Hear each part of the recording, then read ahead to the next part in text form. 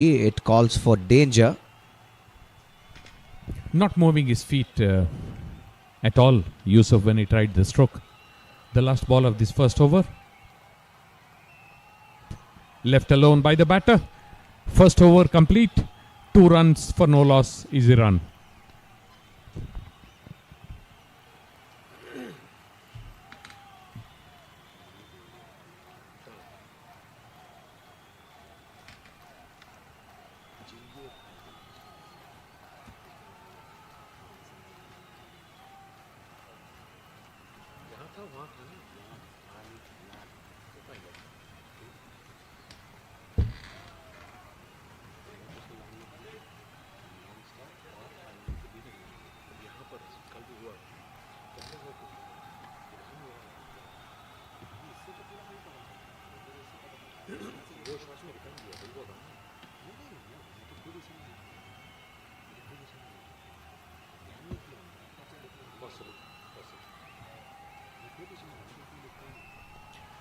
Tenzin Wangchuk, right arm medium. Not the builder for fast bowler, but if he bowls pace, the ball will skid on to the bat, and will be interesting to see what happens in this second over. There will be some early moisture on the pitch that can be exploited. The first ball beats the batter. A nothing kind of a stroke, neither forward nor backward. Shabaksh. Indeed, they need to keep their feet moving and go to the pitch of the ball. That will comfort them. Middle a couple of balls initially. It's a feel-good thing for any kind of a batter. Shabaksh facing Wangchuk. Again beats the batter, flashing at a ball without getting back and across. And technique is a very important thing early on when you play good quality bowlers. And both these bowlers are bowling a wonderful line.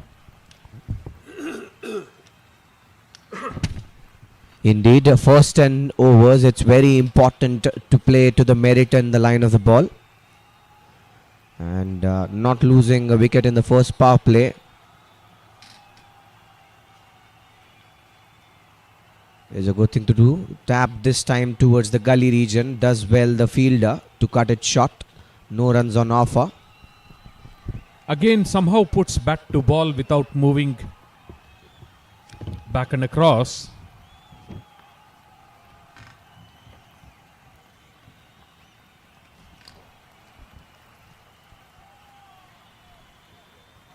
Has been very good bowling by both bowlers actually.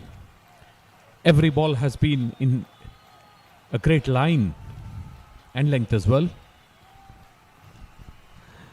Yet another time wanted to slash it towards the offside. Not successful. It seems the Bhutan team has come up with a plan and they are sticking to it. They are bowling the 6th and 7th stump line in the offside. And wanting the Iran batters to make a mistake and edge it probably to the keeper or the first slip. And standing in the first slip is the captain of Bhutan, Jigme Shinge.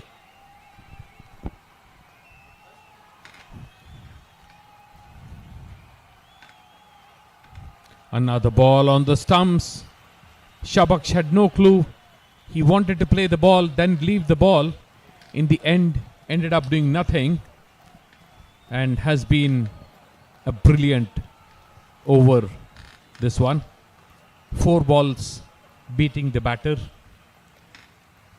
One took the bat rather than the bat going towards the ball. The last ball of this over.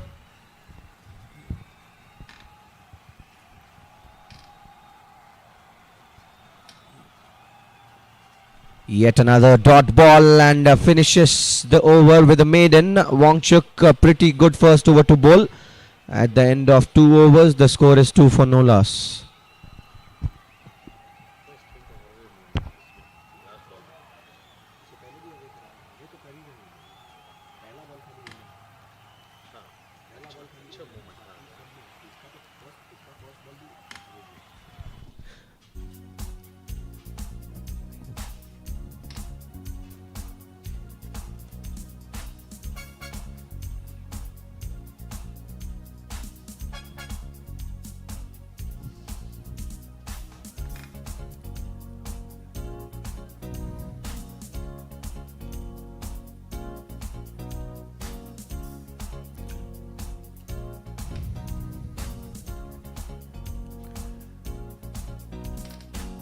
A quiet beginning to the Iranian innings.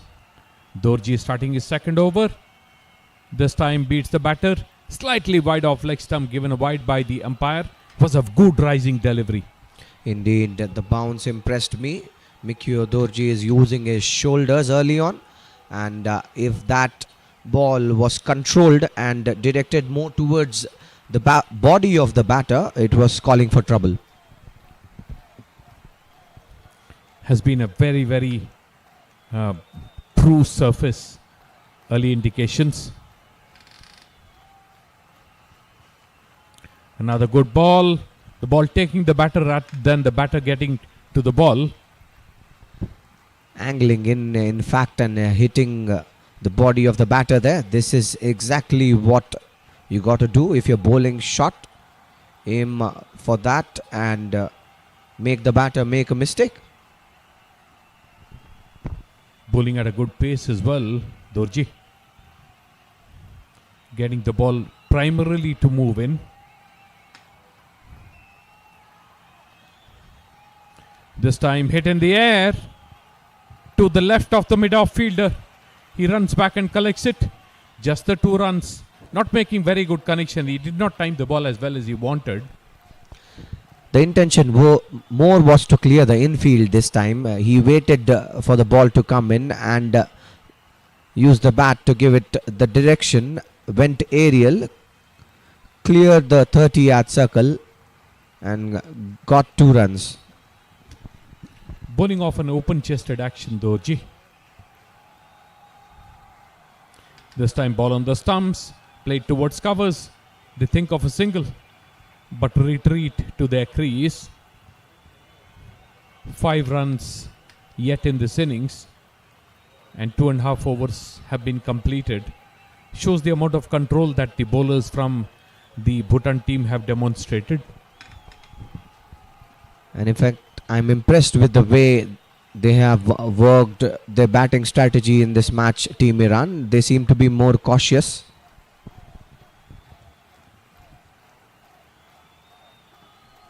Again tries to move the ball towards the leg side. The ball taking the inside edge. Just a single to mid-on. And that single brings in Shah Baksh on strike. Dorji is bowling pretty tight line. He has given away 6 runs. All of the 6 runs that have come so far in this match are from the bowling of Dorji. A couple of balls he has bowled fuller and paid the price of it.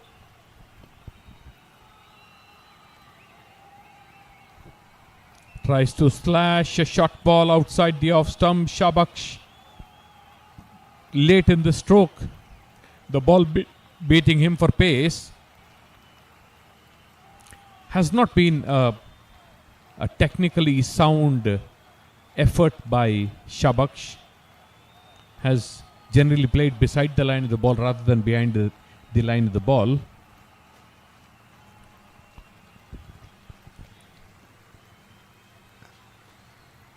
The last ball of the 3rd over coming up. Fuller this time lets it alone. Shah Baksh will end the 3rd over with a dot. Iran are 6 for no loss.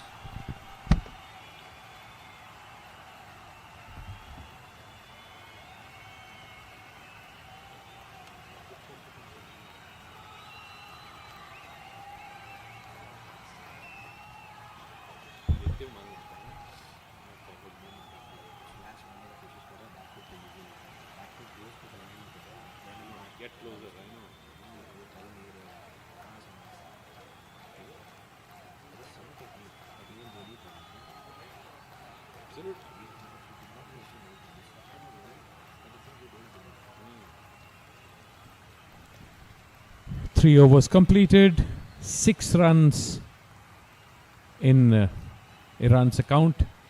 The scorecard, nothing much to speak about. Yusuf batting on 4. This time, the first wicket for the Bhutanese team. A rising ball, and this wicket was coming. We have been talking about it. They have come with that ploy. They were bowling the 6th and 7th stump line, and they were bowling it short, trying to hit the right length and trying to get the whisker of the bat of the batter there. He acknowledges that, tells his non-striker that it came in sharply and nicked the bat and went to the second slip. Happy that Bhutan team, that their ploy has worked, and with that Yusuf has to depart and is walking back to the dugout. Yusuf scored 4 runs facing 9 balls, and the first wicket for Iran falls at the score of 6 runs.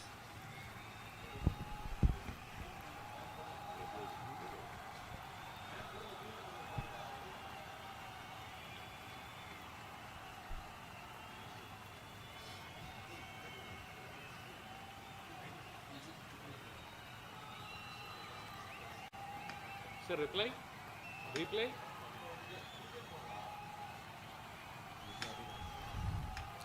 Rai see the new batter in, tall, lanky, and the dismissal. Playing beside the line of the ball has this danger, Vineet, and this wicket was coming. The ball climbed on the batter, and he was helpless. Just helped into the hands of the second slip. Easy catch. Indeed, a very easy catch, and 10 on 10 for Bhutan for that strategy and executing it to perfection.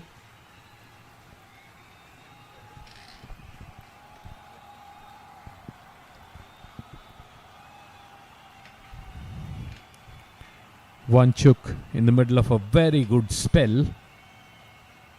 Again, the ball hurries the batter. They think of a quick single, but very good fielding stops the run being taken. Remains on 6 for the loss of 1 wicket, Iran. Abbas looked very interested to run that one, denied there by Shahbaksh, and rightly done so. You've already lost a wicket, would not want to lose another, and on your screen is Abbas Ali, who is a right-handed batter, was joined courtesy to the dismissal of Yusuf. Wide outside the off stump, the away movement creating the wide. The ball started from well outside the off stump, and the away movement ended wide of the stumps. And that's the first runs from the bowling of Wangchuk, courtesy to the wide. 7 for 1 at Team Iran. It's important in the long run of the game that the top order clicks, and Iran would be expecting now this partnership to be scoring some runs for them. Nice bowling action. And good bounce. The ball again played straight to the point fielder. No runs taken. Better in control this time, the batter Abbas, and just shows the face of the bat to the ball there and pushes it to the offside. Well cut by the fielder. The fact that Abbas is pretty tall will make it easier for him to play the kind of bowling that is happening right now. Slightly shorter in length with the ball bouncing a lot.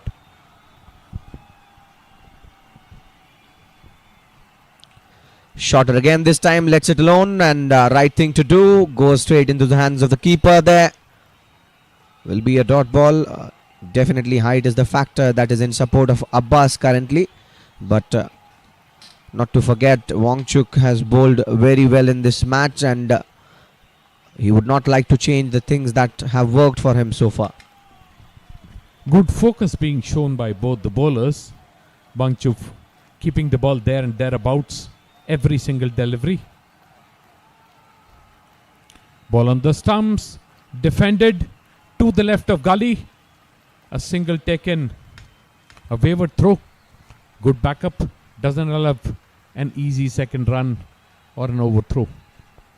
I'm liking the way how the efforts are in place by the team Bhutan here fielding. They are going for anything to everything, and rightly so. Sometimes it works in your favor, sometimes it doesn't. But all you can do is give 100% effort onto something. So they have started this match with the right intent.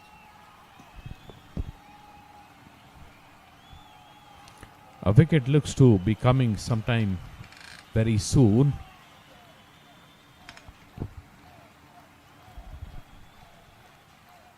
And we'll finish this over as well with a dot. Fourth over is completed. Iran are 8 for 1.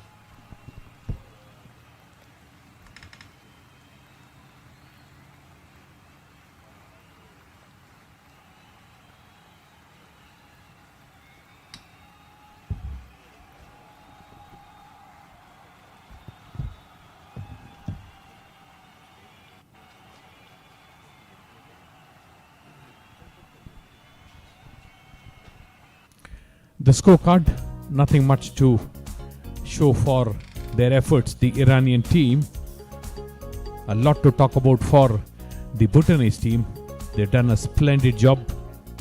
Kept the ball just outside the off stump. They've got bounce. They've got movement inward. The bend outwards as well. Has been a very good demonstration of bowling by the Bhutanese team. The fifth over. Dorji to continue.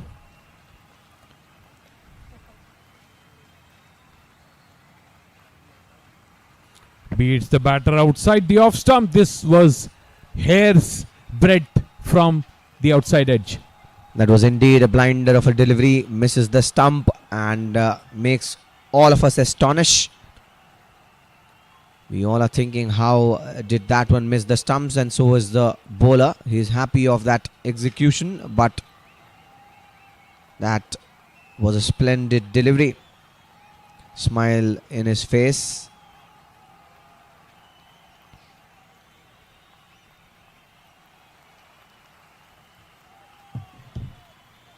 Fuller this time wanted to go aerial over the covers in offside.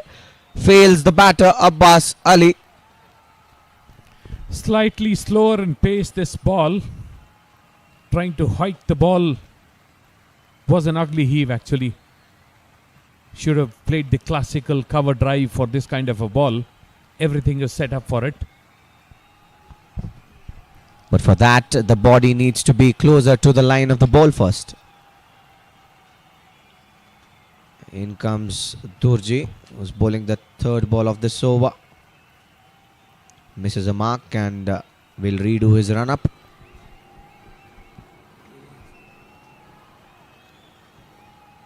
Outside the off stump, the ball holds its line. No movement either side. Left alone by Abbas. Has been a struggle for both batters. The good bowling continues. Not losing a wicket here should be the key for Team Iran. They can take some time early on, and that's right to do so even. Wear the new ball off and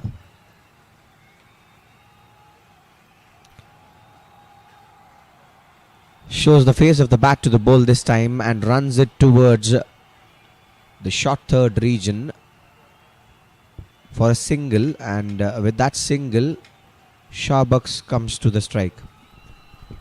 Looked a very elegant stroke. Got into the line of the ball. Played it elegantly.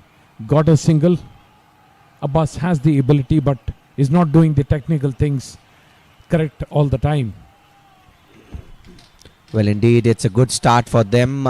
I know that success would come to them because Rome was not built in a day.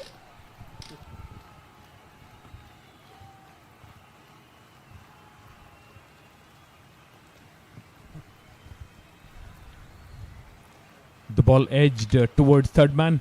A single taken. Rome was not built in a day, but the construction must start. Oh, the construction has already started, courtesy to these kind of tournaments that ACC is putting up, and sticking to the line is the bowler Dorji here. It's bowling a very tight line, and the ploy remains the same. They're bowling in the 6th and the 7th stump in the offside and wanting the batter to make a mistake. This time the edge flew past the fielders in the slip, in between the slip and the gully quadrant.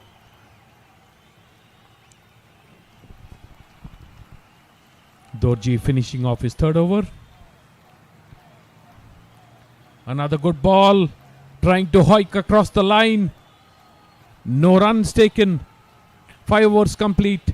10 for 1 is the run.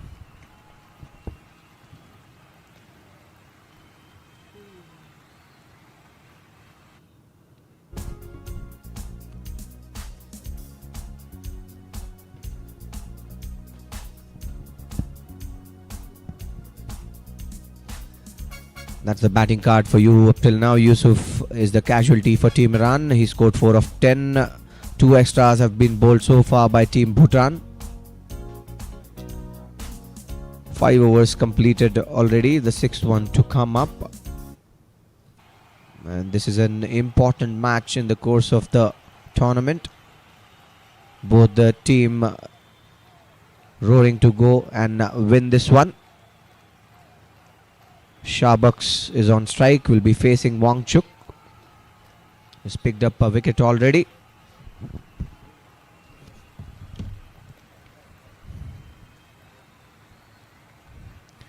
Tries to hit across the line late on the stroke. The ball takes the inner part of the bat.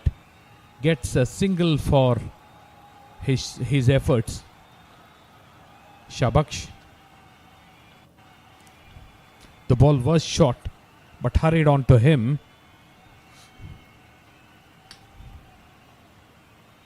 Abbas back on strike. He's beginning to look better and he's getting better as he progresses into his innings. Abbas. Good to see a tall, elegant batter.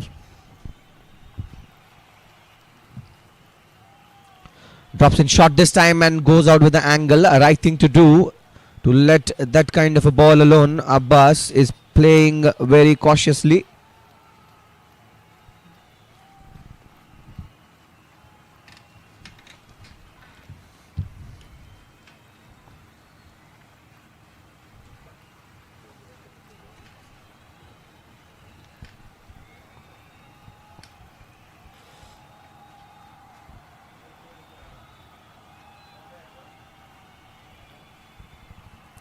Another ball just outside the off stump. Both the bowlers have been brilliant.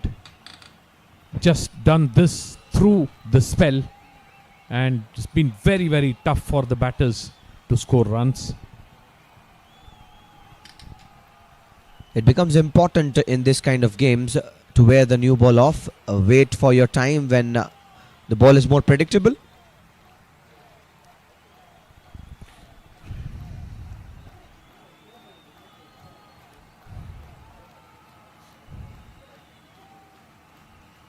Ball on the stumps, played towards short mid wicket. Thinly fields.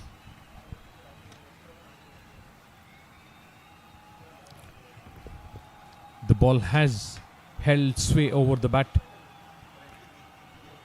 through this innings. Have been relentless. Good quality bowling from the Bhutanese. Shorter one again. This time plays it with soft hands towards the offside. Goes straight into the hands of the fielder there. No runs on offer. Another good looking stroke from Abbas. Went up on his toes and played a rising ball towards the covers. He's beginning to look more and more elegant and more in control than when he started. Abbas. A couple of strokes will give him a lot of confidence. A boundary or two will give him immense confidence. Abbas. The ball on the stumps. Played back to the bowler. 6 overs completed at less than 2 runs and over. Iran 11 for 1.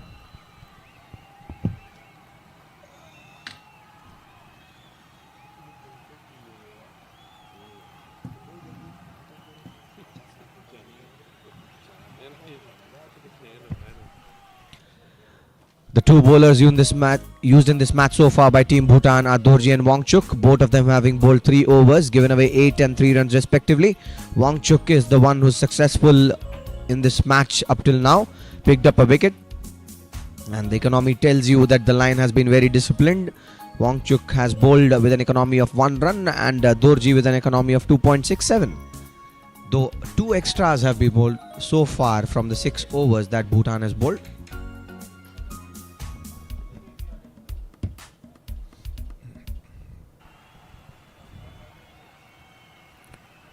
More of the same. Dorji comes in for his 4th over. This time wavered, given wide by the umpire. Not very wide from the stumps, but still wavered. Now, Dorji has an inclination of bowling in swingers, and if he wants to bowl this one, the line has to be very strict. It should be closer to the 4th and 5th stump so that it angles in and comes to the middle stump. If you bowl in the off stump with the in swing, that goes to the wide, and that will become a problem for you.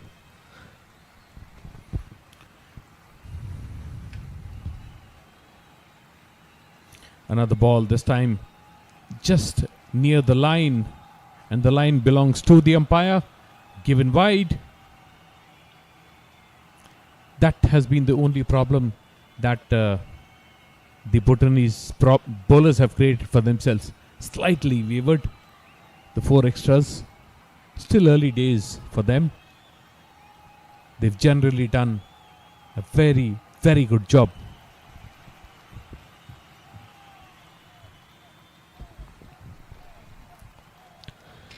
This time he's played it towards the square region, does a very good job in giving the effort there. The fielder would not be able to stop that one, and the boundary for Shabaksh.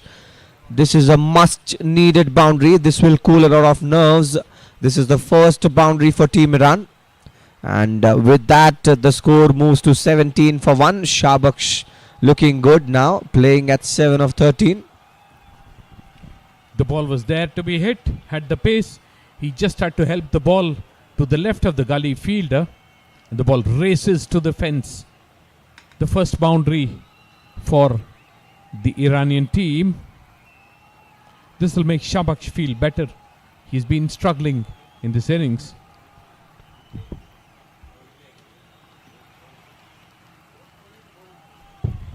And that's the shot for you. Waited on that occasion and sliced it in the gully point region for a boundary.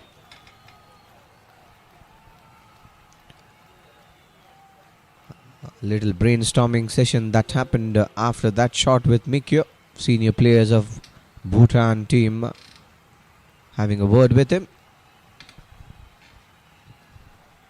Shot again this time, and this time it strikes the timber. Plays it on to the stumps. The batter there, Shabaksh. Redemption for the bowler as he picks the wicket of Shabaksh. Another instance of a batter playing beside the line of the ball, not in control, and the ball disturbing the stumps. Very good bowling. Again a rising ball that takes a wicket. Has been persistent, good bowling. Here's how it happened. The rising ball. The ball takes the bat and then disturbs the stumps. 17 for 2 Iran.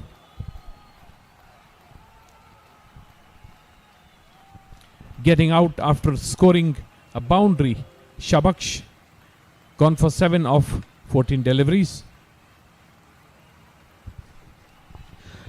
2 wickets down already, Team Iran, and would have to give it to the bowlers of Bhutan. They have been pretty impressive. They have sticked to their line and bowled to the merit of the pitch as well.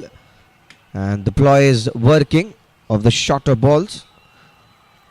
Both a similar kind of balls that got them the wicket. One which went out took the feather of the bat of Yusuf.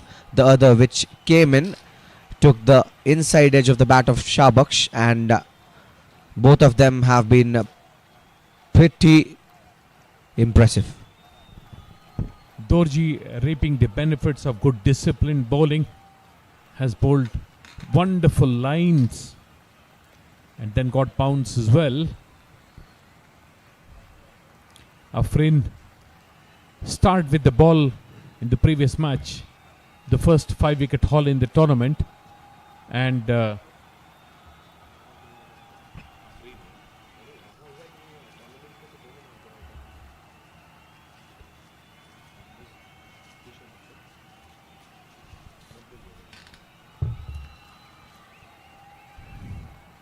also played a very good innings when he batted Afrin. Good package for his team, the Iranian team. Very good ball again there by the bowler Dorji. He is right on the money. He is bowling to his field, not allowing the batters to score runs. And Afrin, who scored 20 odd runs in the last match, has got the hang of this pitch. In fact, the ground, and the expectations from his team on him would be the same, to play through and get them runs. Right now his team is in trouble. 17 for 2. Another ball on the stumps. Does what all others have done in his team. Played from the crease. No movement either back or forward. Something that they'll have to learn to do and improve. Looks a very good player, Afrin. Looks very elegant. Seems to have ability. Able to manage with his limitations. Indeed, footwork has been the area of concern for Team Iran. Definitely after this match as well, when they go back to the drawing board, they'll be pointing it out and will be working on it. It's when this kind of an opportunity comes up, you get to understand these things.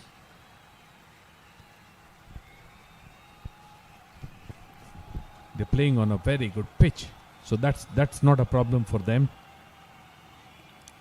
Should learn to do the right things technically. Dorji, last ball, bounces taken near his shoulders by the keeper. The over end, 7 overs completed. 17 for 2 is Iran.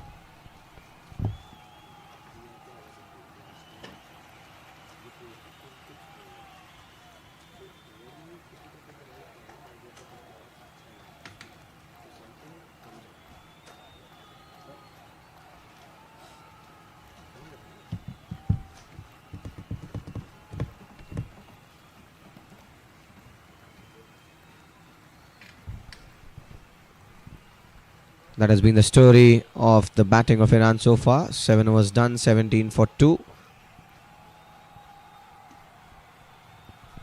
1 boundary and 2 singles tells a story. And the boundary was lucky. Indeed, the boundary was lucky. In fact, I think it was more in control by the batter there. And the 8th over of the play is coming up. 2 wickets down already for Team Iran. Wangchuk to continue. Ball on the leg stump, turned towards the leg side. Gets an easy single. Mid-wicket had to.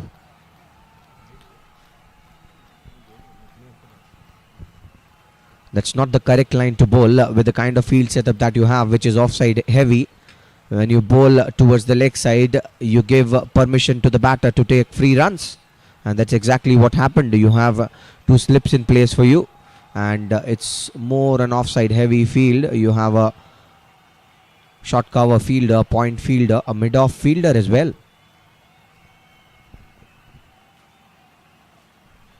Much fuller this time. Does well to find the bat in front of the ball there, the batter Afrin. Maybe it'll be good for the Bhutanese captain to pull out one of the slips and get him into the leg slip area, because the ball is bouncing. Or maybe he is thinking right now that the bowlers would stick to the line and bowl as per the field. You do not set up the field for the wrong balls.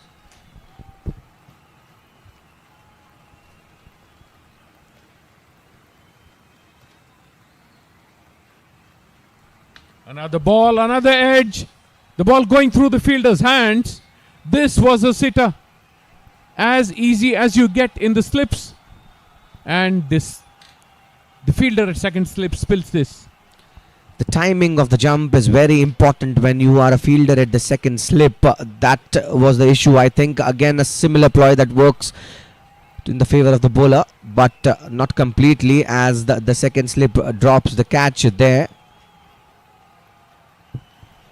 I felt the jump created the problem. The ball was heading straight towards him, and I think he misaligned himself the moment he took the jump.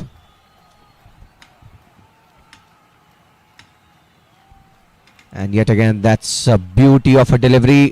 Goes out with the angle, and Abbas had no answer on that occasion. 3.4 overs, 1 wicket and just 5 runs. I think the problem with the second slip is look at the way he's bending. He bends so much, even the balls which will come to his shoulder height, he'll feel he has to jump. There's a slight line in between doing a thing and overdoing a thing. Again, technique. Ball just outside the off stump, left alone by Abbas. It'll be important for Abbas to continue to do what he's doing right now and then build his innings. Must attempt a few singles for sure. On your screen is our esteemed photographer who covers this match at length and takes the moments of this match.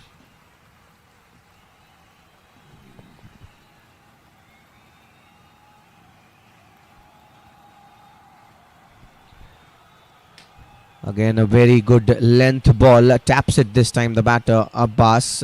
That settles the 8th over for Team Iran, and they are 19 for 2.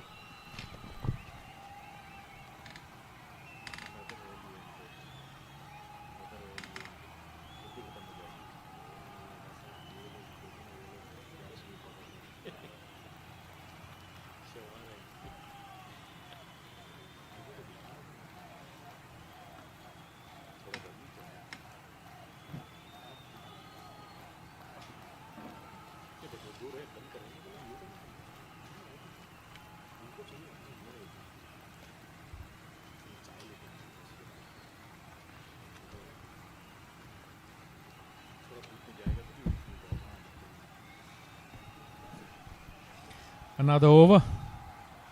The 5th for Wanchuk. Ball on the leg stump. Turn towards the leg side, the square leg. No single, no runs on offer. Point to be marked here is how both the bowlers of Bhutan are complementing each other. Wangchuk is predominantly an outswinger. Dorji on the other side is an in-swinger. Bowling in partnerships. How many times have we heard that? Such an important thing in cricket, all kinds of cricket. Indeed, so this time again a bouncer directed towards the batter there. The batter lets it alone. First bounce for the over as signalled there by the umpire. It's a soothing sight to see as a spectator when a bowler of this sort uses his shoulder and showcases his skills. That's some skill at display. They must get a lot of credit for just keeping it there right through the 5th over. He's bowling of his Dorji. The ball turned towards mid-wicket. A single taken. That was a much slower ball this time by the bowler Dorji, and much fuller as well. Had so much of time in the earth to play that one, the batter Afrin, and does well to take a single on that. Mid-wicket had to come in, and that took a lot of time. The pace of the ball was the reason the single was conceded.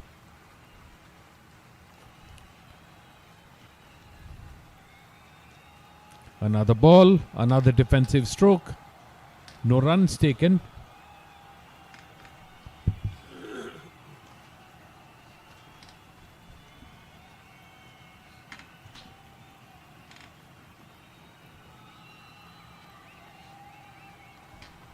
It'll be important for Dorji to close off this over without conceding any runs. He'll be happy to take a wicket, but has put in a lot of hard work. Dorji. This is what I was talking about, exploring too much. The ball turned towards mid-wicket, concedes a single. Should have just kept the ball on the off stump. Experimenting too much is what I would like to put it for the Bhutan bowlers, and especially Dorji. When things are going in your favor, you need to stick to what is working for you. And when you're trying to bowl a slower, a Yorker, and in turns you are allowing the batters to rotate the strike, it releases the pressure. Reduces your control as well. This is exactly what he should have done the previous delivery as well. Ends the over wonderfully. 9 overs completed, just 21 for 2. Easy run.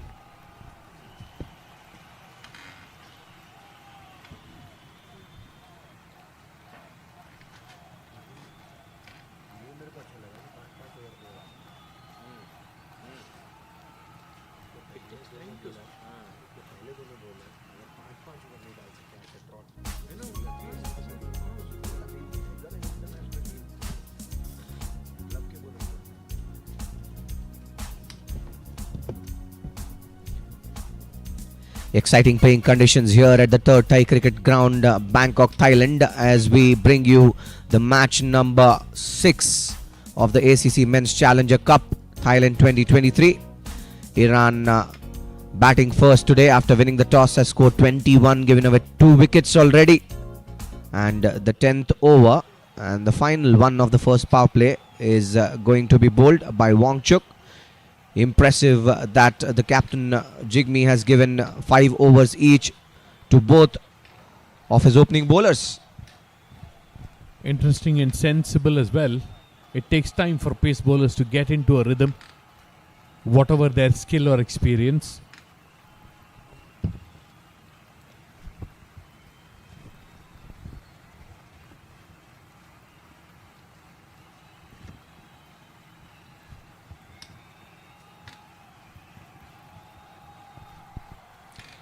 Starts off again with a length delivery, Wangchuk. He has been the pick of the bowler so far for Bhutan. His bowl very tight line and has some good pace as well.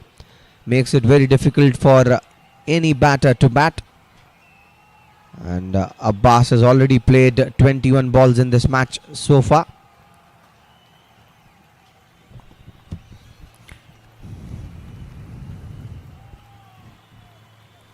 Both batters getting behind the line in the ball, giving respect to the bowlers. Not a bad thing to do. Ball on the stumps. Punch towards covers. No runs taken. 4.2 overs. 1 wicket and just 5 runs conceded. Has been outstanding work from Wangchuk. Partners in crime, the other bowler as well. Indeed, but Wangchuk is taking the major load as he's been more consistent with the line if you compare both, and he's been right on the money so far.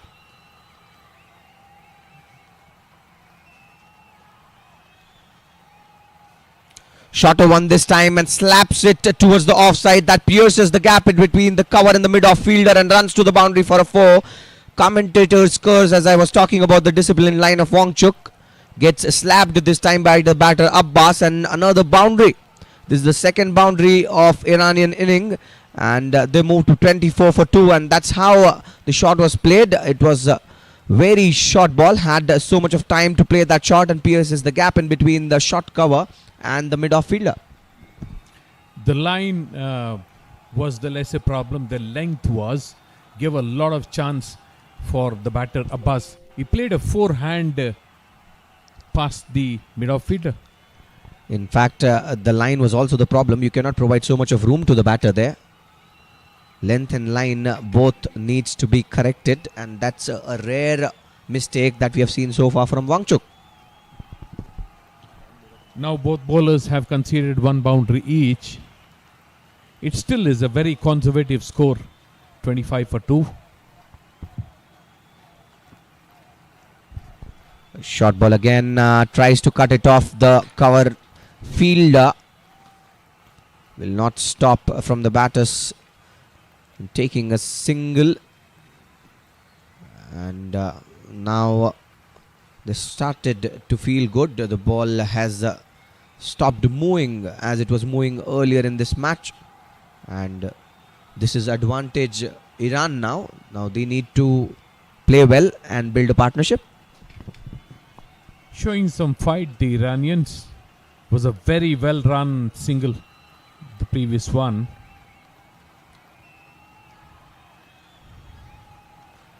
Another ball on the leg stump this time, played with soft hands. No runs taken. They're beginning to look better, the Iranians, but still a long way to go.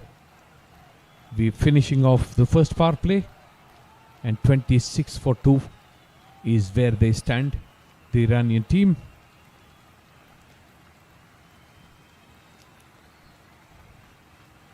Seems to be tiring a little bit, Wanchuk, conceding a boundary. The ball was not very, very quick. Beats the batter, ends the over. 10 overs completed. 26 for 2 is Iran.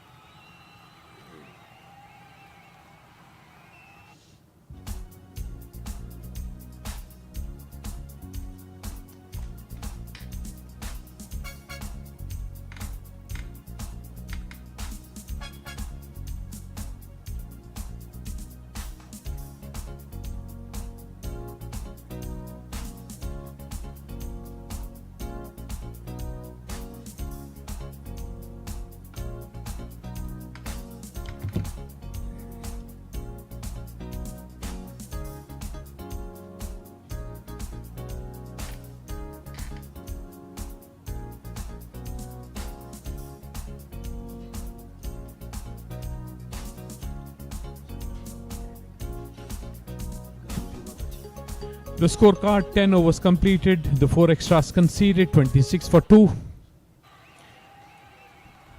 None yet with a double-digit score of the 4 batters who were on view.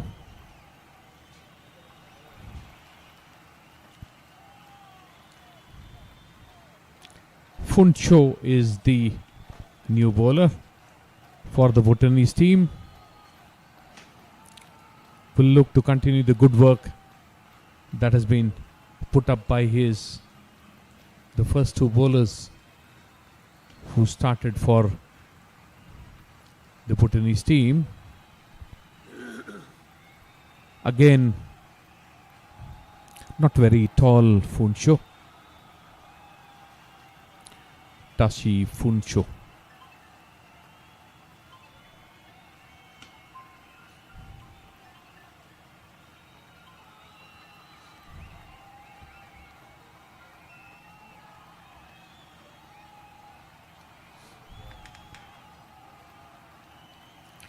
Ball moving in from outside the off stump. Tailing in actually. Good beginning for Funcho. Medium and thereabouts. But started bowling with a very good line. Another ball tailing in. The batters need to be very, very careful, because this kind of bowling, the ball can go through the gate. Abbas needs to be careful. Afrin needs to be more careful because he's playing from the crease, not reaching out to the ball. This is exactly what I was talking about. The ball taking the inside edge. Both tall players, Abbas and Afrin, for some strange reason, do not reach out. Neither do they go to the back foot.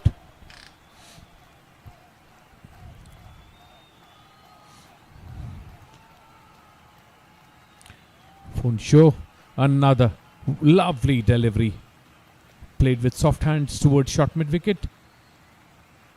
Enough time for both the batters to exchange ends has been very impressive from Funcho. Looks very likely to take wickets because of the amount of swing that he's getting.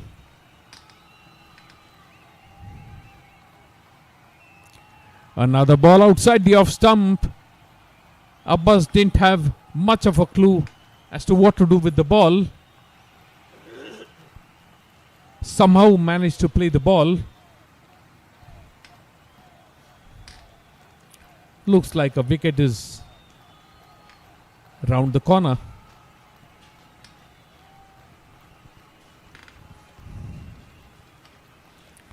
Another impressive ball.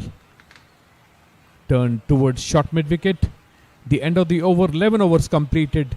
Iran battling it out at 27 for 2.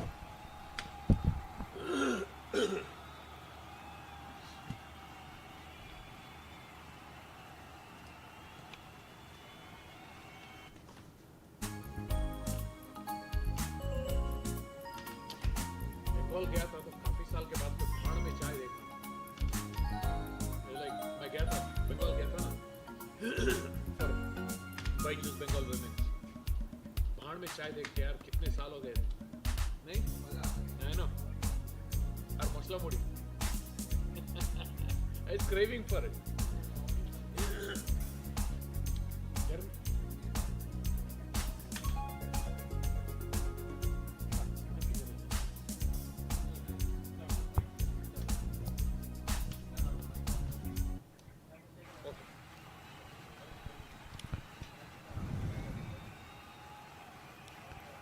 Another bowling change.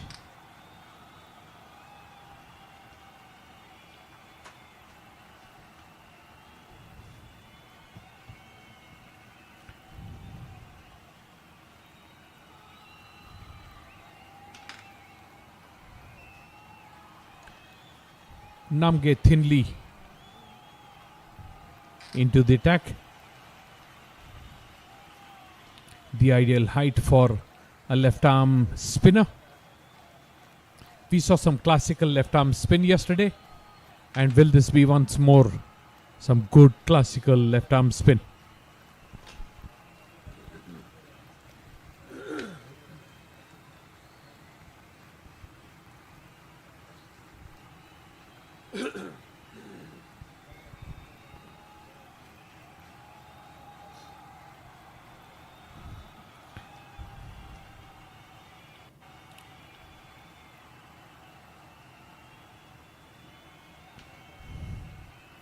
Long discussion between the two umpires, on-field umpires.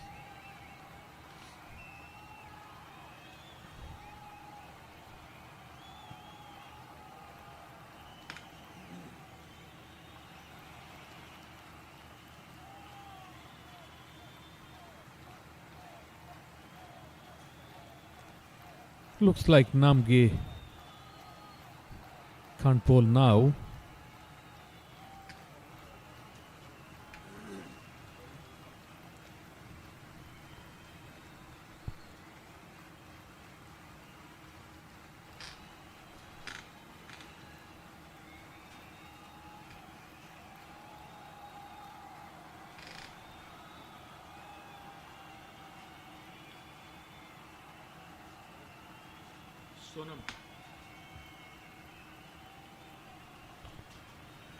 Sonam Yeshle it is. Left arm spin it is. Starting the second over after the first power play. The 12th over of the innings. Left arm orthodox.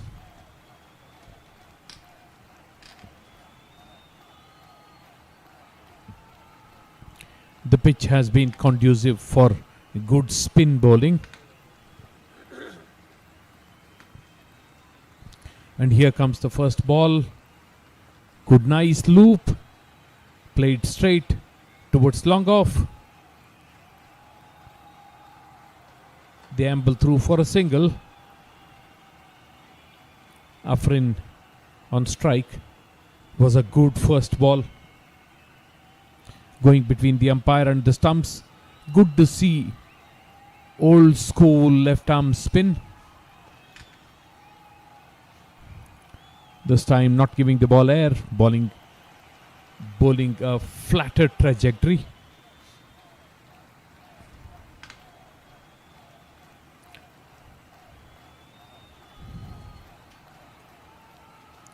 Again firing the ball in a little bit. Yeshi, Sonam Yeshi it is.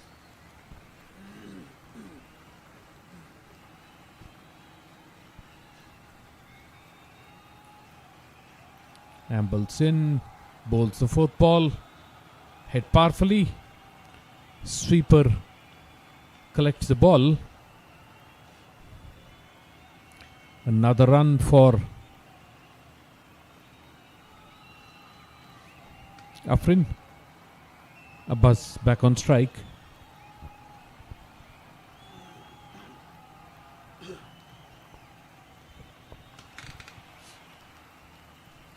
Flighted ball, played with soft hands towards point.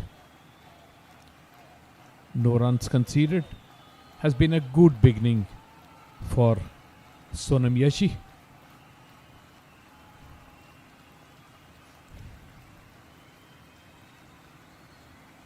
This time again, flatter trajectory, played back to the bowler. 12 overs completed, 29 for 2 is the score of Iran.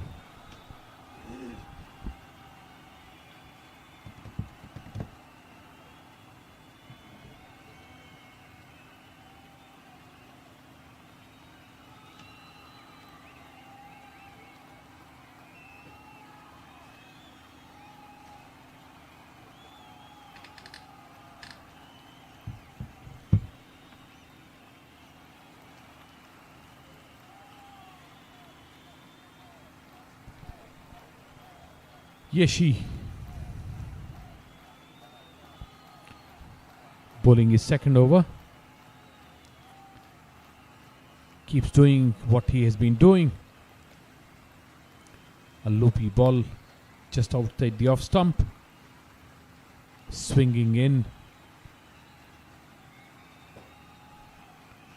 Funsho.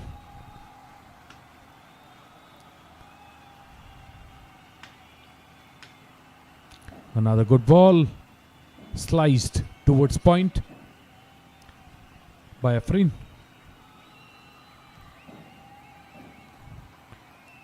All the bowlers have been bowling in line, very good lengths, bowling to their field.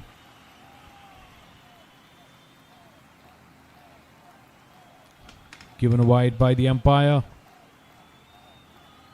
The fact that he didn't get the swing this time, because he starts from a wide outside the off stump line, resulted in the wide. Funsho again the same. This is what he has done through from his first over. Has been very impressive. Funsho bowling wide off the stumps, getting a lot of swing in.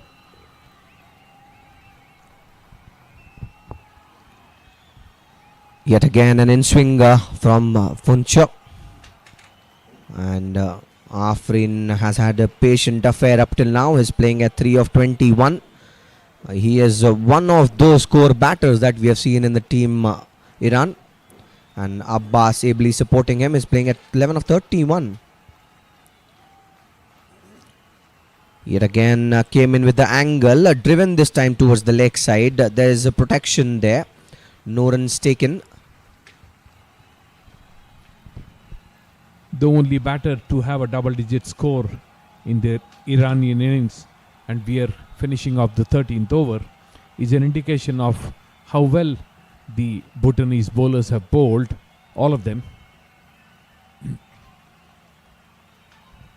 Ball on the stumps, goes across, taps the ball to short mid-wicket. 13 overs end, 30 for 2 is Iran's score now.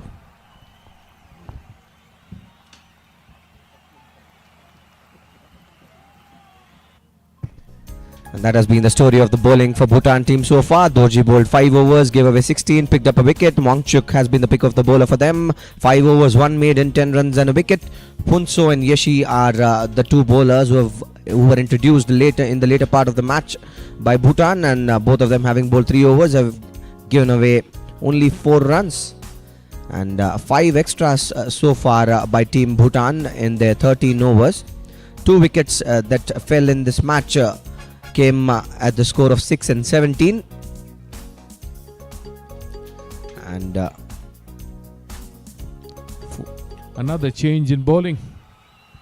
Singye comes in. Just 1 over of left arm spin, classical left arm spin. And here's the change. Jigme Singye, the captain of Bhutan team, introduces himself to the bowling attack. Right arm leg spinner. Likes to toss the ball up and gets drift and the spin both. Has a lot of skills, would be eager to go. Starts off with a flatter one and drives the batter. Abbas there. Both batters need to be very careful because they're playing from the crease. Playing leg spin from the crease can be hazardous.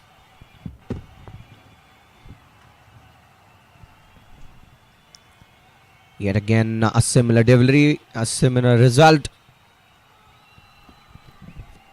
Not a clever thing to do to allow leg spinners to settle into a line and length. Both batters need to counter, take a step down the crease. That was the wronger one, I reckon. Did not spin, instead came in a little with the angle.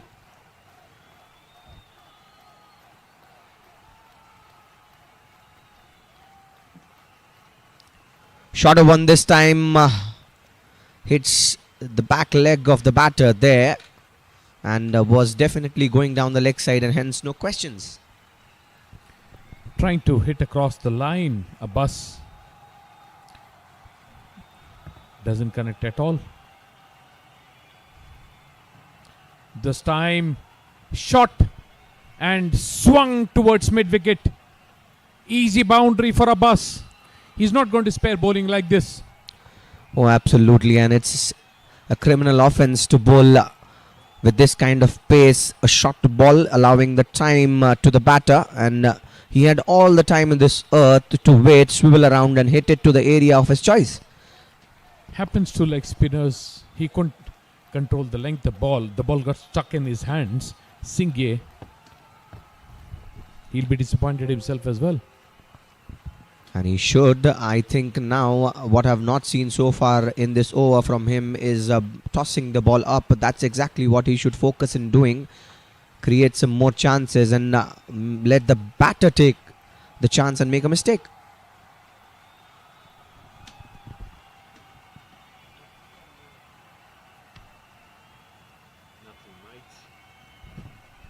Much better length this time, and cautiously tapped this time by the batter Abbas, who's looking good, playing at 15 of 36. And with that, the 14th over of this match comes to an end. The score is 34 for 2 for Team Iran.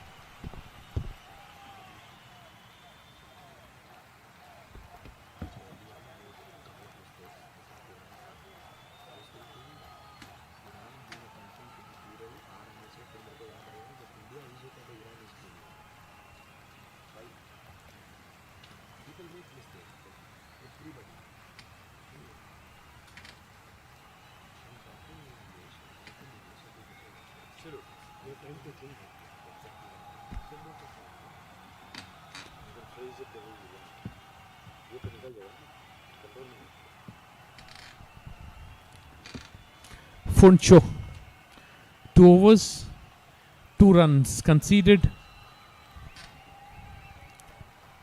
Has been good, honest bowling. Again, this time the ball takes the edge. Goes in the air, falls well short of the fielder. Clearly beaten by this swing that Phuncho is able to get. Afreen it was. Very natural action that Phuncho has, adds to the swing that he gets. Natural in swinger, and Yet again, this time this was on the shorter side, taps it to the leg side and takes a single. Now this is good batting effort by the team Iran. They have started to rotate in the strikes and they have started to make their feet move. And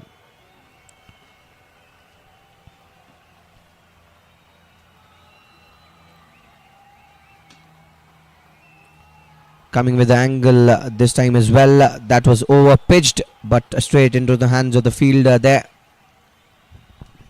The fact that he has put a lot of pressure on the batters allowed him to get away with this full length ball. This should have been driven through the covers. Indeed. This time a much better length. This is exactly what you got to hit when you're bowling with this pace. You should not give so much of room and time both to the batter. That makes it difficult for the batter to play you. And Funsho has been good up till now.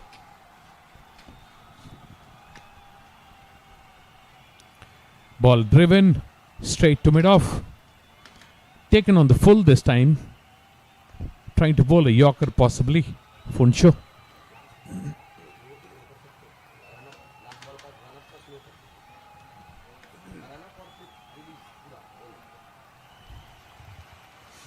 Finishing off his third over. Just has given away 4 runs. Funsho. Ball on the stumps. Defended back to the bowler. The over finishes. 15 overs completed. Iran 36 for 2.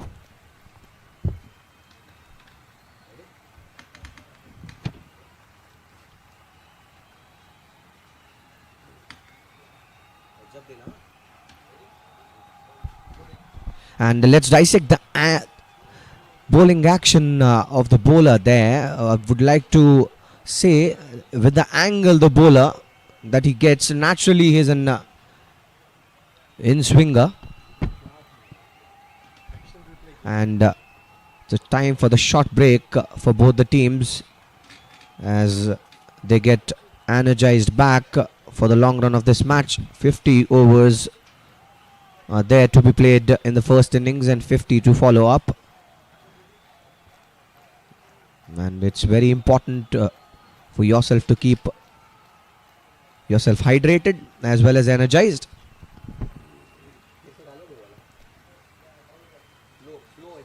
Like action replay.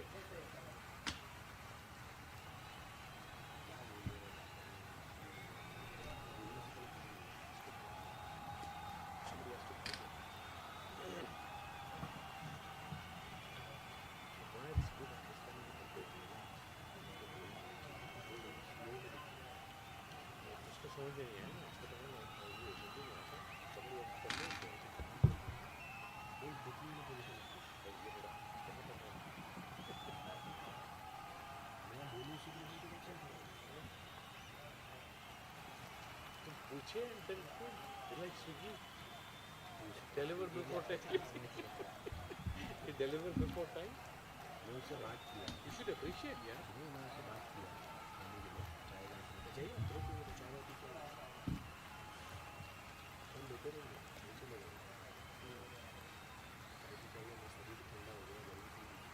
कहाँ पर है? Lunch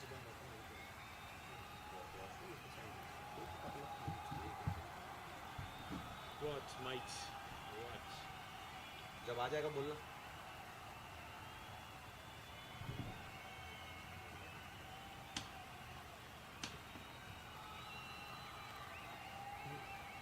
ये भी नहीं पहुंचाना हमको. ये जमीन में है. Somebody is to convey it.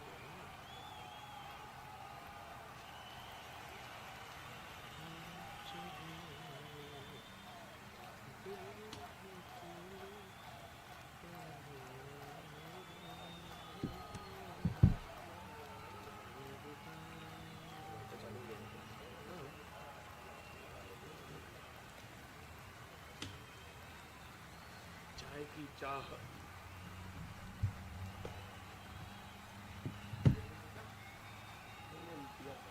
ठंडा हो जा रहा है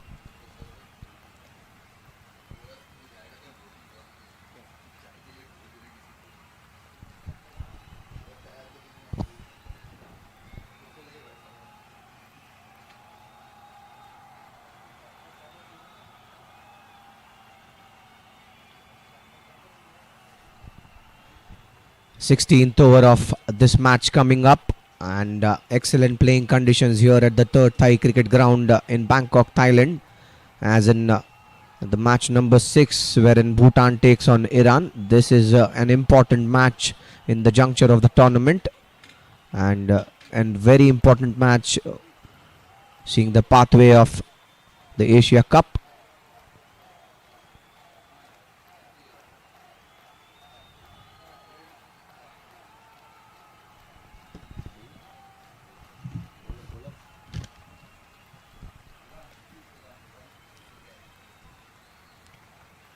Supreet Pradhan has started the fresh attack for Bhutan. He starts off with a wronger one. Looks like an off spinner, but that went out. The first delivery, bowling to Abbas, who's playing at 16 of 38. And this time it kept low, and the batter hits it straight back to the bowler.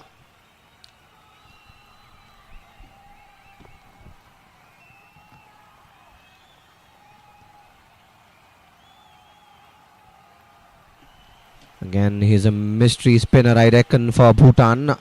Has an off-spinner's action and in turn bowls leg spins. Very skillful. This time there was a half a chance there.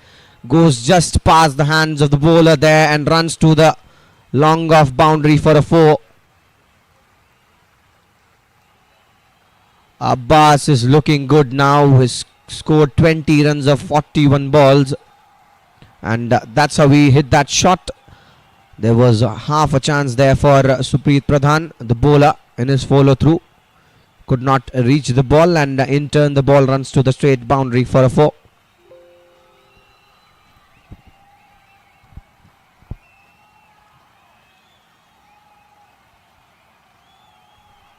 Taps it with soft hands this time, Abbas. Very cautious effort by him. He is scoring runs on the deliveries he is confident at. Very good batting by him at this play.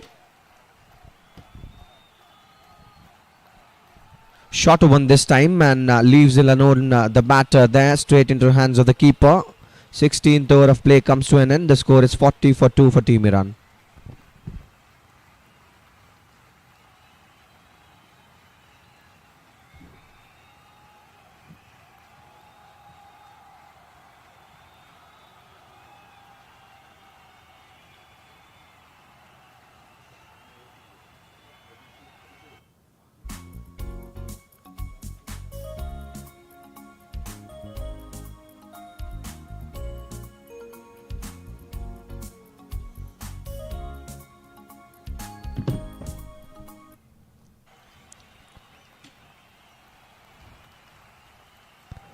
Comes in with an angle, this time the bowler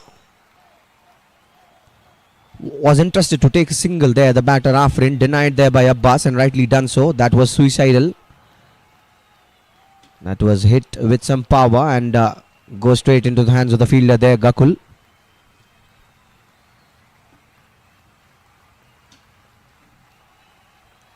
Tashi Funsho is the bowler.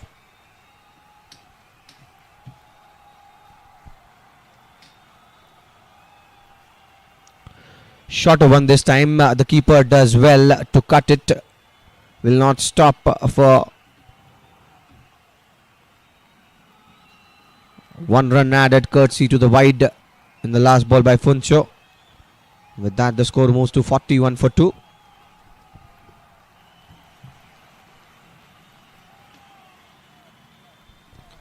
Yet again, this time driven in the offside and a single stolen. This is good stuff by the batters of Team Iran.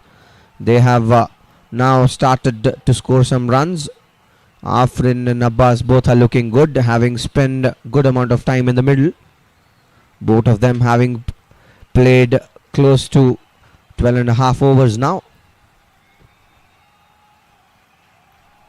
Glides it in the offside, straight into the hands of the short third fielder there. No runs on offer. Funso has a natural inclination towards bowling in swingers, and courtesy his bowling action. This time taps it in the offside, is interested to run for a single. There was definite chance if that throw would hit the stumps. The keeper is not happy. He did well to go behind the stumps and wanted to collect that, but the throw was a bit far from him. And a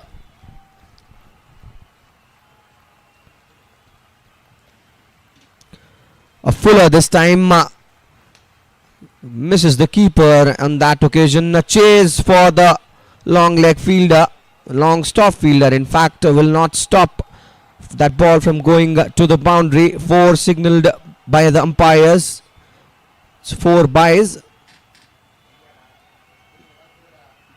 And runs are coming for Team Iran. Not in the manner they would like them to come, but they would not mind them.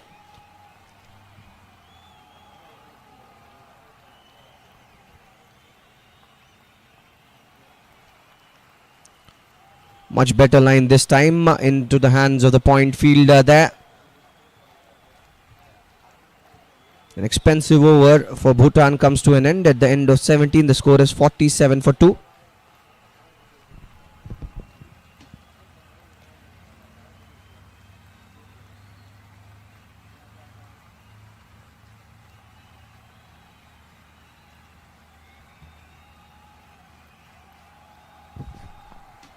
And that has been the story of the batting of Iran so far. They've scored 47 for 2 in 17 overs. Played 77 dots, mind you. 19 singles, 1 double and 4 boundaries in that 47.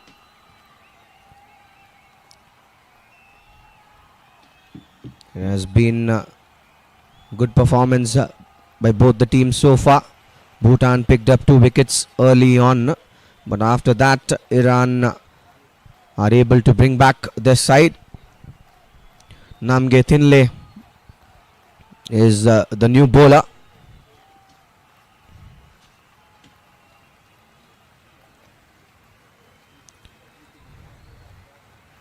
Sloppy work and the follow through there by the bowler. Questions would have been asked to the umpire. The batter had made to the non-striker's crease and a single taken. That's very good running in between wickets by both the batters.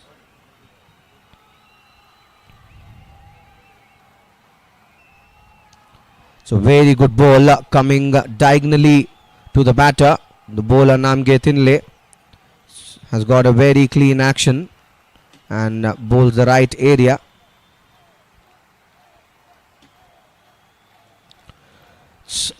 Very good left arm spin at display by the bowler Thinle.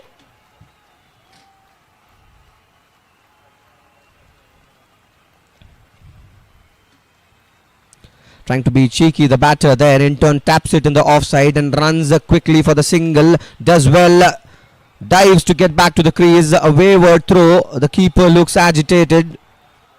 That was a serious chance if the throw would have been better.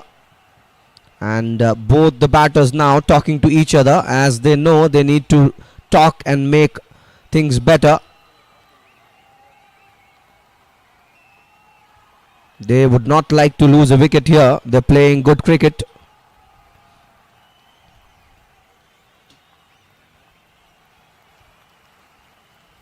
And the question asked, was it the pad first or the bat? Bat, says the umpire, as he denies. Namge was entrusted. He thought the pad came first, and that's a very tight line to bowl.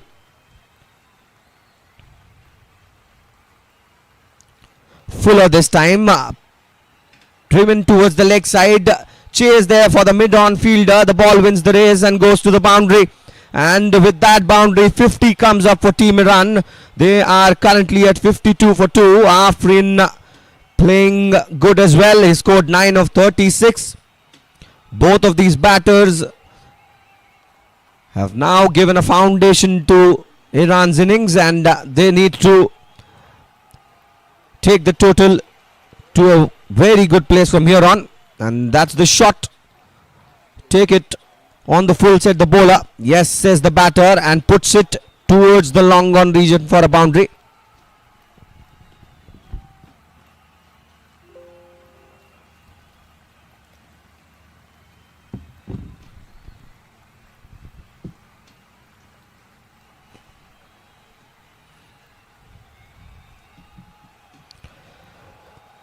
Sonam Yashi will continue.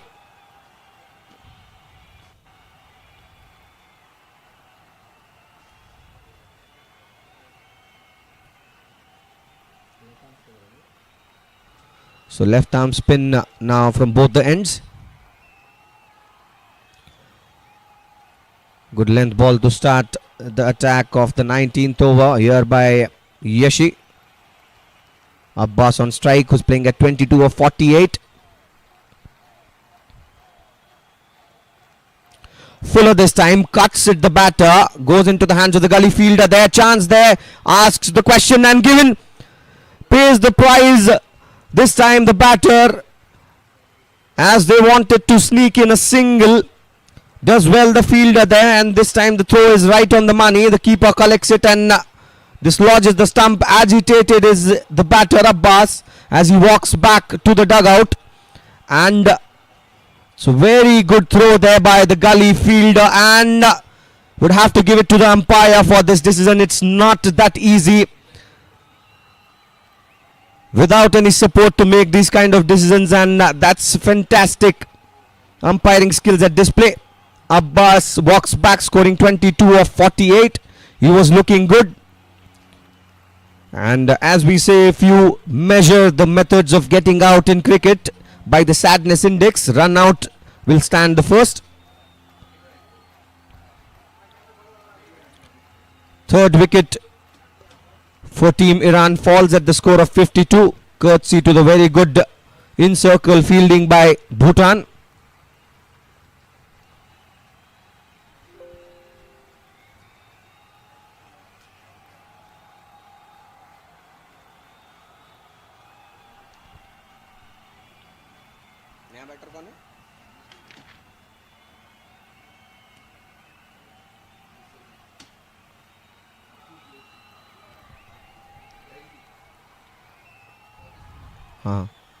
Masood Jaisi is the new batter who has joined the crease with Afrin. Both of these batters are middle order batters and spinners. Picked up 8 wickets together in the last match.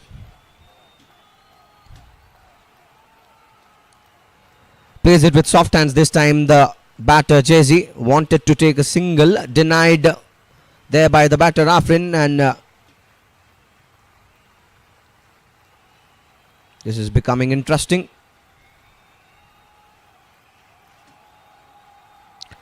And this time it misses everything.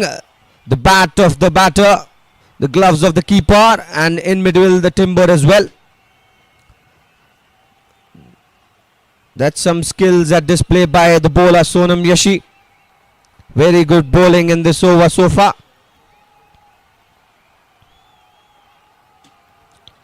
This time again angling in.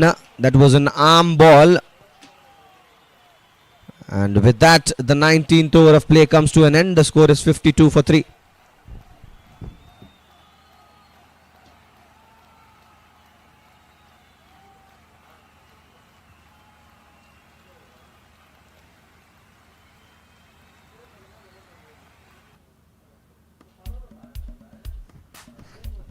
And that's the batting card for you. So far we have seen 22 runs from Abbas, who ran himself out courtesy to the good throw by Wangchuk. Afrin and Jaisi are both playing currently. 9 of 37, a patient affair so far for Afrin.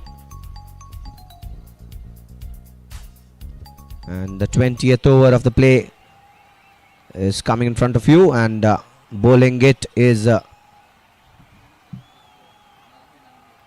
Nangme. Questions asked to the umpire. Denies the umpire there. This was very close. The spinners of Bhutan are giving a tough time to the batters of Iran currently.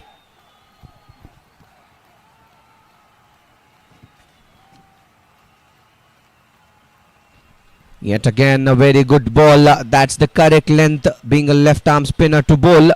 You're not giving any room to the batters there. Now Afrin has almost played 40 balls now. And this time again, he waits for the ball cautiously and taps it back to the bowler.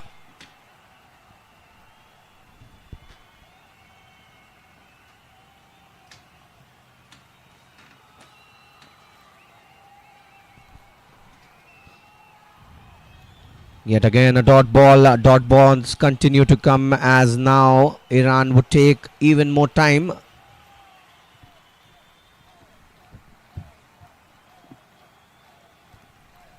And this is the 5th dot ball in a trot.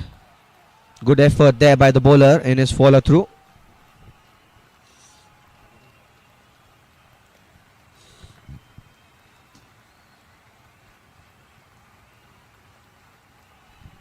This time defends it with soft hands, and a maiden over comes to an end by Namge. The 20th over gets completed with this. Team Iran is at 52 for 3.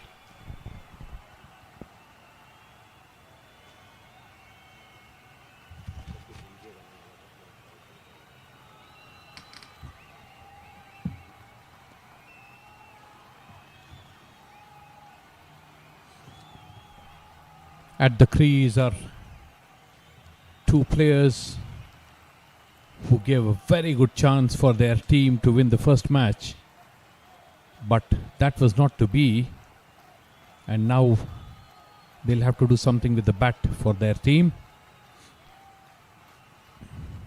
Ball on the stumps. Played to short mid-wicket. No runs taken. The 21st over in progress. Yeshe, good classical left arm spin. Giving the ball a loop, and the batter gives it a loop. The ball going to deep cover. Collected by the fielder there. 2 runs taken. Good batting by Jayze. I like the way how bowlers partnerships are made by the team Bhutan. The partnerships are actually complementing each other. Both the left arm spinners, you see both of them have different skills. Namge likes bowling the left arm spinners. Yeshi likes bringing in with the angle, the arm balls. And yet another time we see Yeshi using his arm ball. That came in sharply with the angle.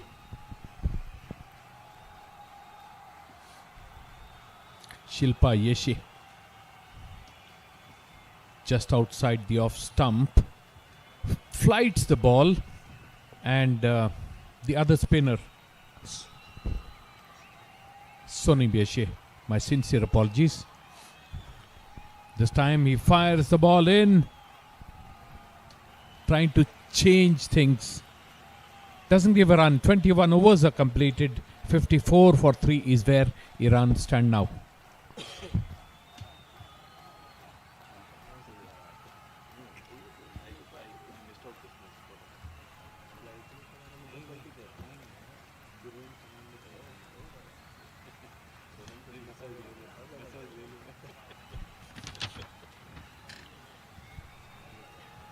.98, about 100 dots. 20 singles, 2 twos and 5 boundaries. So there are more boundaries than twos. Another fresh over Namge. Namge was stopped from bowling by both the umpires when he began for some reason, but is now hunting in pairs.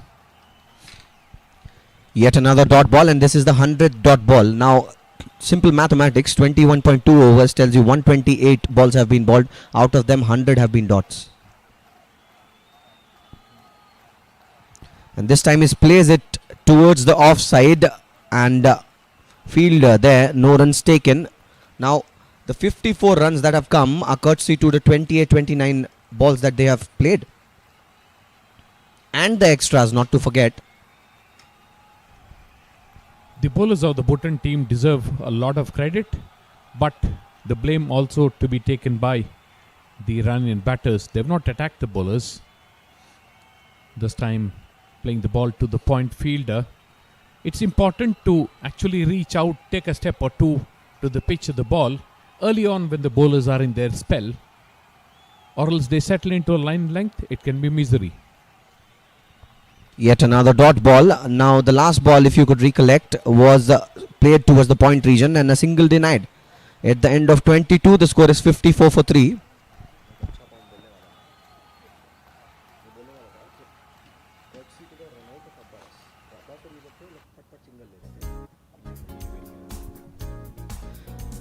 That's the batting card in front of you for Team Iran. Yusuf was the first casualty for Team Iran, scoring 4 of 10. Shabak scored 7 of 14. Abbas, courtesy to the run out by Wangchuk, scored 22 of 49, was looking very good. Afrin and Jazzy are the middle order batters for Iran, and they're playing at 9 and 2 respective scores. Hoiks across the line, misses. This ball could have rattled timber. Dangerous stroke to play. Impatience at this play currently by the batter Jazzy. He's played only 11 balls. Nowhere near of the line of the ball. Much better. Comes to the line of the ball and taps it. Just one double-digit score and we are in the 23rd over. And this time it's aerial. Will it be a catch? No. Falls short of the fielder there. A couple of bounces into hands of the fielder. Only one run. Now this is risky. Got a lot of height but no power in it. Jayze. Just a single for such a powerful shot.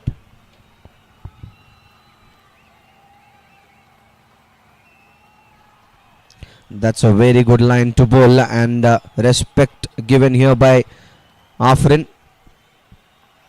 He scored just 9 runs of the 50 balls he played. Allowing the bowlers to settle in creates this kind of a problem. The bowlers are controlling the proceedings. 55 for 3, and we are about to complete the 23rd over, which is less than 2 runs an over. Slightly over 3 actually. 2. And this time again it was played towards the gully region. Does well the fielder to cut it short. No runs on offer. After the end of 23, Iran is at 55 for 3.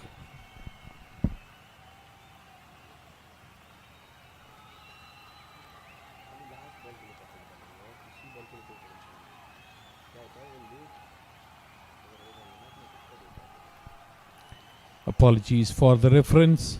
The current run rate is 2.39. Still is not a substantial score, and things can slip very quickly if Iran lose wickets, so they must preserve their wickets. They've got into a rut. They've allowed the bowlers to settle into a line length, and the bowlers are dictating terms now. Namge continues with his 4th over. This time wanted to heave it in the leg side, finds the inner edge of the bat there, runs towards the long stop region, does well the fielder at the slip.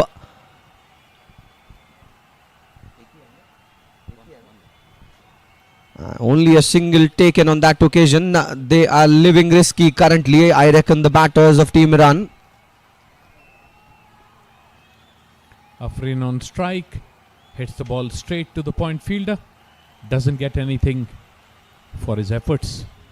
Afrin, 9 of 53 deliveries, 1/6 is the strike rate. Again the ball on the stumps, defended back to the bowler. The kind of innings we have seen so far from Afrin tells you he is somebody who likes spending the time in the crease.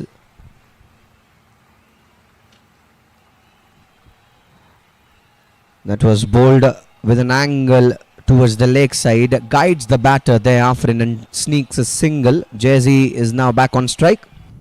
The second double-digit score in the Iranian innings. 22 was a bus. Afrin is now batting on 10. He's played a ton of deliveries. Fighting hard, both batters. A flighted ball Slight turn, played from the off stump to short cover. No runs taken.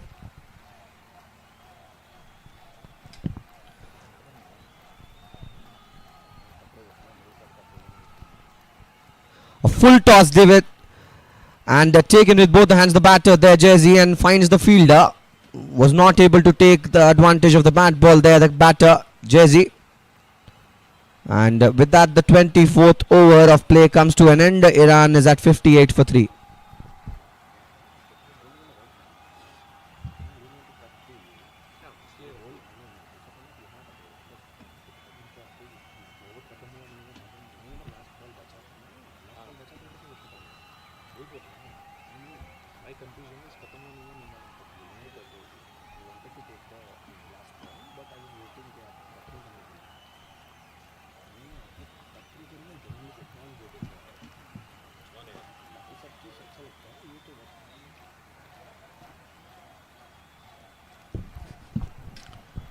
And this time he hoiks it in the leg side. It was a bad ball asking to be hit. And pulled it this time towards the long stop region for a boundary. There, the batter, Jersey, finally gets some runs against his name.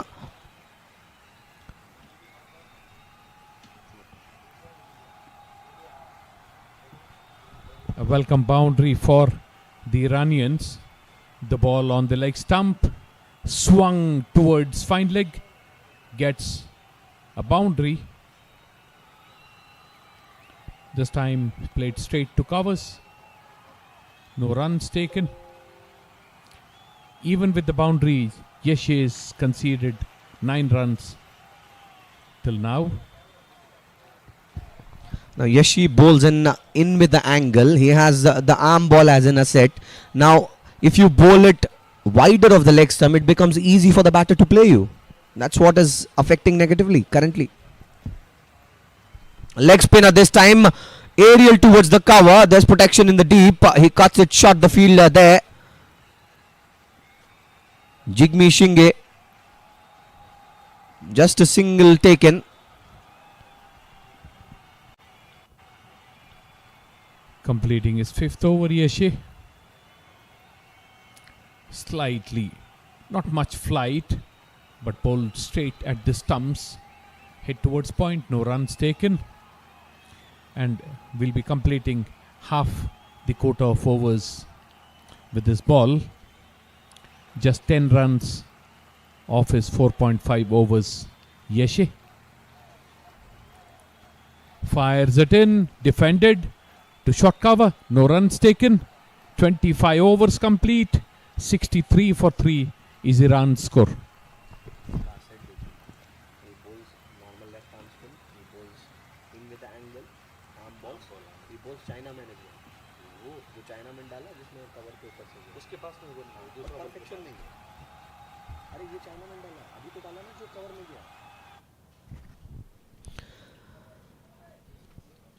Seven bowlers used by Bhutan so far in this match already. 25 overs bowled. Dorji and Wangchung have been successful in picking up a wicket.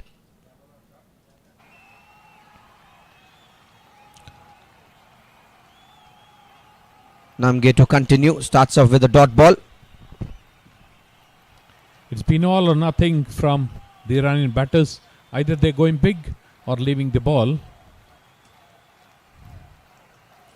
This time hit in the air. There's no fielder there. The fielder from deep point comes in, collects the ball, just concedes 2 runs. Good work by the fielder as well. Another overthrow. Sloppy. Lackadaisical cricket. This could come back to haunt them. The Bhutanese team. And as they say it, sometimes say too early to call for us.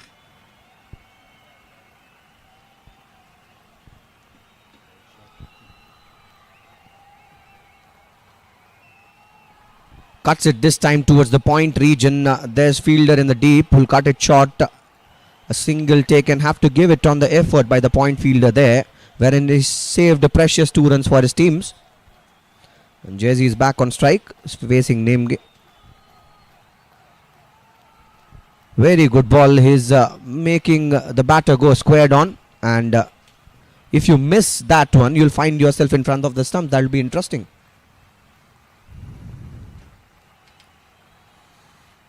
Namge continues the stranglehold. Ball on the stump, swung across the line, goes past mid-wicket. This looks to be another boundary. Good fielding by the fielder in the deep. Collects the ball, throws it back. Stops a boundary from happening. 2 runs taken. The score beginning to somehow move for the Iranians.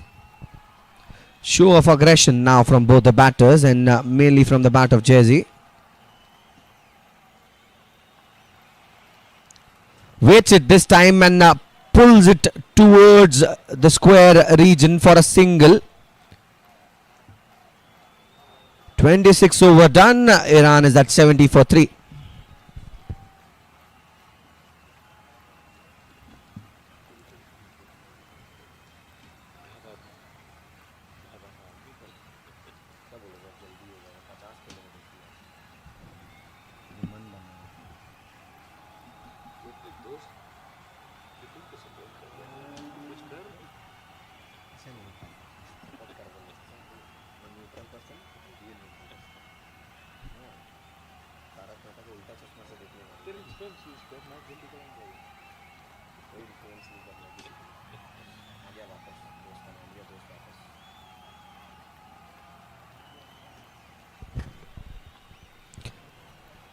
Jigme Shinge, the captain of Bhutan, is backed on the attack.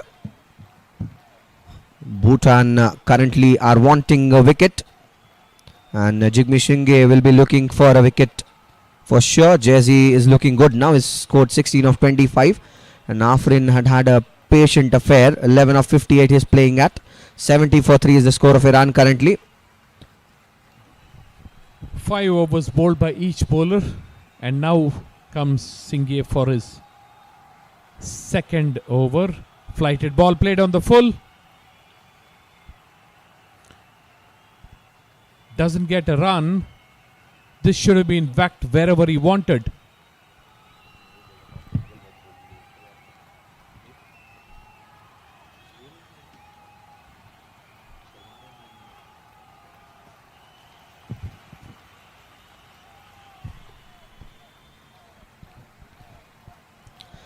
Flighted this time. And that's a very good ball to bowl. Respect shown there by the batter Jersey, who has shown some aggression in the last over. Even defensive strokes are being played from the crease. You need to reach out to the pitch of the ball to dominate spinners.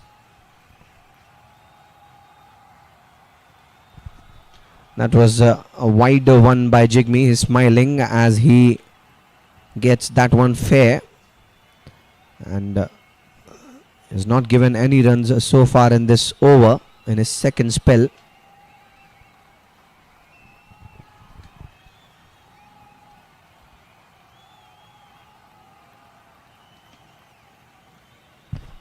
Hit in the air.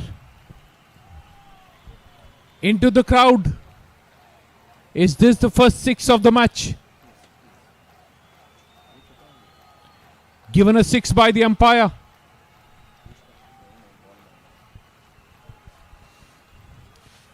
Good, powerful stroke played by Jayze. The third double-digit score in the team. Things beginning to move.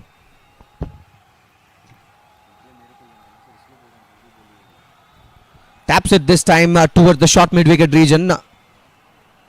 And that was some shot for the first 6 of the Iranian innings comes from the bat of Jersey.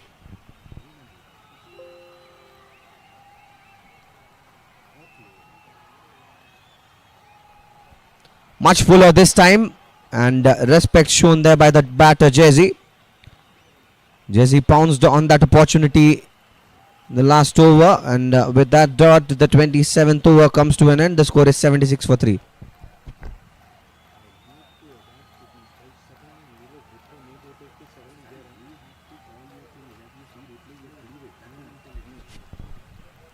7 bowlers have been used so far by Bhutan against Iran. Dorji bowled 5 overs, gave away 16 runs. Wangchuk bowled 5, gave away 10 runs, picked up 1 wicket. Both Dorji and Wangchuk. Phunso 4 overs, 7 runs. Yashi 5 overs, 10 runs. 2 overs by Shinge, gave away 10 runs. Pradhan bowled 1 over, gave away 4 runs. And Namge bowled 5 overs, in which there were 2 maidens and gave away 15 runs. And the fall of wickets for Iran have been in the manner. At the score of 6, the first wicket came in. At the score of 17, the second. At the score of 52, the third. There have been 10 extras in the score of 76 by Bhutan, which will be concerning in the long run for them. 27 overs have already been bowled by Bhutan, and they are in the search of a wicket now, while Iran looks good. The middle order is now working for them, but they need to play through to score big runs.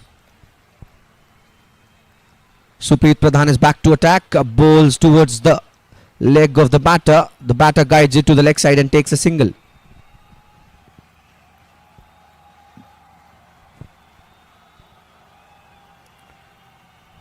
Expensive compared to the rest of the bowlers. Pradhan, still early days for him, bowling just his second over. Defended back to the bowler. Also, with both the batters in attacking mode, you will see more runs coming in now. The run rate has jumped from 2.39 to 2.82. Yet another ball where that was fuller and driven this time by the batter Jayasee towards the long off region and a single taken. And indeed, last over was expensive. Courtesy to that, now the score comes to 78 and the current run rate is at 2.84. Much fuller this time, driven towards the cover region. There's nobody there. A boundary taken. Middle order of Iran is scoring some runs as Afrin moves to 16 and Iran at 82 for 3.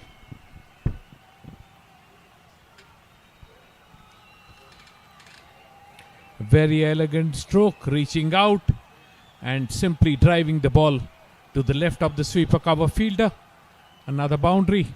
Things looking better now. A dot ball again. In fact, a single courtesy to the sloppy work there by the short cover fielder. The Bhutan fielders need to be better. And Supreet is bowling fullers. And now the middle order, having spent this much of time in the crease, is getting the runs easily.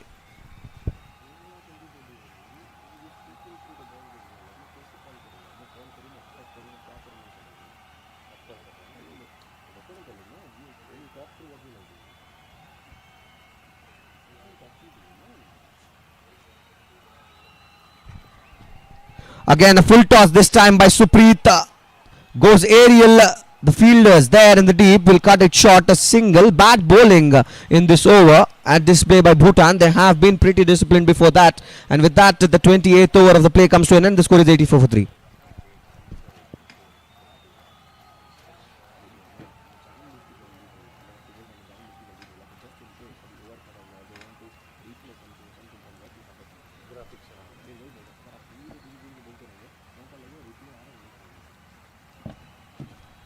The scorecard looking much better now.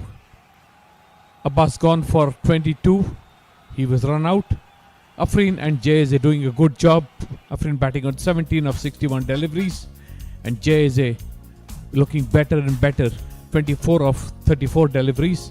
The 10 extras conceded by Bhutan were the only blip in their bowling effort at the beginning of the innings. 84 for 3 it is now.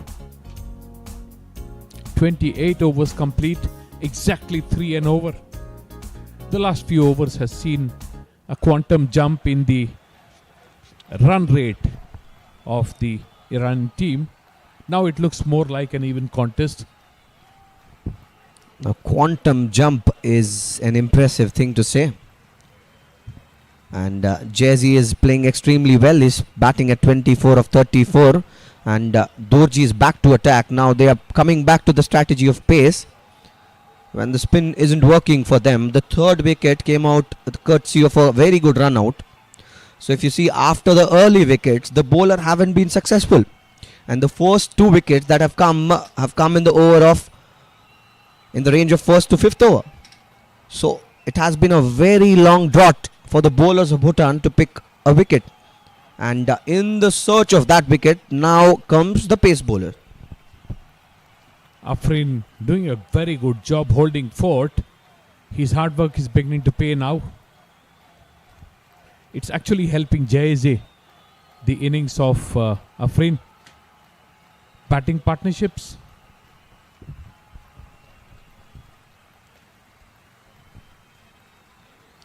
Starts off with a short ball, pulls it this time, the batter Jayezy. Is there a chance? No, there's enough length for the ball to cover and go for a maximum.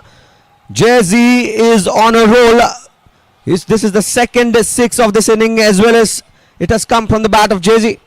He is now looking dangerous, scoring 30 of 35. Hanging back in the crease, slamming the ball over mid-wicket. Because he was stuck, he was back in the crease. He could swing the ball, a short ball. The ball wasn't too short. Excellent stroke from Jayezy. Good work. Much fuller this time, and goes past the leg side for a wide. Now this is some pressure that the Bhutan bowlers are facing, courtesy to the hitting that Jayezy is doing. That kind of batting can create this kind of pressure.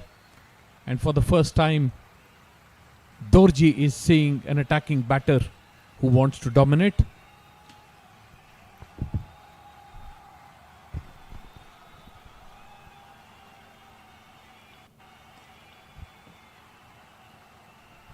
Much fuller this time again, and slower through the air. Wanted to go London, went Tokyo, and gets a single there, the batter Jayezy.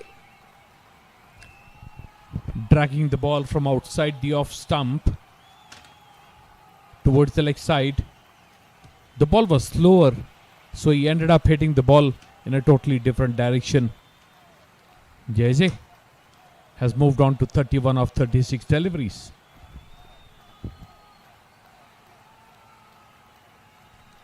A length ball this time, almost gets to the stump. The nick there. Very lucky the batter Afrin that did not ricochet to the stumps. And both the batters are talking. Here's what happened. Nothing much to worry about, just that he was stuck in the crease. The ball could have gone onto the stumps. Determined batting by Afrin.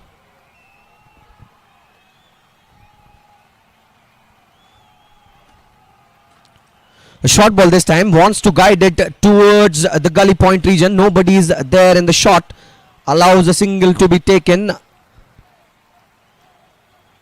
I'm astonished with the kind of line the bowlers are bowling. If you've got to bowl like this, giving so much of room, you need to play the short fielder so that an opportunity of catching can be there. They were bowling short at the beginning of the innings. That got them success. They're following the same plan, but the conditions are different now. Fuller this time, wanted to go big, nowhere near to the line of the ball, misses. And another thing that has changed recently is the fielding position. Early on, there were fielders in the shot, so there were opportunities. Now what you have done is you have taken out the fielders that were there toward the gully point region. You only have a point. In fact, two fielders who are more straighter towards the point region. There's nowhere in the short gully, right? And when you bowl with so much of room and a shorter one, the batter just needs to show his bat and place it. Easy runs. Need to adapt the Bhutanese bowlers. Afrin doing a good job. Jayezy is on strike. Goes outside the off stump. Caught and bowled. The slow delivery doing the trick. What an important wicket and what an important moment. Redemption for Jayezy. In fact, redemption for Dorji as he gets the wicket of Jayezy after getting hit for a 6 at the first ball. He comes back very stronger with the last ball of the 29th over and gets the wicket of Jayezy, who was looking very dangerous. It was a slower ball through air. nowhere near to the line of the ball, wanted to hit it in the offside aerial, instead finds the top of the bat and an easy catch for the bowler there. And look at the celebration, tells you what that wicket means for him and the team. Jay-Z, after scoring 31 runs of 38 ball, departs and gets back to the dugout, caught in ball by Dorji, and hits 2 sixes in that inning. One stroke too many, leading to Jay's downfall. Was not the kind of stroke he should have played. He had already hit a 6. Should have possibly tapped the ball and tried to get a single or 2. And this is going to hurt the Iranian team because Jay was on a roll.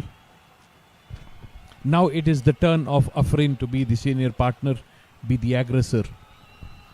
Well, he has anchored this inning all throughout. The middle order batters have played along with him. He was there side by side doing his job. 21 more overs are to be bowled in this inning. He has to play through, and yes, I'd agree, he had to score some runs as well. Abdul Wahab, the captain,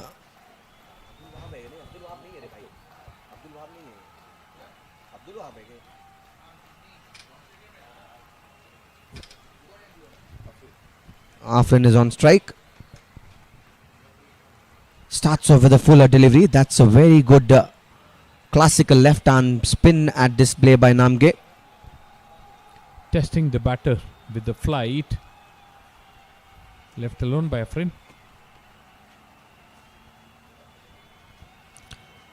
Wanted to cut this time. The batter Afrin finds the field. No runs on offer.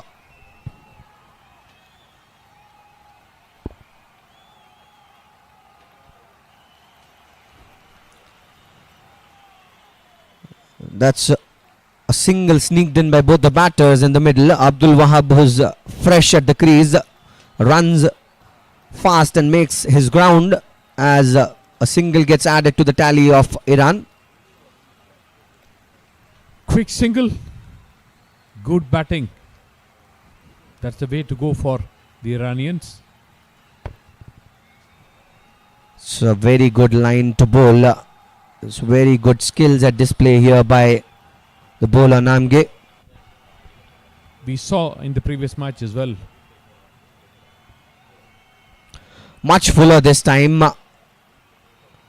Comes to the line of the ball there, Abdul Wahab, the captain of Team Iran, and defends it. Plays from the crease, Abdul Wahab can be dangerous against such left arm spin. The ball beating him outside the off stump.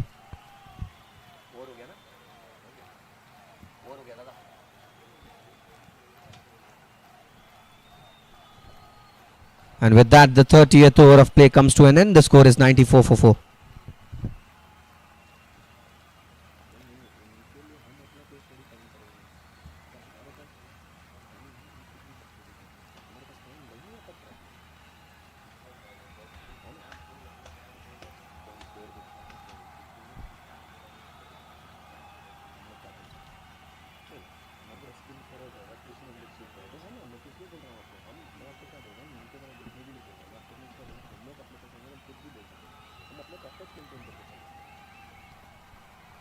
A far cry from the 2.39 runs an over they were about 10 overs ago. They need to preserve their wickets. The Iranians. Dorji comes back, defended back to the bowler by Afrin. Afrin will need to begin to attack a little bit, not hit the ball in the air, but try to gain an upper hand over the bowlers, or at least equal terms. The bowlers have been generally dominant, except for the last 10 overs. Again defended, played straight to point. No runs taken.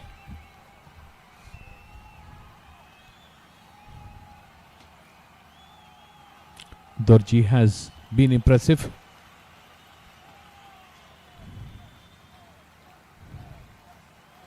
has taken important wickets at important junctures in the match. Dorji. Another ball on the stumps. Again played back to the bowler.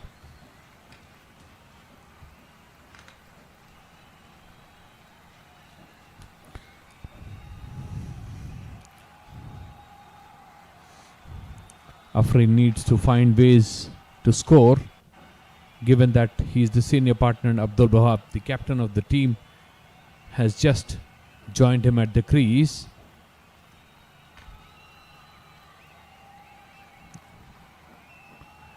Short ball outside the off stump. Brilliant fielding by the fielder at the gully position. Restricts the scoring to a single. Would have been a boundary if the fielder had not stopped the ball.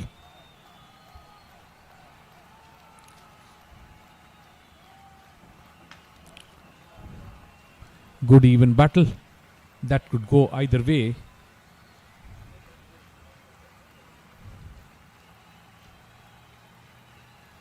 Another short ball given a wide by the umpire. Going over the batter's head. And one for the over as well. Dorji. The idea was right, but the execution went wrong by Dorji. Bouncing at the batter to see what he does. Taking him by surprise is a good idea.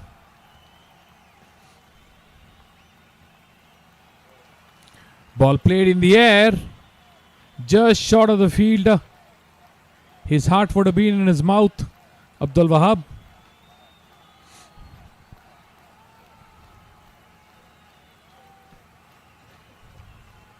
Iran cannot afford to lose wickets.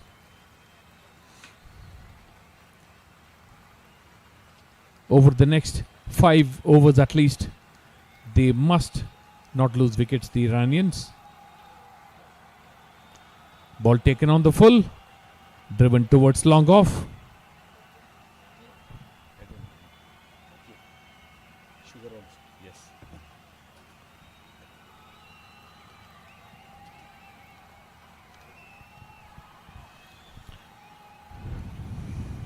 .31 overs complete. 97 for 4 is Iran.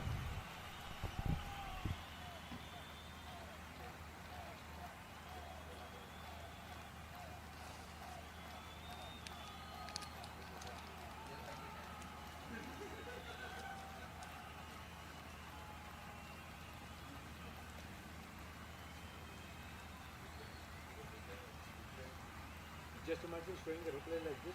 Remember? Showing a replay like this.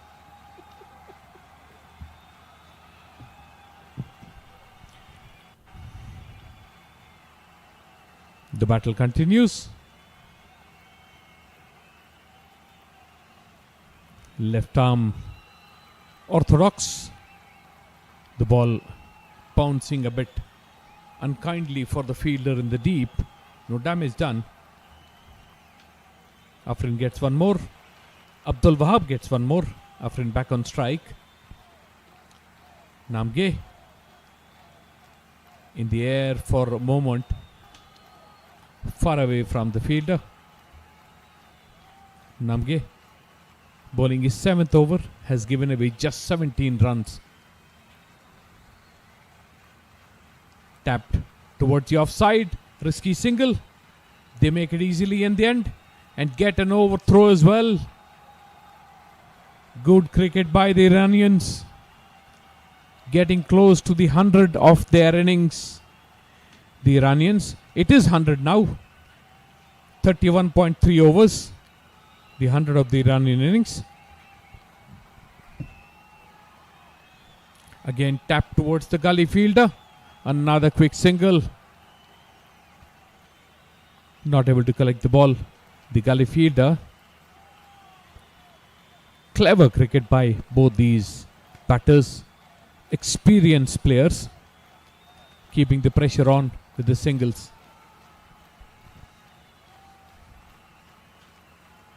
Namge, another ball. This time played straight to the fielder. No chance of a single.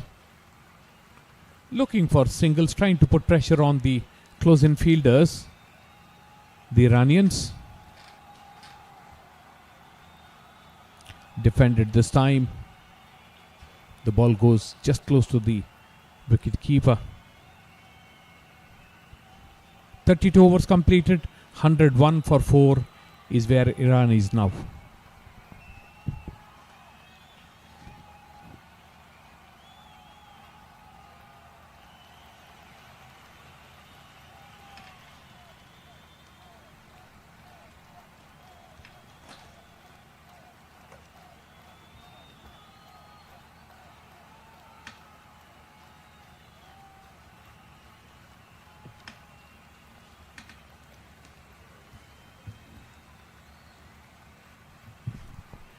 Here's what the bowlers did. Dorji took 2, Wanchuk took 1. 1 run out, and that sums up the 4 wickets. All the bowlers economical for the Bhutanese. Afrin batting on 23 of 73 deliveries. Abdul Wahab, the captain, batting on 2. Playing carefully, both these batters. They know a loss of a wicket will push them further into trouble. Still not out of the woods, the Iranian team. Just over 3 and over. 3.16 to be precise. They'll score 158 if they go at the current run rate. 191 if they go at 5 and over from here, and 7 per over. They'll get 227. They'll wish for 227, but I think they'll take 191 with both hands, the Iranians. The kind of bowling that they have will be a substantial score if they get to 191, the Iranians. Wanchuk back into the attack. Hard-working bowler. Bowls just outside the off. A good length. Just 10 runs conceded by him and a wicket in his kitty. Wanchuk.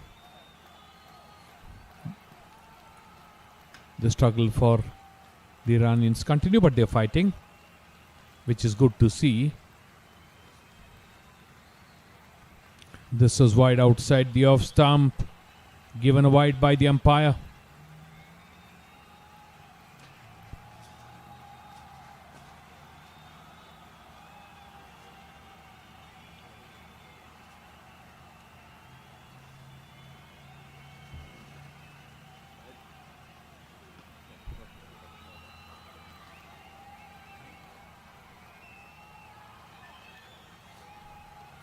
Beats the batter.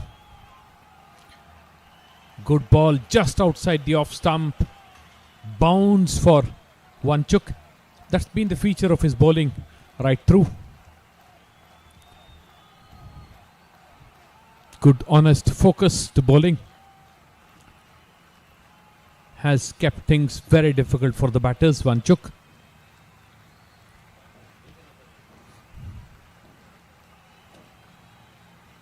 Another good ball, snapping at the ball. Afrin not getting his back foot across close to the line of the ball so that he can cut. He's a tall player. Both the batters are tall, and a bit of footwork will be very, very productive for them. A shuffle will be advisable for Afrin, even for Abdul Wahab. Generally playing from the crease, the Iranian batters. Hence the struggle.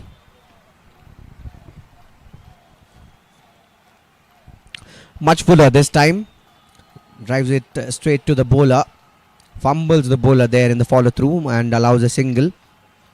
Afrin goes off strike courtesy to that single. Abdul Wahab is the one who will be facing Wanchuk.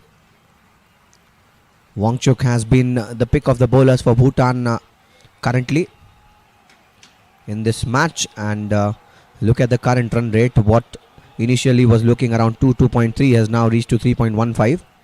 They have done fairly well to reach to the stage where they are currently.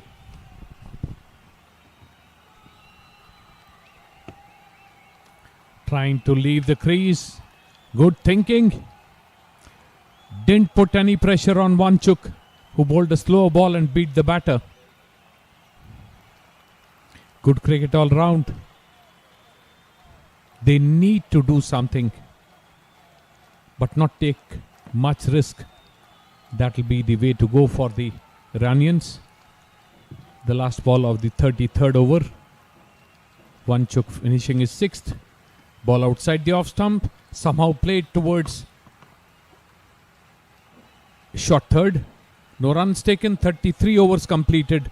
103 for 4 is where Iran stands now.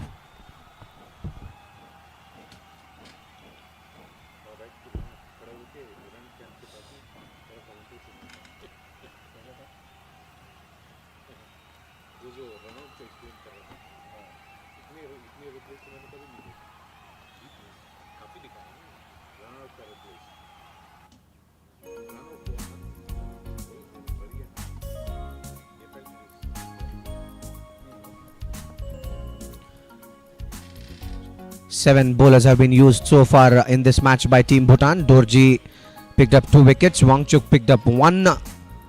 All of them have gone wicketless apart from these 2. And 13 extras already in the 33 overs that Bhutan has bowled. 103 for 4 is the score currently. Afrin looking strong, having played 77 balls. Scored only 24 runs though, but he's got a job to do. In all the pressure that has been put on the Bhutanese bowlers, good to see they have cut down on the number of extras they have conceded in the last 20 overs. Starts off with a short ball this time and cuts the batter there, Afrin. This fielder in the deep will cut it and only a single taken.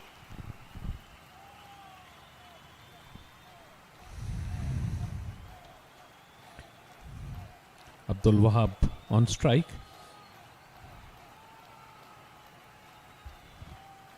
Funsho continues. The ball swung away towards the leg side and reaches the fence. Easy picking for the captain Abdul Wahab here.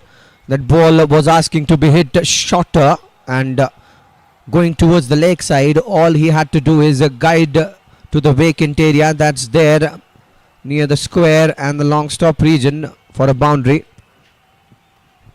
The first bad ball from Funsho. This was short, gave the batter a chance because Funsho does not have pace. The first boundary conceded by Funsho. Again, this time blasted. The long off fielder struggles. 4 runs.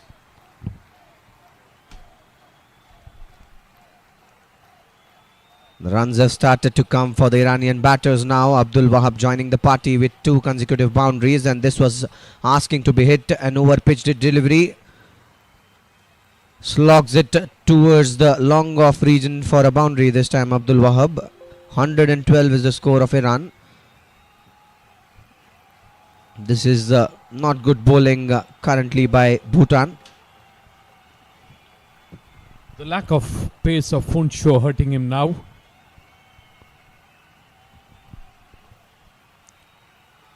Easy single taken this time, hitting that ball towards the long off region. 9 runs already from this over. 2 more balls to go. This has been an expensive over so far. It's actually helping the Iranians because they're playing from the crease.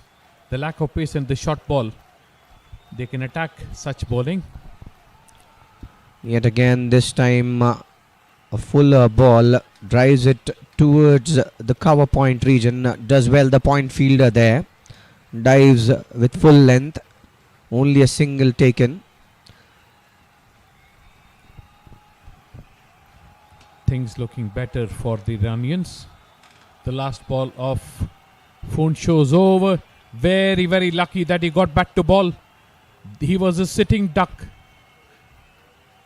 for an LBW. 34 overs completed.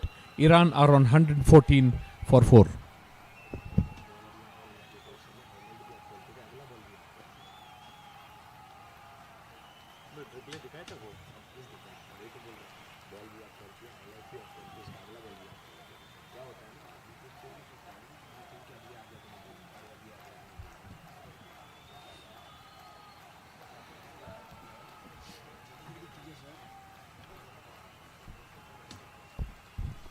34 overs done. Iran are standing at 114 for 4. The current run rate have now upped and stands at 3.35. Afrin is playing at 26 of 79. Abdul Wahab 11 of 14. Small break at place currently. It's important for the players to be hydrated. It's a 50 over game, mind you, and they need the hydration as well as the energy. Excellent playing conditions so far, and that's the fall of wickets for you. The first one came in, a very good catch by Supreet, and very good bowling. They kept bowling hard in the line that they had planned. This one was the run out, and exceptional run out there. The said batter Abbas had to depart courtesy to that run out, and then this one was a very soft dismissal for the batter Jay-Z.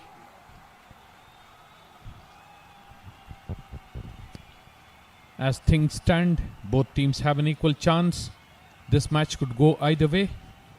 Has been threatened to go either way.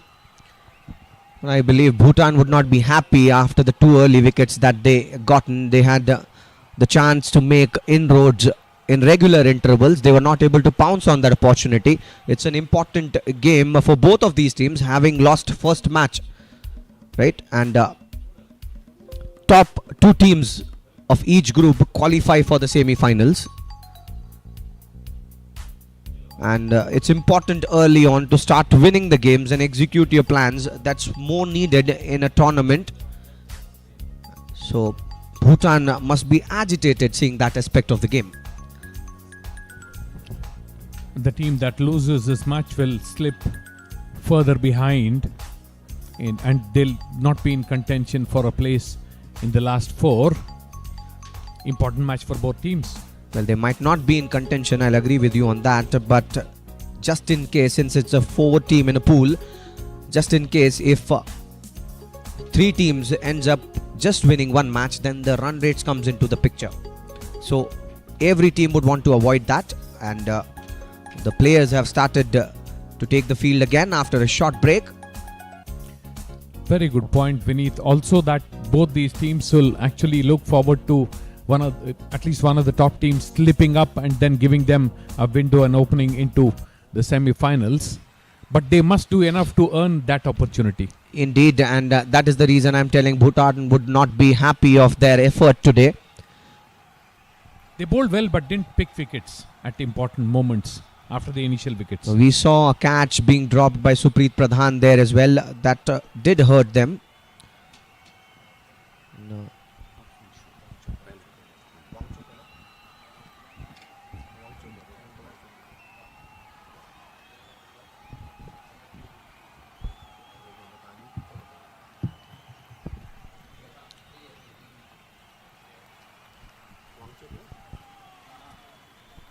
Tenzin Wangchuk is back on the attack. He's bowled 6 over, given away 12 runs and picked up a wicket. Missed a mark there, and now would have to reload and re-bowl. Another impressive bowler. 6 overs, 12 runs and 1 wicket. But he's come in when both batters are on attack. Afrin is in good touch, and that will be interesting to see how he copes with this kind of batting. There's some disturbance toward the side screen that the umpire and the bowler both are now trying to fix. And how many teams have we seen a turn of events after a break and the wicket falls in? Breaks are usually a momentum breaker, and it's the reason now why Iran team needs to play with more carefulness. And Bhutan will be looking to take advantage because of the short break that causes lack of focus. Short ball again, taps it in the offside. There's fielder guarding that area in the gully. Denies the single there, and rightly done so. Afrin denied a single there. Abdul Wahab, and it becomes difficult when you play from the back foot to be ready for the single. When you play in the front foot, you're already in the momentum and you can run. But in the back foot, you need to stop, get that momentum and then run.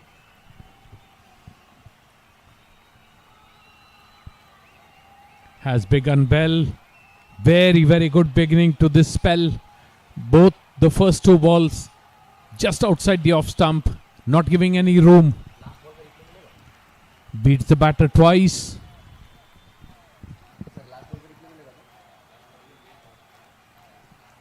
Previous ball. Wangchuk has bowled a very tight line. He is likes to hit the deck. Yet again the similar length this time, and the batters question asked to the umpire, and this is the moment they get a wicket. Impatience shown there by both the batters. There was nowhere a single. Tried to steal a run there and pays a very heavy price, the team Iran, as the set batter Afrin departs. Disaster. Wonderful work by the bowler. Picking up the ball, turning and hitting bullseye. What an important wicket, and what a moment to get the wicket in. The momentum shift. This is what is momentum shift. We were talking about it early on. We have seen it so many times in the game that the break comes up with a wicket, and Zahid Afrin, who played a very patient knock, departs scoring 26 of 82.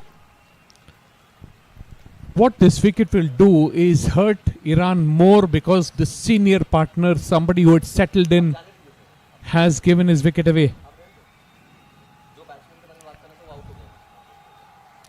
Abdul Wahab still at the crease.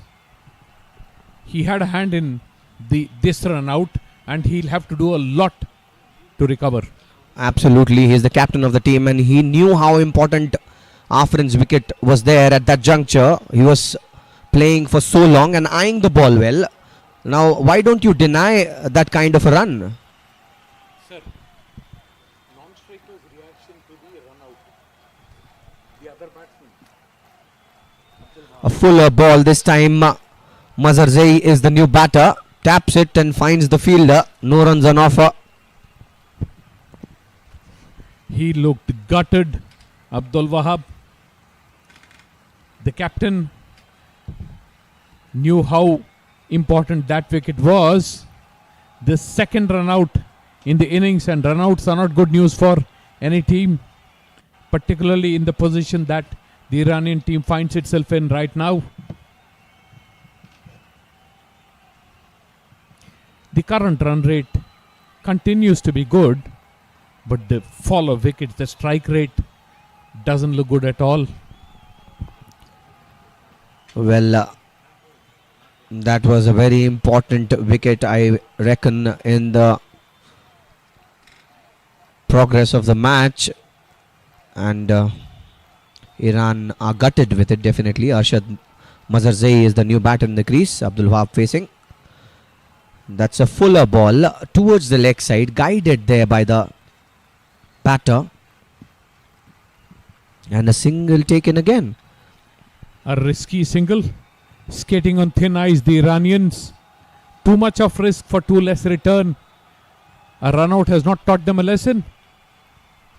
Oh, absolutely. They need to rethink about their running strategy. Sir, the captain's response is like, oh no, that's what he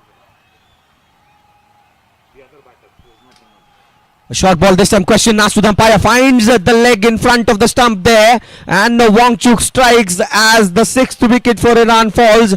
Mazarzai departs for a duck, a golden duck, in fact, the first ball duck, and that's exactly what you got to do with a new batter at crease. And buy one, get one free. One wicket leads to another. This was plumb in front, sitting duck. What wonderful bowling by Wangchuk. He caused a run out early in his over, and he earns this wicket. The new batter. The sixth wicket gone for the Iranian. 35 overs completed. 115 for 6 is Iran. Sir,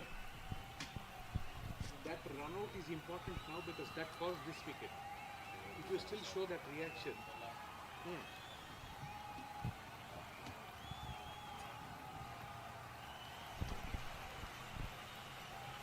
Back-to-back wickets for Bhutan as they are able to make inroads to the batting lineup of Iran. That break indeed was a break for them. They braked the streak of not picking up a wicket and picked up two instead. Mohammadi now joins Abdul Wahab. Abdul Wahab has to take his team to a very strong position now.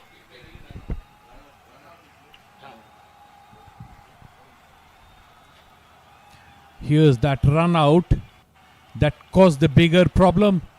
Wonderful pick up and throw. And the reaction from the captain told the story.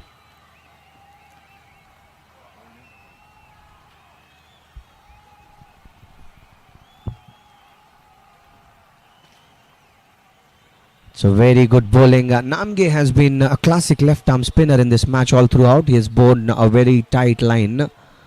And facing him is Abdul Wahab, the captain of Team Iran.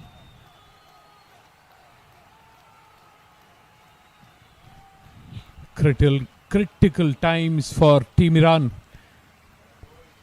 They run the risk of being bowled out very, very quickly. They can't lose any more wickets now. Much fuller ball this time and defended well there by the captain Abdul Wahab. Now the price of the wicket of Abdul Wahab is even more important. He cannot leave his team stranded.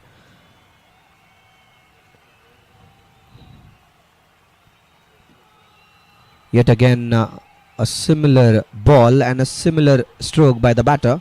And not to forget, now he has an unfinished business. He needs to take his team to a respectable total first.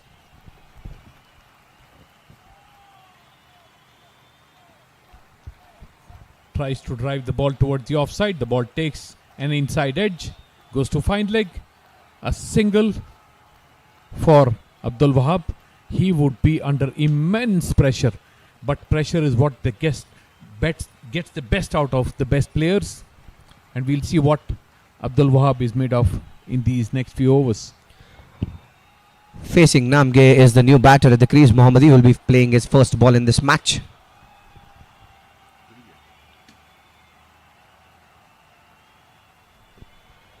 That's a fantastic ball. They are bowling the stump line altogether.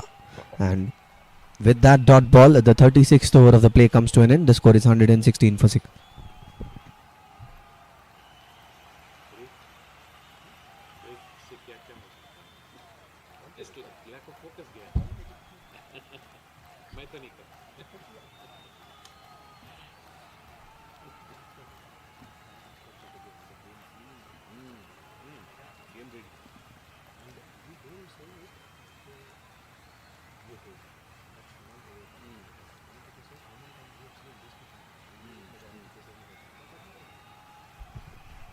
Wangchuk to continue the bowling. He has been an exceptional bowler in this match. Picked up 2 wickets already. Starts off with a fuller ball this time. Unlike how he likes bowling, he is usually a deck hitter. Likes to use his shoulder and generate some pace and bounce both. But this time it was quite fuller. Tells you that now they are wanting to finish the Iranian innings as soon as possible. What is remarkable is Wangchuk has come back and bowled again in the same areas. That is very, very good work. A shorter ball this time. Wanted to come down the track and glide it in the offside. No connection whatsoever. And would have to give it to the precision of Wangchuk. He is one of those bowlers in this match so far who has shown good amount of accuracy, and accuracy comes from practice. Brilliant work by Wangchuk. Another ball on the stumps, played straight to the gully fielder, thinking of a single. Another run out was on the horizon. Well, absolutely, Team Iran is not learning of his mistake. They are trying to sneak in a single, a very risky single. At this point of time, this last thing that they can think of is a run out. And Abdul Wahab, being the captain, should take major responsibility there.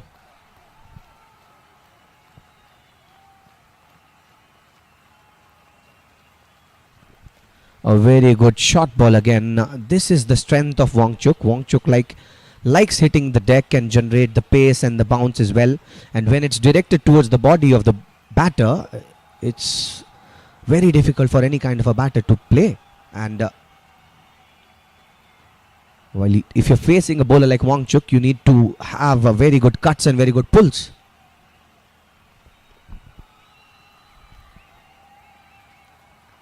Wonderful, wonderful bowling. The ball taking a thick outside edge, reaching third man.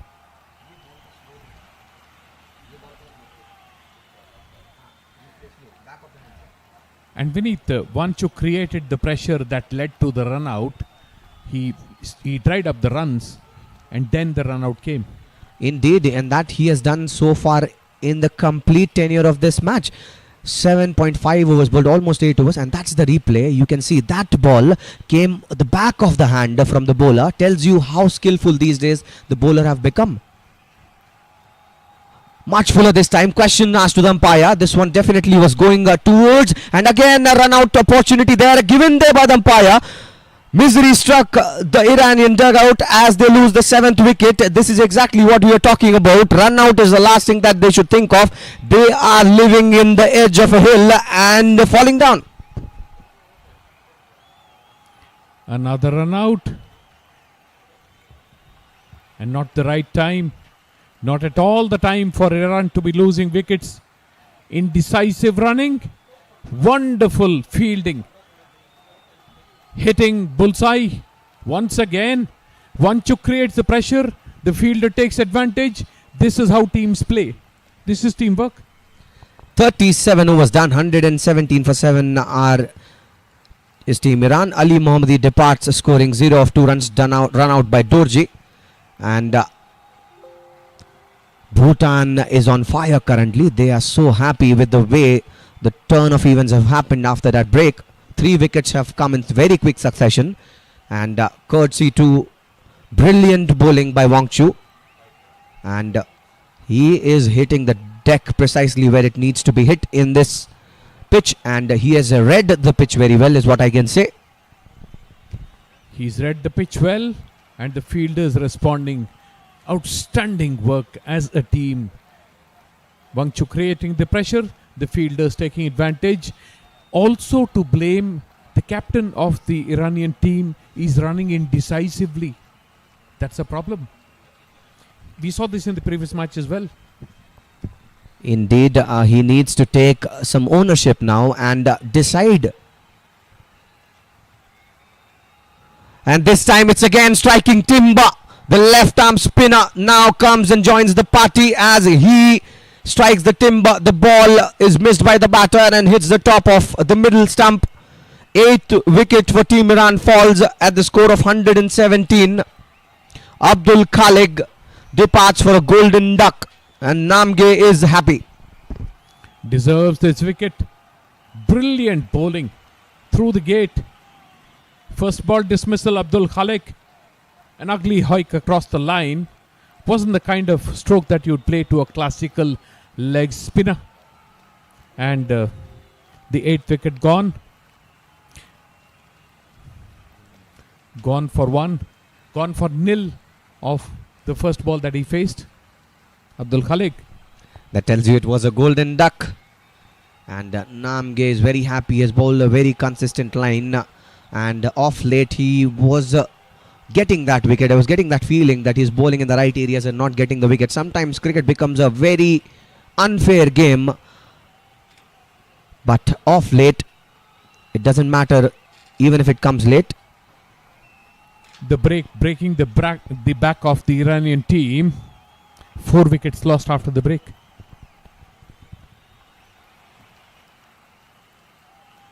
This time finds the edge of the bat there. There's shot third fielder.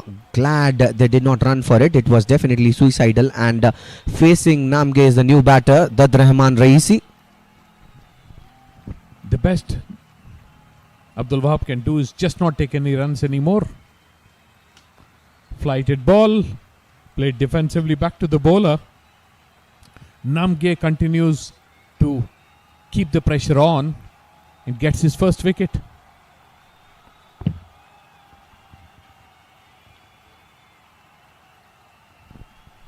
It's a fair delivery as signaled by the umpire. That is a very tight and impressive line by Namge. Downhill for the Iranian team. The ball hit back to the bowler, and for sliding down, the Iranian team needs to take the blame on itself. Poor running, very poor running it was. Absolutely. Now 2 more balls to go in this over. Dad Rahman facing Namge. Yet again a fuller ball. Since the tail-enders are now at the crease, it will be interesting to see who bowls the next over. If the next over is bowled by the bowler who likes bowling the arm balls, it will be difficult for the tail-enders to play. At the end of 38, the score is 117 for 8 for Team Iran.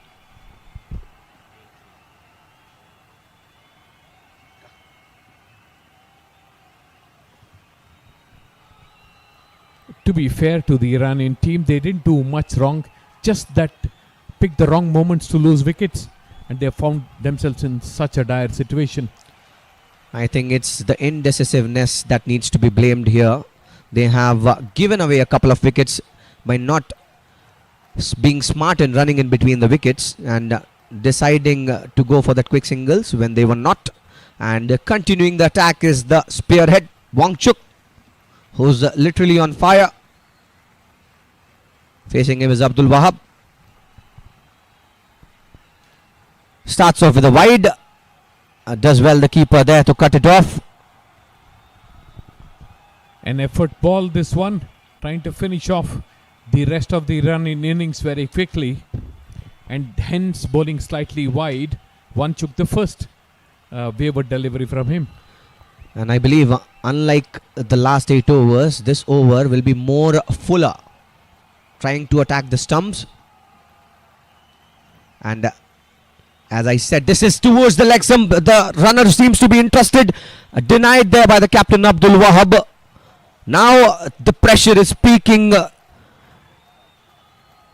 from what we are seeing from the Iranian batters. They are currently very confused, is what I can say.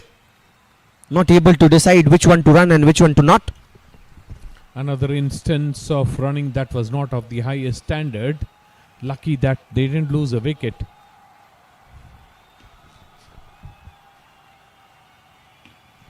A short ball again this time. Glides it in the offside. Does well the fielder in the gully region to cut it short.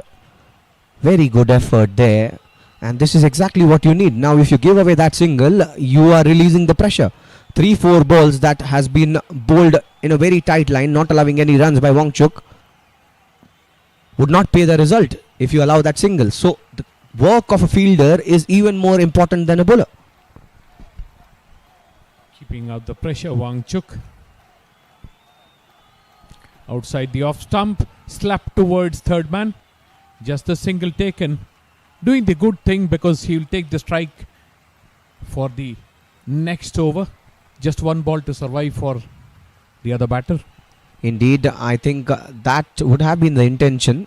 And even then, this brings the tail ender back on strike. Dad Rahman, who will be facing Wangchuk now. There's in fact 3 more balls to go.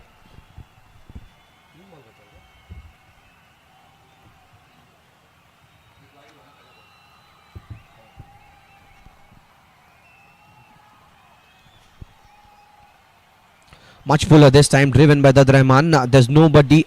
In fact, the point fielder wanted to cut it. Gets a piece of the hand there and done well there by the fielder at the sweeper cover. Dad Rahman off strike. 120 for 8 is Iran. The 39th over being completed. The last 2 balls being bowled.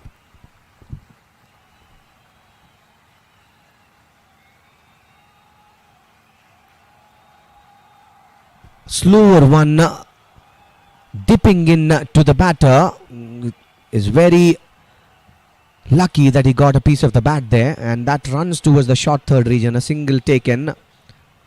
Last ball of the 39th over coming up, and facing it would be Dad Rahman.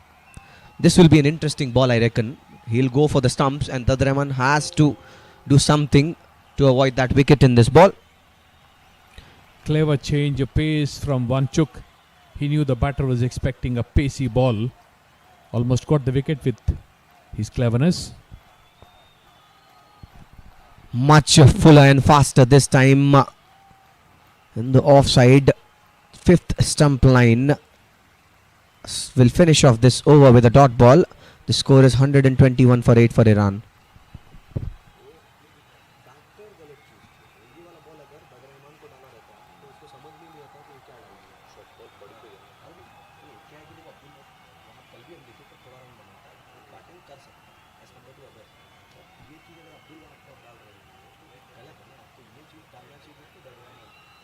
Already pressure में है, run निकाला नया आया, 10वां number का batter है.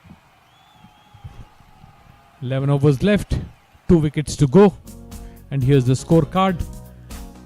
22, 26 and 31 being the lead scores for the Iranian teams. 2 run-outs hurting them, actually 3 run-outs. Namge to continue the bowling attack. Starts off with a dot ball. Is bowling well against Abdul Wahab. Abdul Wahab is facing some difficulty in playing the left arm spin.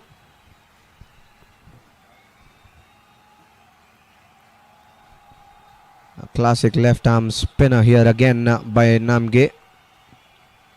Is coming diagonally. Resembles Mohammad.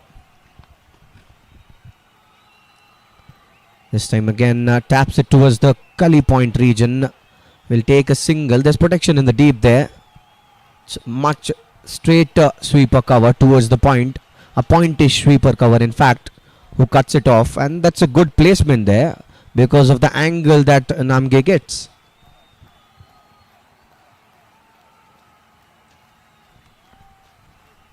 Hitting the ball in the air.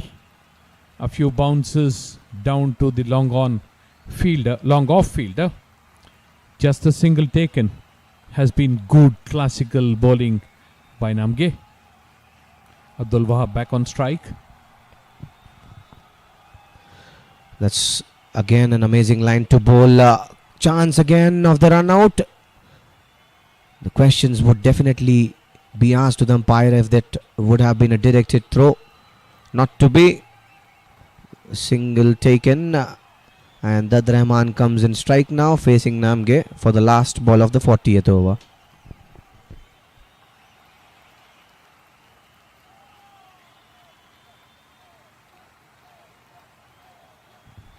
Defended back to the bowler. Finishes off his spell.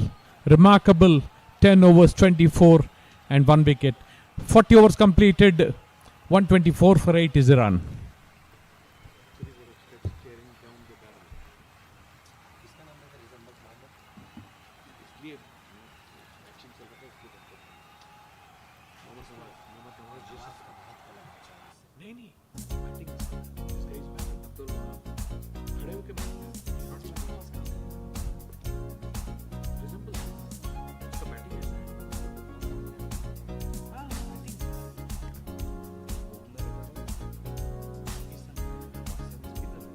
And that has been the story of bowling so far for Bhutan. Dorji picked up a couple of wickets. Wangchuk up a couple of wickets as well. Namge picked up one and finished this quarter of bowling.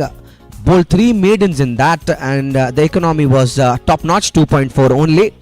The rest of the bowlers are yet to pick up any wicket, and Wangchuk to continue. It's his 10th over. Abdul Wahab facing him. Starts off with a peach of a delivery. That's a perfect line to bowl. No answers there by Abdul Wahab. Lets it alone. Fetched by the keeper. Impressive every single ball that he has bowled. Wanchuk finishing off a spell in which he took 2 wickets, conceded just 18 runs till now, and created the other wickets that fell, the run-outs. This time it's a shorter ball. Abdul Wahab plays far from the body and taps it back to the bowler.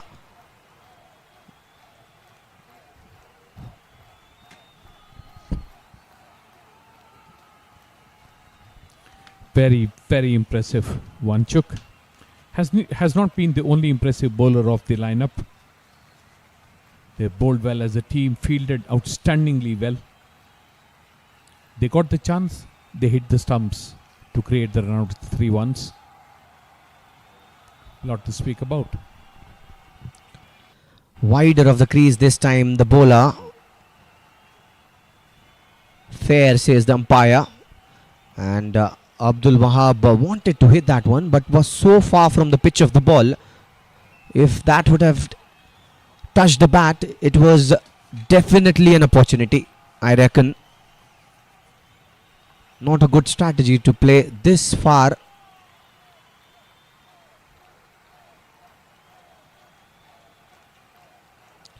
Yorkerish delivery this time, takes it on full and pushed it towards the long on region for a single. Good bowling.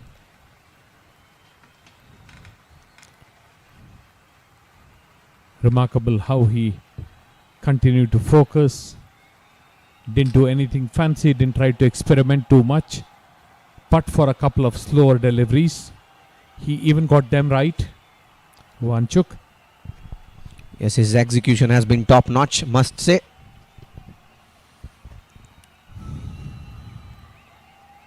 Slower delivery.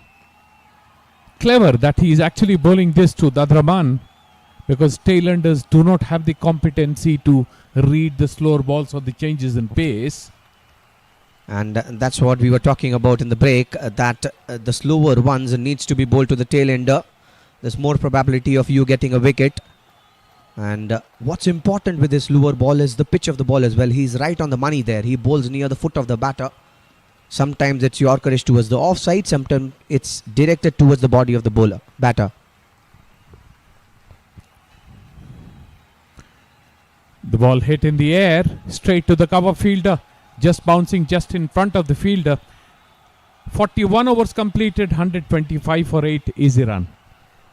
An amazing spell of bowling comes to an end for Wangchuk. He has just given 19 runs and picked up 2 crucial wickets and caused a run out as well. The captain of Team Bhutan will be very happy with the performance of Wangchuk here.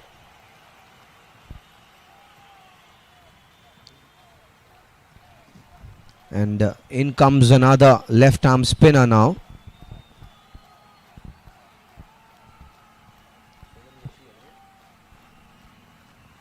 Sonam Yashi, the bowler at attack now, bowling the 42nd over of the play. He has bowled 5 overs, given away only 10 runs. Now his skill is to bring in the ball with the angle. He likes bowling the arm ball, at least a couple of them in an over. It'll be interesting to see how the tail-enders play against Yashi. And currently at crease is Abdul Wahab. It'll also be interesting to see how Abdul Wahab plays Yashi. He has to go for it now. Abdul Wahab doesn't have an option. He spent enough time in the crease. I think the Bhutan team right now will be considering taking the tail out and letting aside Abdul Wahab for the moment. That would be a smart strategy. Maybe giving away an easy single, like you say, is a good idea. Slash towards the offside, finds sweeper cover, and just a single. And now Dadraman is on strike. This will be interesting. This is a very important ball, I reckon. If it's a loosener, it releases the pressure of Dadraman. Decides not to bowl on that occasion. Probably would have missed a mark and hence needs to reload and re-bowl. Now why this ball is important is because if he bowls the right line, he'll add to the pressure that Dadraman is currently feeling. Much fuller this time and with the angle. This is what he's come to bowl for. Has not bowled a single loosener Yashi as yet in this innings. Brilliant, good left arm spin. Almost beat the batter again. Oh, I'll remind you, he bowled one that was angling towards the leg side and was put towards the long stop region for a boundary early in this inning.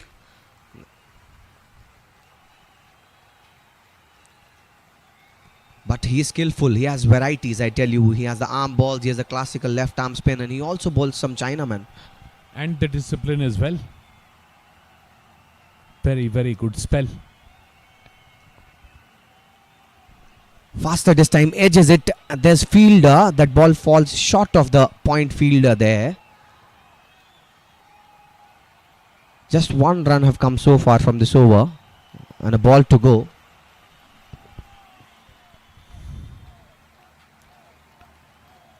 Beats the batter.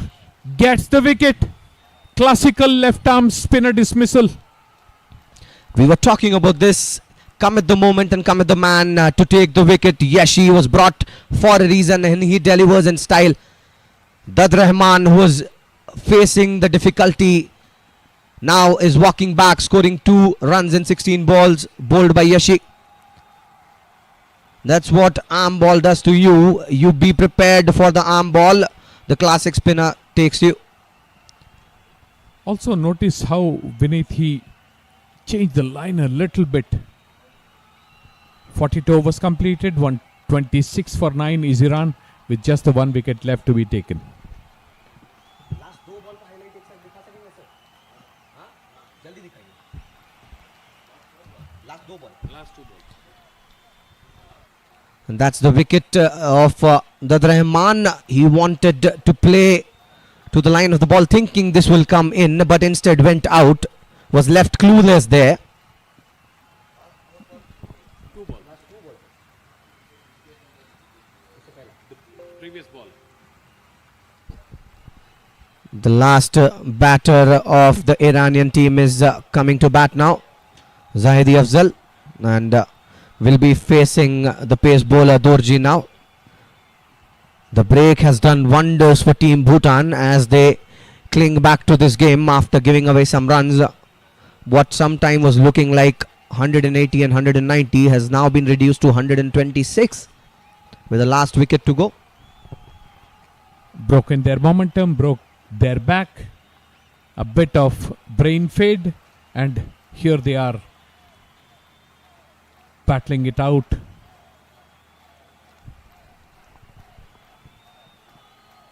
Fuller this time and taken it on the full this time. The batter Abdul Wahab there. There's nobody in the mid wicket and adds 4 runs to his tally. This is a poor performance by Dorji after putting so much of pressure.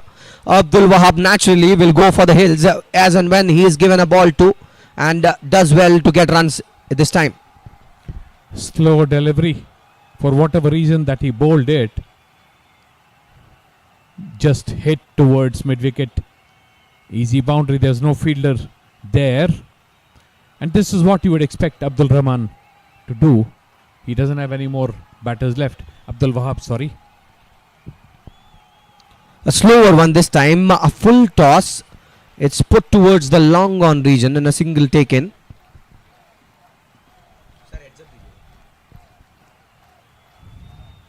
What was good about the last wicket also was the change in line, allowing the turn to clip the wickets. That is brilliant bowling it was. Indeed, that was some skill by the left arm spinner Yashi. And now facing the first ball of this match for himself is Zahidi Afzal, who's the number 11 for Team Iran.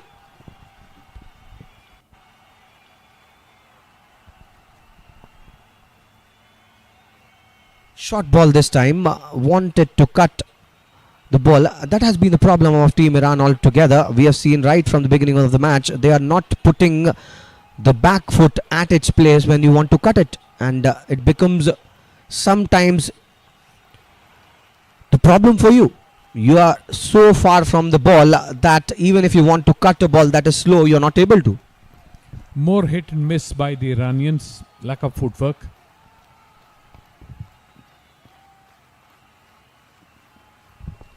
And that was a short ball directed towards the leg side. The batter had just to place the ball towards the leg side and does that, takes a single, brings back Abdul Wahab on strike, who's looking good. He scored 25 runs now of 41 balls that he has faced.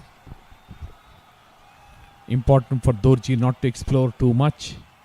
Just keep doing what he did well from the beginning of the innings. Keep the ball just outside the off stump and keep it slightly short.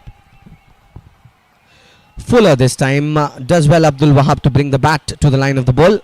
And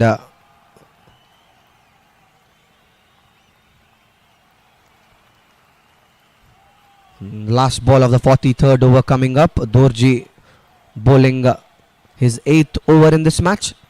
He's already given up 34 runs, picked up 2 wickets.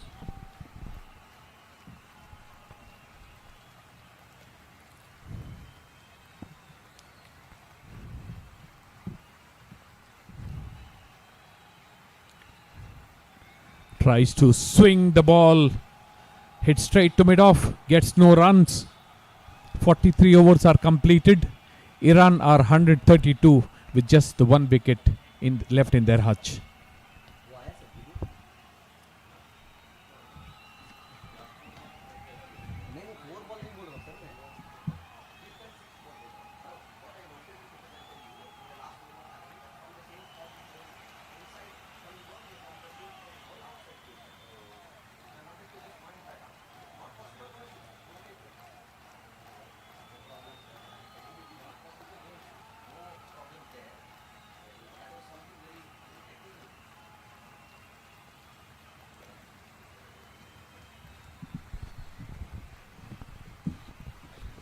Sonam Yashi is bringing the 44th over of this inning. He has bowled 6 overs in this game so far. Picked up a wicket, giving away 11 runs, and facing him is Zaidi Afzal, number 11 for Team Iran. This is an interesting matchup.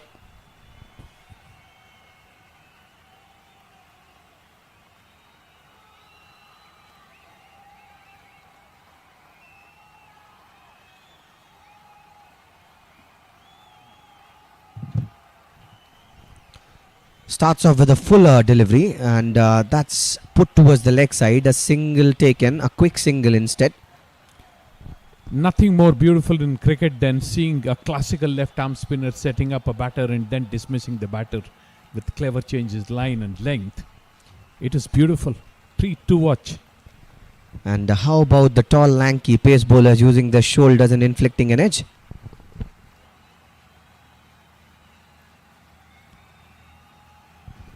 That's again a very interesting ball. This is what the pressure of variety does to you. Now the Iranian batters know that he is bowling one that comes in as well. They're stranded in the crease. They don't want to take chances. This came in sharply with the angle. Plays it towards the leg side this time. This long chase for the fielder at square leg there. Does well. 2 runs will be added to the tally of Iran. All of these runs are precious runs, I'll tell you. Abdul Wahab is now batting at 27 of 45. The ball was shorter, fired in. This ball on the stumps, flighted. He could not do anything but defend the ball back to the bowler. Abdul Wahab has been a very, very good innings by him. 27 of 46 deliveries.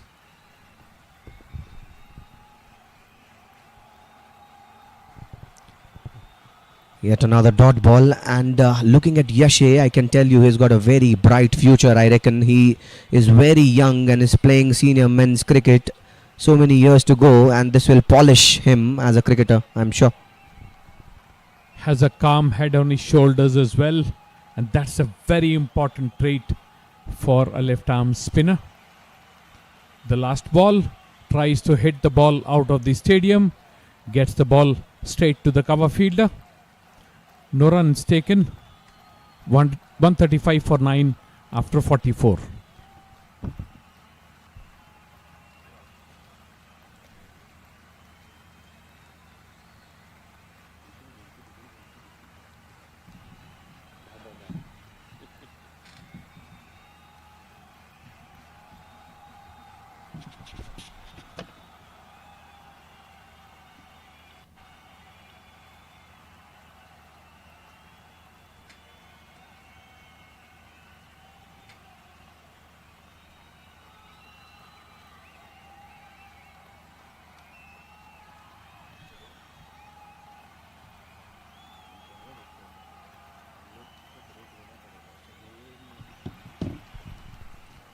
Dorji to continue. Facing him is Zaidi Afzal. 45th over of this match has started with a dot ball. Would love to take another wicket, Dorji. He just needs to keep the ball straight and on the stumps, keep it full. But slight variations on line will help, like the way the last wicket was taken. Taps it this time in between the point and the sweeper cover fielder. In fact, in between the point and the short cover fielder for a single. And this brings back Abdul Wahab, the captain, on strike. And I'm sure as and when he'll get an opportunity, he'll want to pounce on that. Runs are important. And especially when runs come at the fag end of the game, it becomes even more important.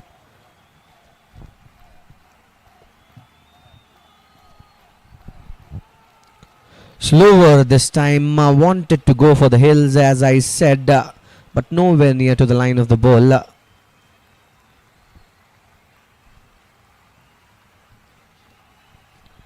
This is becoming interesting now, because Abdul Wahab, as and when he get a chance, he'll try to go for the hills, and even Dorji knows that, so he'll have to adjust his line accordingly, as well as the pace of the ball, because he knows that Abdul Wahab has the power to put the ball in the stands.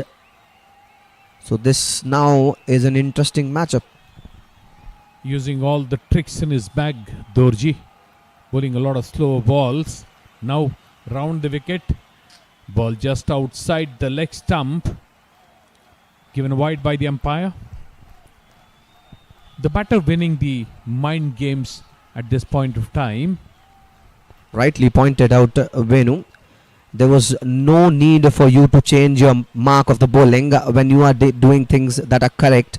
And it's only the long hoik that he wanted to have made him change his line, and now glad that he's back to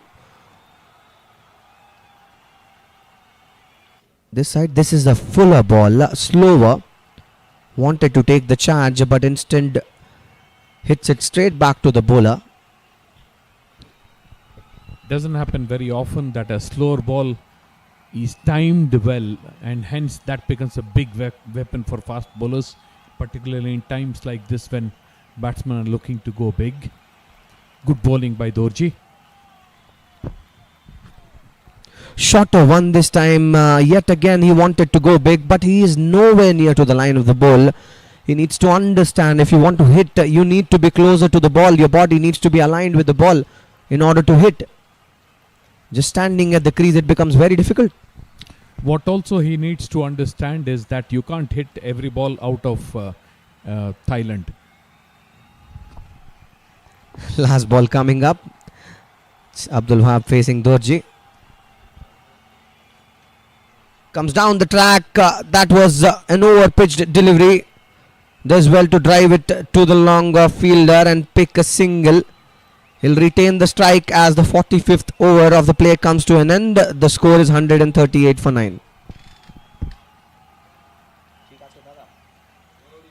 খুব ভালো এই মোটামুটি চলছে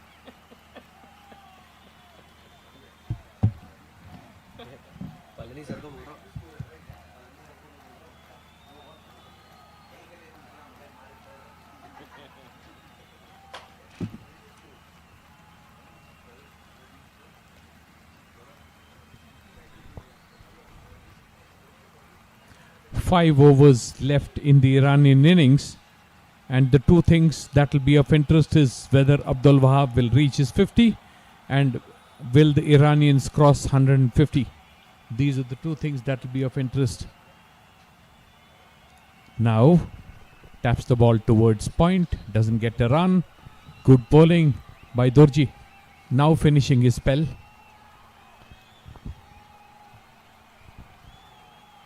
And he's taken the mark of the leg stump, the batter there, Abdul Wahab. Cuts it this time and wanted to sneak a single, denied there by the non-striker Zaidi Afzal. The inner circle fielding of Bhutan has been up to the mark after that break. Bowling his third ball.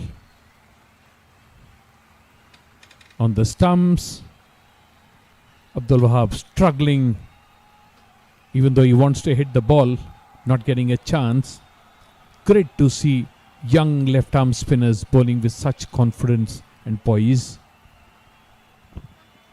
Defends it this time, and if you now see the mark that he's taking a left stump mark, right? We know that Yashi likes bowling in with the angle, so what this will do to him is it will take him off the LBW calls that comes in with the angle.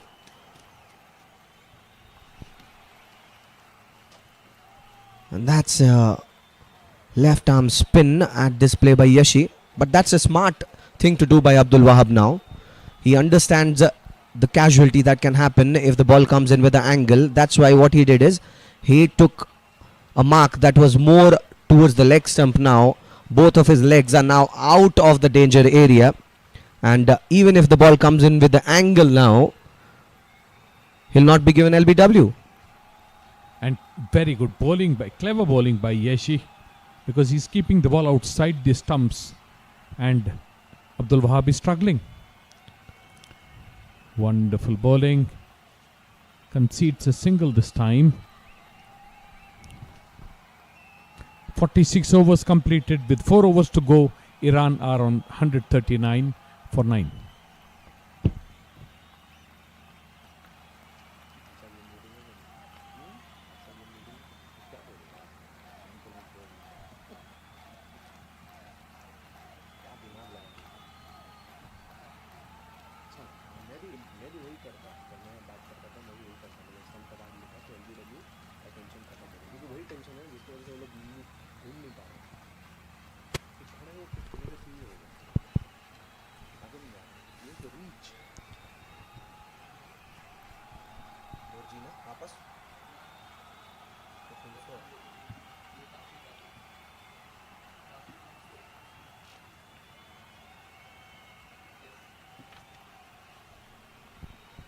Tashi Funsho is brought back to the attack.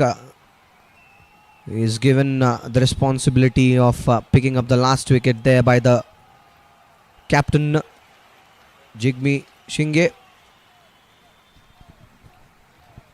Risky ploy now, because he's the kind of bowler that Abdul Wahab loves to play in attack, and he was slightly expensive in the previous over that he bowled.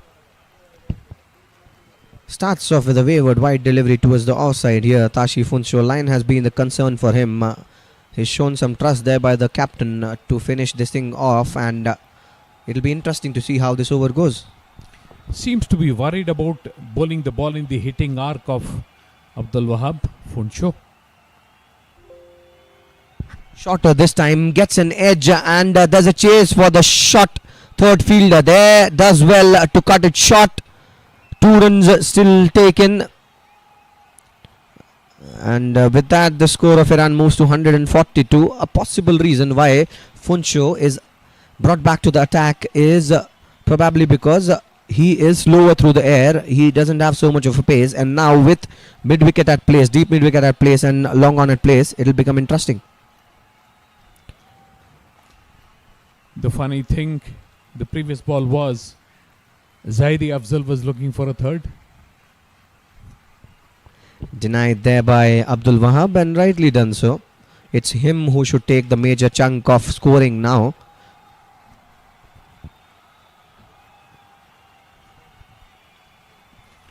Ball swung from the stumps straight to deep mid-wicket.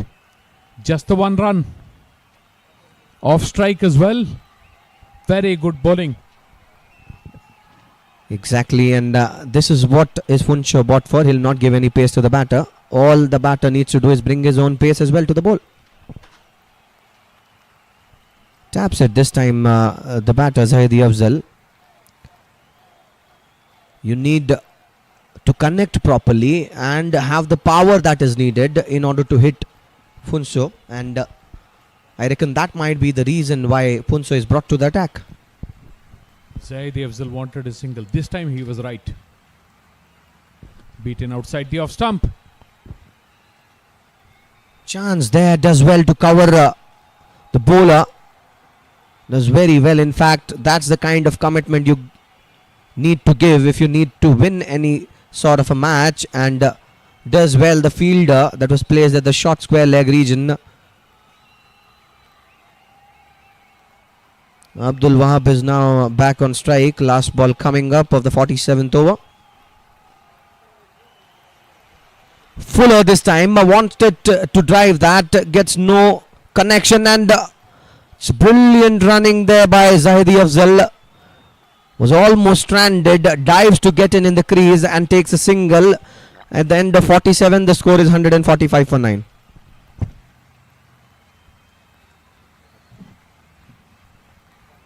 Showing great commitment, Zahidi Afzal. Doing the best that he can do. Has done a lot of damage control. The captain of the Iranian team, Abdul Wahab, played within his limitations, but has run up a good score for his team. And that has been the story of the batting of Team Iran so far. Abdul Wahab has scored the max runs, scoring 33 of 62, and he's still going strong. Ably supported by Abbas, who scored 22, 49, 26 by Afarin, and 31 by Jay-Z over the pick of the batters for Iran.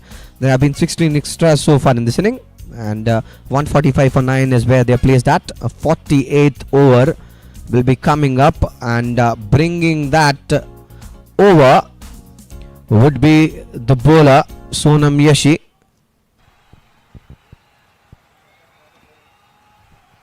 Bowling his 9th, Sonam Yashi has brought a lot of pleasure to the game. Bowls on the stump, batted back to the bowler. Has been brilliant. Just the 15 runs and a wicket in his bag. Bowling his 9th over. Fuller this time wanted to take charge, did not get the meat of the bat there, and finds the fielder instead. On the other side, Yashi is a very active cricketer. You see, always wanting to be in the game. Bowls it, and this time it was to be caught, and misses the ball there. Wants to take a double. There's a chance. Look where the bowler is standing to get that one. He needs to be closer to the stumps in order to fetch that. Was a fumble by the fielder at long off. Conceded the second run. And there are two opportunities that they missed in that time. That was a catch that needed to be taken by the bowler. And this is a very good ball again.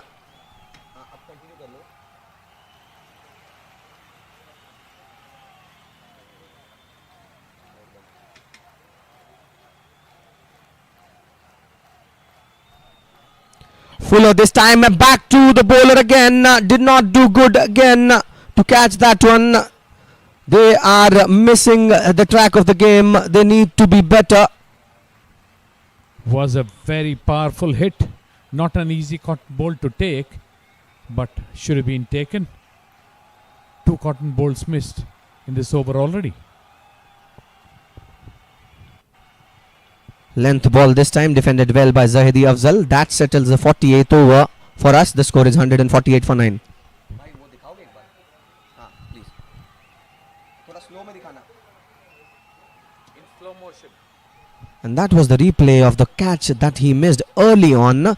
That was hit straight to the bowler there, and then it went to the long off fielder. Does well to cut it short and throws it right back to the bowler. And look where the bowler is standing. He's standing so far that even if he catches that, it takes so much of time for that to be hit. So they lost 2 opportunities in that ball, and subsequently another catch. So 3 opportunities went down in the last over. Actually, the fumble created the 4th. The fumble gave the batter the chance to actually at the long off fence. That gave a bit more of time for the batter to get into ground. This time he hits it towards the mid wicket. The fielder definitely will be interested. That falls short of the fielder there. A single taken. Funso start off with a single.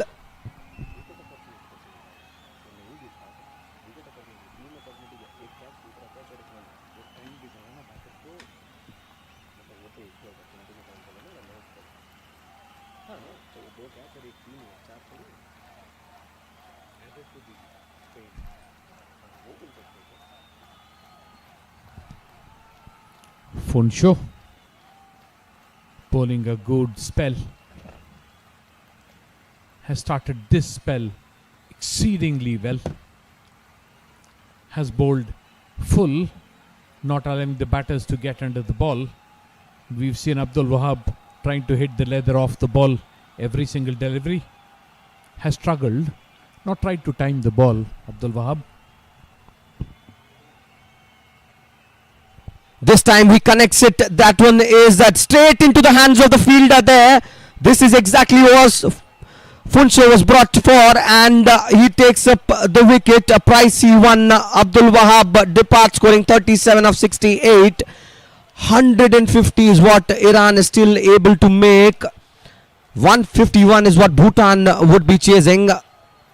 But this is fantastic cricket by both the teams.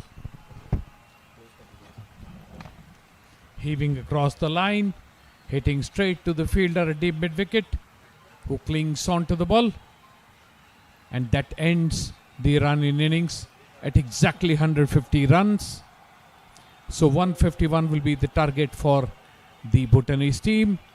The scorecard: 22 from Abbas, Afrin scored 26, Jayaj at 31, Abdul Wahab the captain, the highest scorer. Very good effort by the batters in the middle order, and 16 extras, 48.3 overs, 150 all out was Iran.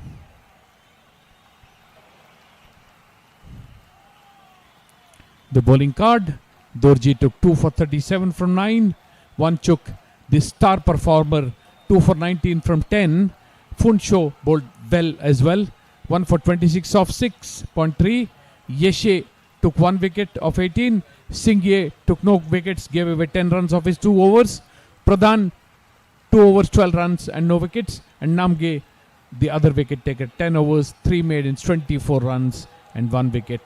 Very good effort by the Bhutanese team.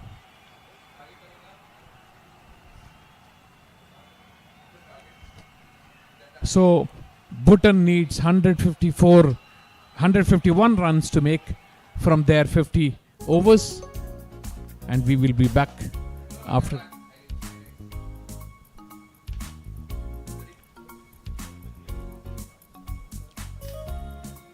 Here come the highlights. An easy catch that brought the first wicket, a slash towards third man.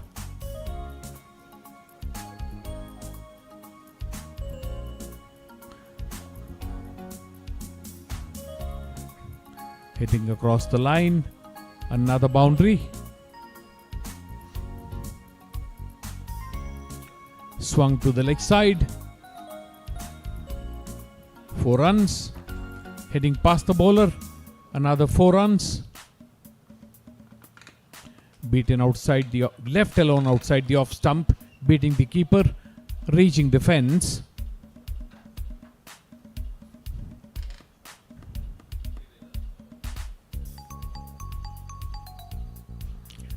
Played towards the onside.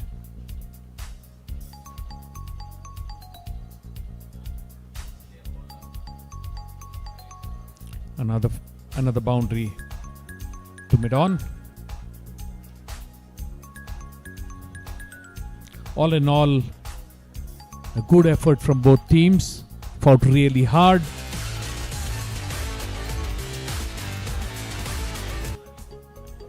And we can look forward to another half of the game. A tight contest and some very good performances. We'll catch up after a break.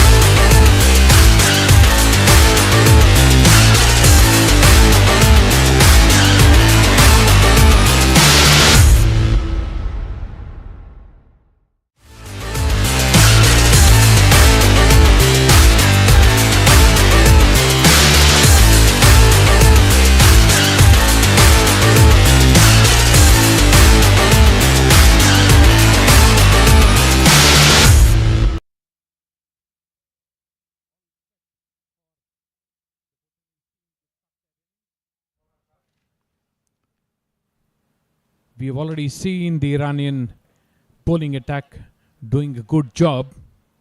They have a left arm medium pacer. They have got variety in their bowling. They have a leg spinner.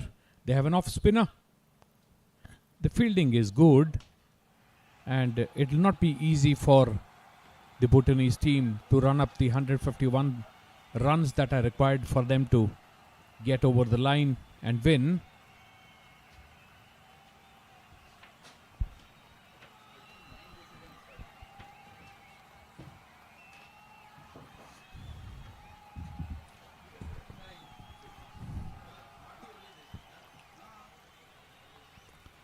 All set. The first ball being bowled just outside the off stump. A typical left arm medium pacer's delivery just outside the off stump.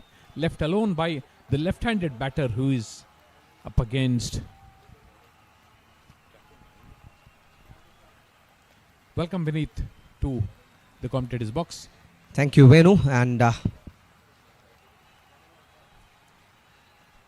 decides not to bowl on that occasion, the captain Abdul Wahab there for Iran. He takes the responsibility of bowling with the new ball for Team Iran.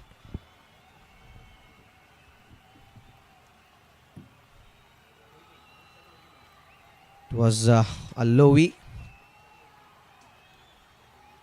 careful approach shown by the batters of Team Bhutan up till now. And it's essential for you to get the hang of the things as well.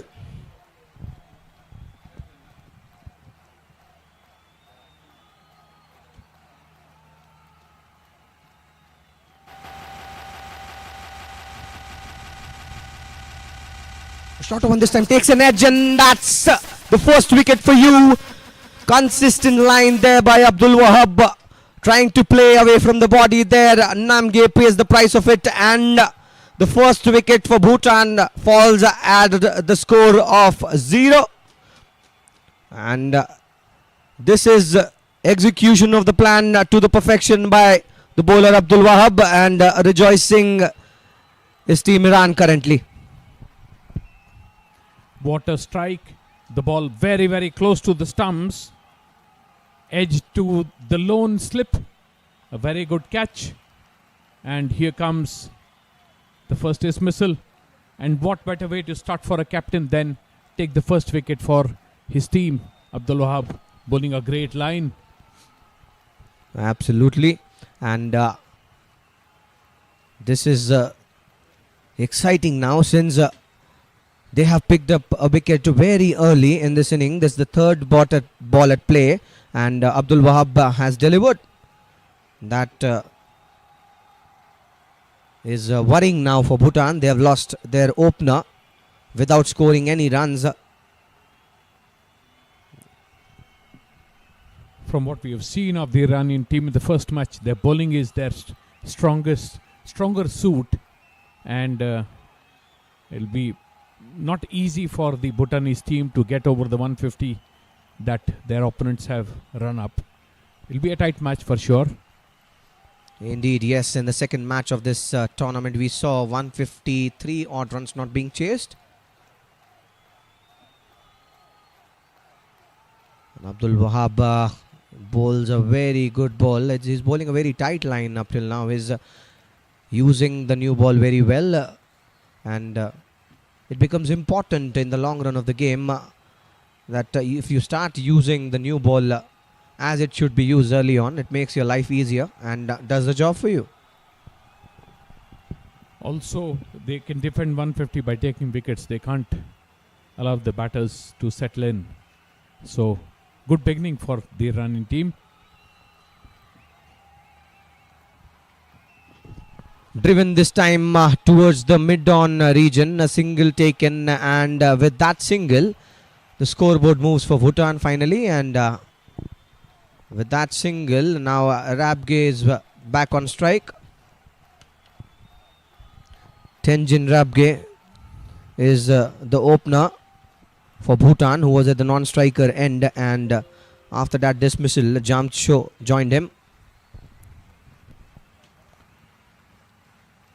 Bowling the last ball of the first over and his first, the captain of the Iranian team.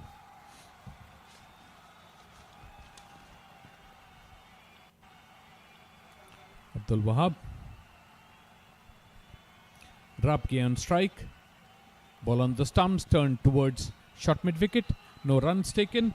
The first over finishes with Iran, with the Bhutanese team on 1 for the loss of 1 wicket.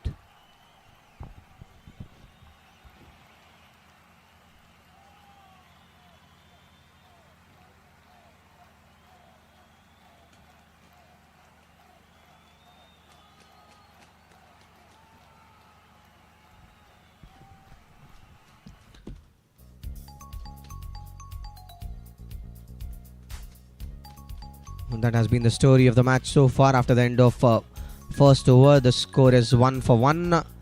And Namge got out, caught by Afrin, bowled by Abdul Wahab. And there's some batting to come for Bhutan, followed with this pair. Shinge and Wangchuk will be coming to bat.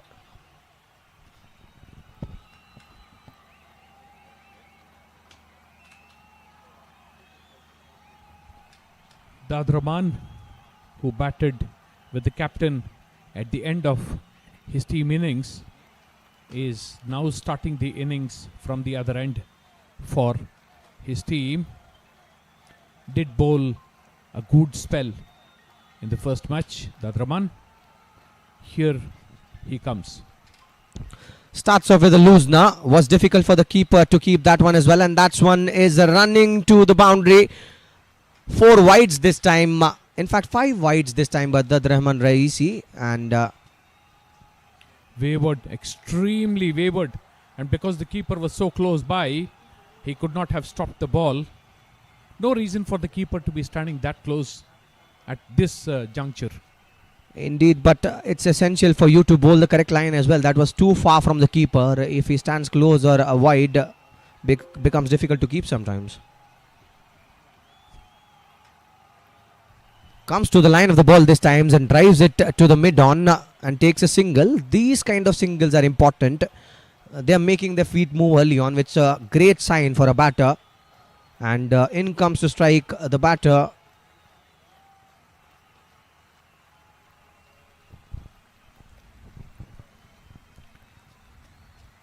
Singles keep the scoreboard moving as well. And you can't see, but the pressure builds that way. Fuller this time wanted to drive, gets the low end of the part of the bat and falls just short of the short cover fielder there. Recovering well after bowling that wayward delivery. Dadraman. Ball on the stumps. Cleans up. Bowled off his pads. Rabge gone for nothing. Another wicket for the Bhutanese team. For the Iran team. I'm sorry. Bhutan losing their second wicket. This is indeed a difficult thing now for Bhutan. They lost another wicket and look at how that was a ball that came in sharply with the angle. The batter was nowhere near to the line of the ball, did not have quick hands to cover the line of the ball as well and paid the price of it. And with that, Rabge has to depart, scoring 0 runs in 3 balls, bowled by Dad Rahman. Playing all over the ball was Rabge. A full delivery. Took the pads and then hit the wickets. 2 wickets gone for the Bhutanese team. Very, very good bowling by the Iranians, rocking the Bhutanese boat this early. Here's that wicket. Nowhere near to the line of the ball, and that ball passes in between the gap of the bat and the pad and hits the timber. 2 runs already. 2 wickets already, in fact. 144 runs now needed in 48.3 balls, and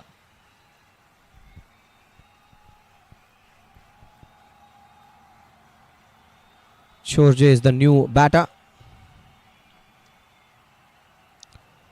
That win again was a very good ball. Came in sharply with the angle. No answers there by the batter. Both the bowlers in action taking a wicket each. And the way the dismissals happened can be slightly demoralizing for the Bhutanese team. Namgang Choje is the new batter in at the crease. This one again, a hint of in swing. That's the right length to bowl, and does well the batter Choje that there. Did not disturb the ball there, and it's the right thing to do as well. What can be a reminder for the Bhutanese team is the two best bowlers of the Iranian side are still to come into the attack, and that will be worse for them. Finishes off the last ball played towards point, no runs taken, 2 overs completed. Bhutan battling at 7 for the loss of their openers. A great start for Iran, as they would like to have. That's a great execution of the strategy as well. Scoring 150 runs is not an easy job after fielding for the first 50 overs, and they needed the early wickets to make their position stronger, and they did that. And the 2 wickets that fall for the team Bhutan were in the form of their openers. Namge scored a blob of 3, and so is the score for Rabge. They are identical twins in terms of the score and the balls faced. The first one was for Abdul Wahab. Yet again, it's a very good line, this time driven straight. Both the fielders are chasing it. We'll have to wait and watch, and a very good effort there by Raisi to stop that one, and saves certain 2 runs for his team. This is very good effort. Fielding in partnerships, both giving chase, one picking up, and very, very good work. Showing desperation, the Iranian fielders. These are moments that lift a team's morale and help them to win. Indeed, good bowling always needs the fielding to reciprocate the effort, and if you give this kind of an effort, it boosts the bowling. So Abdul Wahab will be happy, captain up till now, with the effort that the fielders have put in.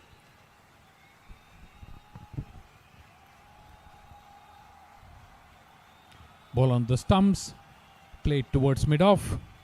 No runs taken. The bowlers and the bowling has clearly had the upper hand in the innings till now. And that was the case when the Iranians batted as well. 2 early wickets, and they recovered. This a splendid ball, almost yorked the batter himself, and lucky that the bat came in right when it was needed in front of the ball there.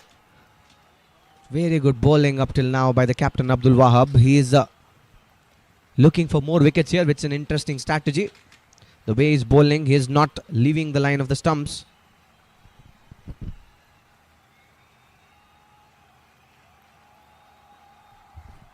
Yet again, that one came in sharply with the angle, and straight into the hands of the short mid-wicket fielder there.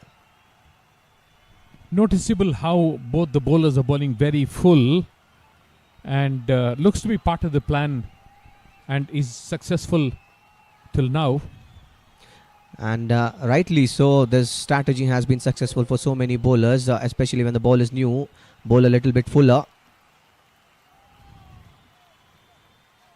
Yet again a similar ball, this time driven straight into the hands of the fielder there. Chance, no, makes the mark this time, the non-striker. And talking on the strategy, bowling fuller, asking the batter to go for the drive and getting an edge has been a successful combination for swingers that we have seen early on. Bhuvaneshwar Kumar, a great example of that. Jimmy Anderson. And how can we forget Mohammad Shami?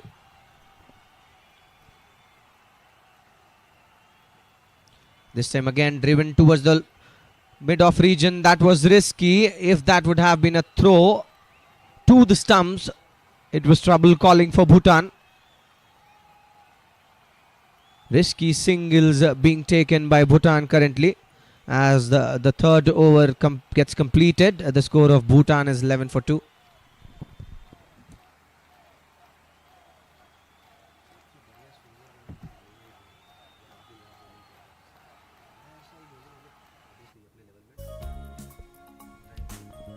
Both the openers going for no score in different ways. One caught and the other bowled. And both the other batters battling. But the bowling has had the upper hand, clear upper hand, as was the case when Iran batted. Ball on the leg stump.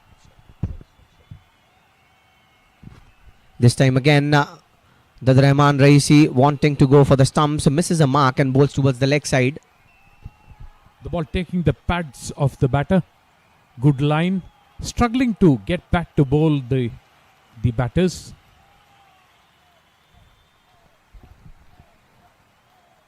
This is a much better line to bowl. Angling in, that comes near to the body of the batter there. And we saw early on, Wangchuk got a dismissal in which, in fact, Dorji got a dismissal in which the batter got played on. And if you keep on bowling like this, it calls for trouble for any kind of a batter. Also allowing him to settle into a line and length, the batters doing nothing. This time driven straight to covers. Standing in the crease, not reaching out to the pitch of the ball, and hence not able to get any power into the stroke.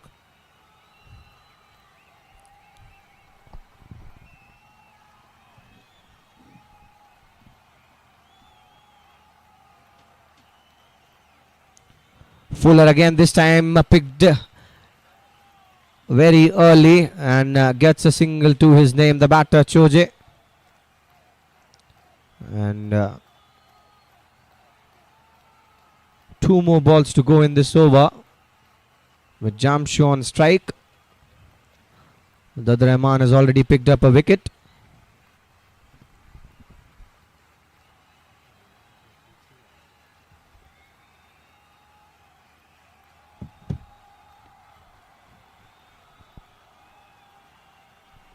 Yet another time it's driven, takes the edge of the bat there and goes towards the third region for a single.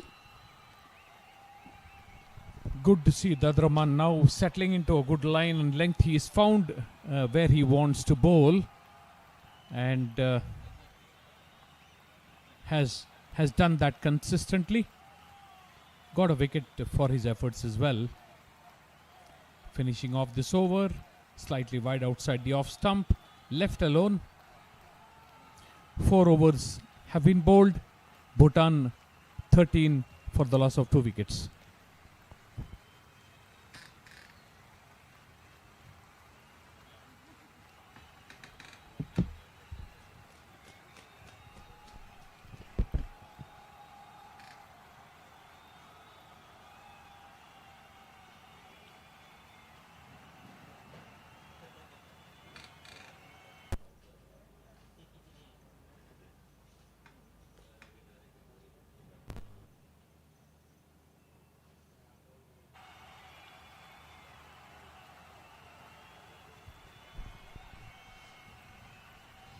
Abdul Wahab to continue and will be bowling the 5th over of the second innings of this match. Jamshu will be facing Abdul Wahab, and Bhutan, who seems to be struggling currently, need a partnership desperately. This time round the wicket. The batter trying to swing it to the leg side, misses it completely. There's slightly less bounce this time, which beat the batter's attempted pull towards the leg side. Jamit Shah.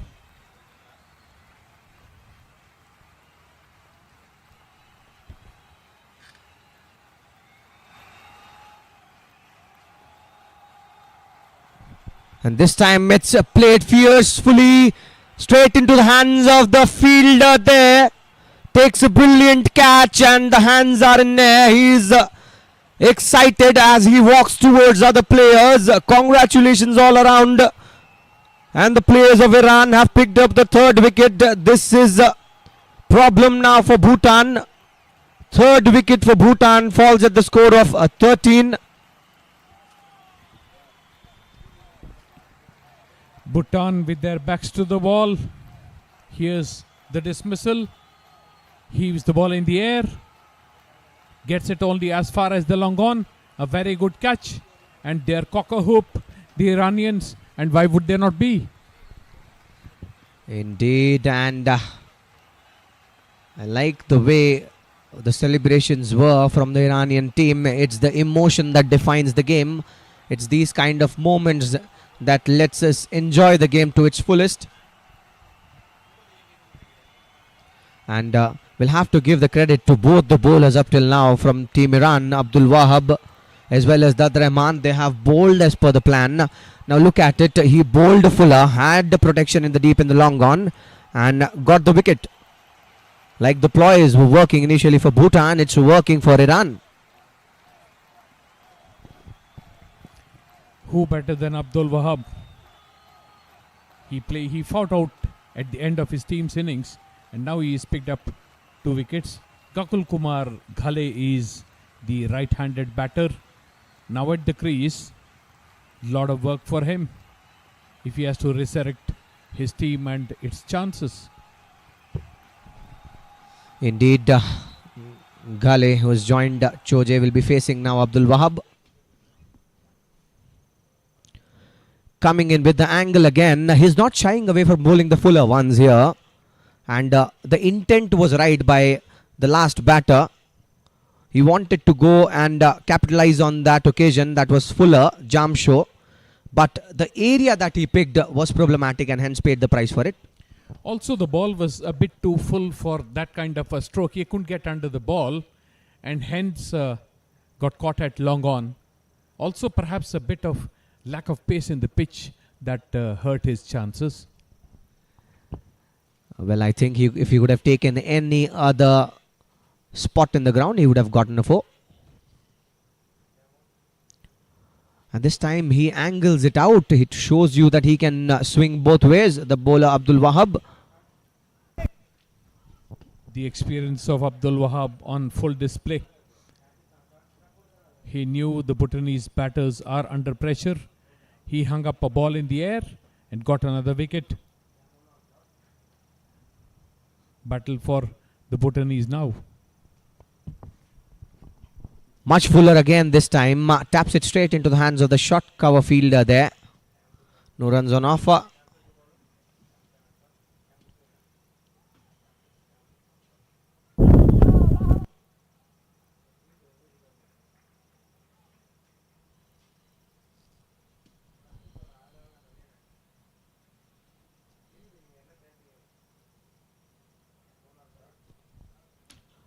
And this time again leaves the bat. Good thing by Ghale that he did not touch it. And a beautiful over from Abdul Wahab comes to an end as after the end of 5, Bhutan are at 13 for 3.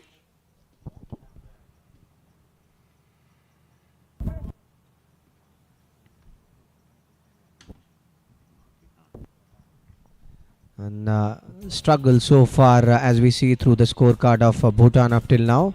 The first 3 batters, the top 3 batters in fact, are back to the dugout.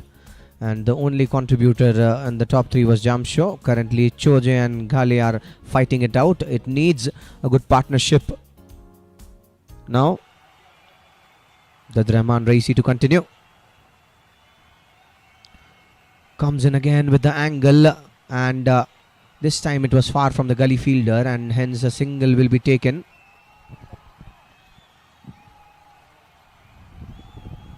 Bowls off a high arm action. Gets a bit more bounce than the others, Dad Rahman.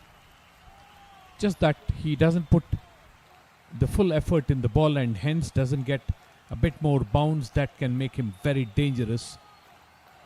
Still bowling a very effective line and length and has made it very difficult for the batters.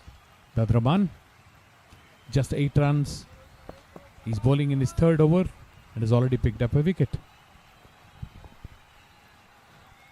Yet another fuller delivery. He is eyeing for the stumps, and This is exciting stuff as they are very brave in their approach.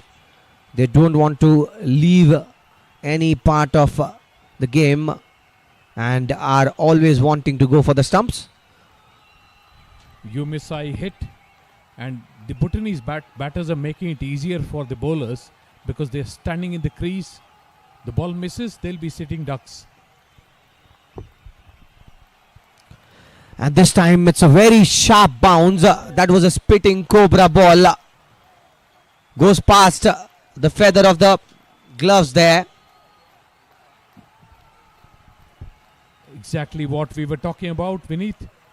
Getting the bounce of the extra effort that he put in, and the ball snaked at the batter. This is exactly what the other man did, and this was bounce. This would have tested Babar Azam.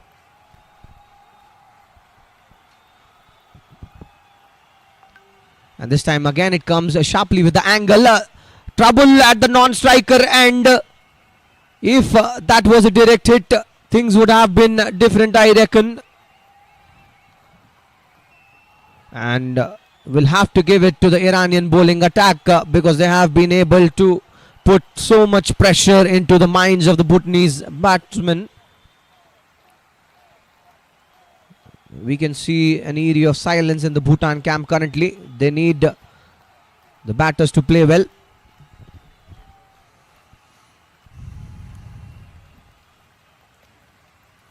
Driven in the air, the ball takes a thick outside edge, goes to third man. Desperation because of the pressure created by the bowlers. Indeed, spot on. That's of the desperation. They have been struggling since the last few balls, and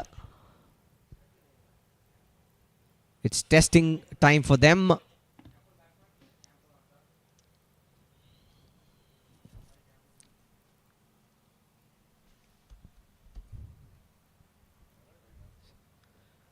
And this was a length delivery straight into the hands of the short mid wicket there. No runs on offer.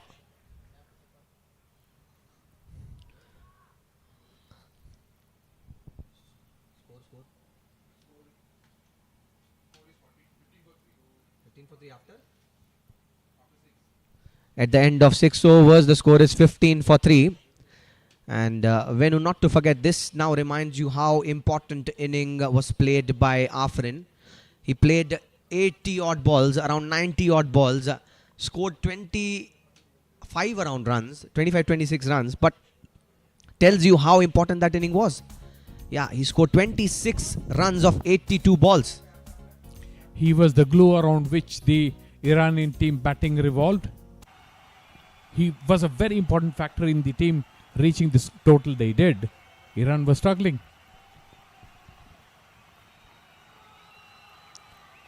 Much fuller this time towards the 6th and 7th wicket in the offside by Abdul Wahab. And also would have to give it to the impact player of Iran, Abdul Wahab, who's also the highest scorer early on in the first inning and has picked up 2 wickets already. He's a strong contender in this match, and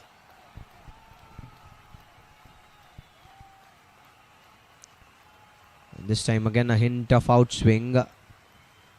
And what's exciting about Abdul Wahab as a character is like he's so exciting. He'll always try to be on the game and try to do one or the other thing. Has had the greatest impact on this game, Abdul Wahab. First with the bat and then now with the ball. And he's not yet finished. He's got 6 more overs, including this one, to go. And that can not be good news for the Bhutanese batters. Indeed, but Bhutan need a partnership. If not,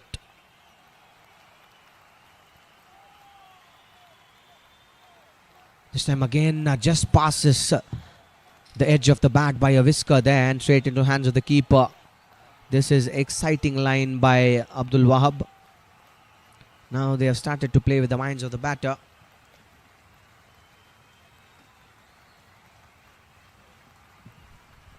Has bowled well within himself. 3.3 overs, 2 wickets, and just the 5 runs given away is top class stuff. in the context of this match, his batting looks so important, his contribution.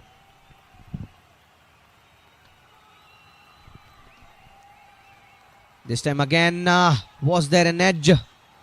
No, not there. But the line has been consistent. He's inviting the batters to go for the drive and make a mistake. That's a very good strategy at this juncture of the game. Another wicket here, and you have the Bhutanese team reeling. Has been all at sea, the Bhutanese batting against Abdul Wahab. He's bowled that strangling line just outside the off stump, kept it full, gets a little bit of movement, round the wicket or over the wicket. He is bowled in great areas.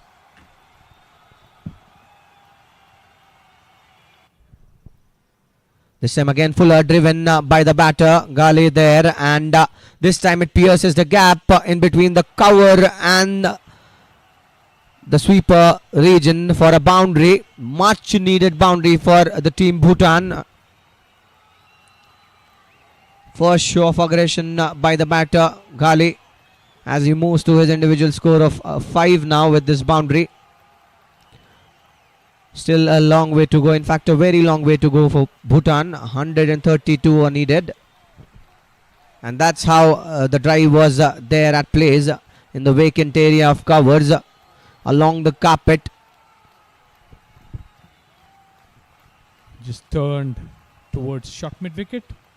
Good running, doing the sensible thing. The Bhutanese batters, they're getting nothing from the bowlers, so they're taking their quick singles. 7 overs completed, just 20, and having lost 3 wickets, the Bhutanese team.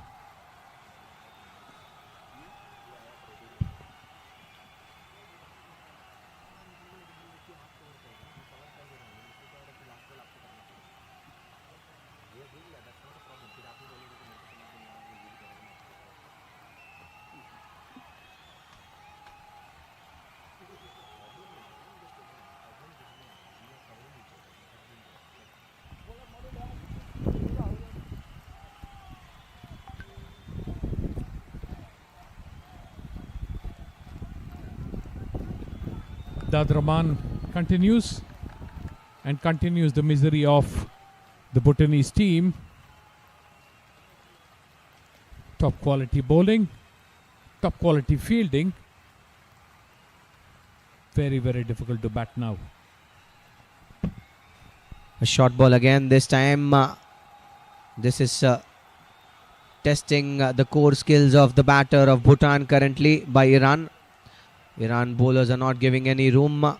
Both of these bowlers are again complementing to each other. Abdul Wahab likes bowling full and induce some edges, while Dad Rahman likes to put it short and gets the bounce.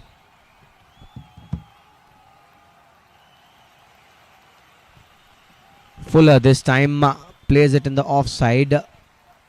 No runs on offer.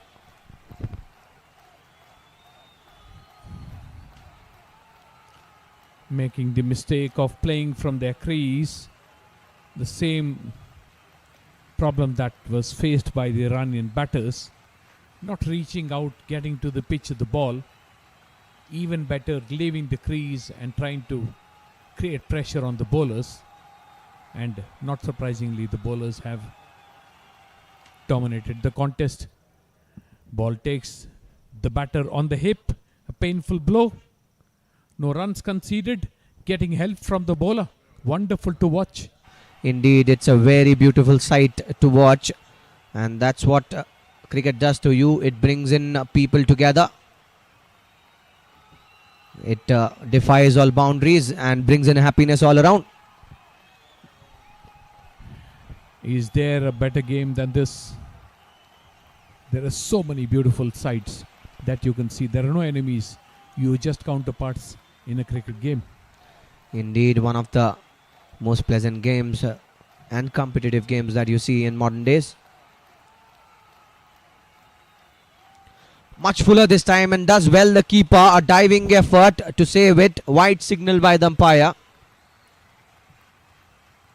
And that's what a positive momentum does to you. The keeper is also reciprocating the effort there. This was a full length drive.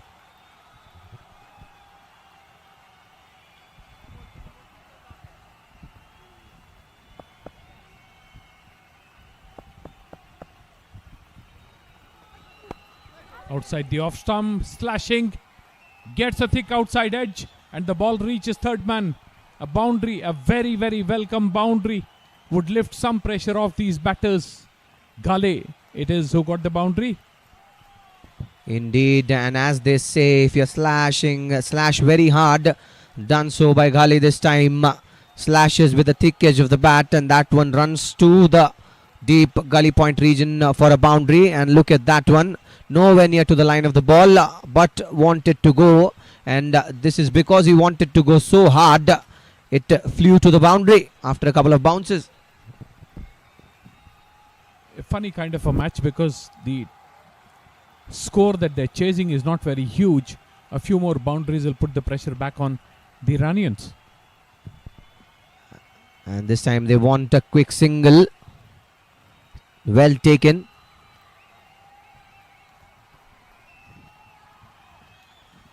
Taking some risky singles is the Bhutanese team because they're getting nothing from the bowlers. Perhaps worth the risk. This was to be taken. The fielder was not alert, and rightly done so this time by the batters of Team Bhutan. Much better length this time, driven towards the onside. Again, a quick single being taken. That's a very good running in between wickets by both the batters. And that settles the 8th over of the second innings of this match. Bhutan is at 27 for 3.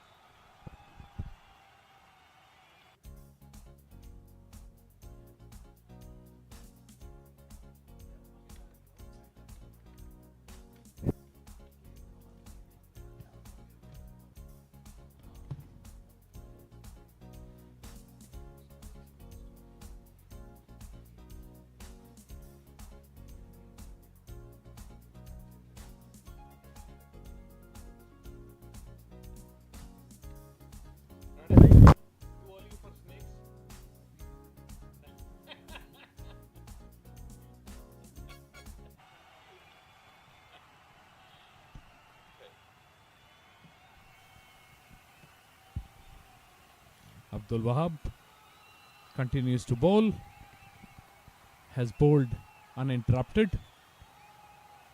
Switched to round the wicket off the last couple of overs and still continues to make it difficult for the batters.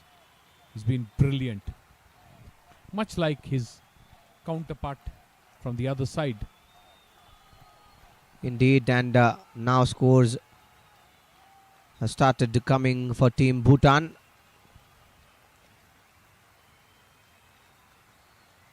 Fuller this time driven. That's in the vacant area. Chased there by the fielder. The ball wins it. And that's a boundary.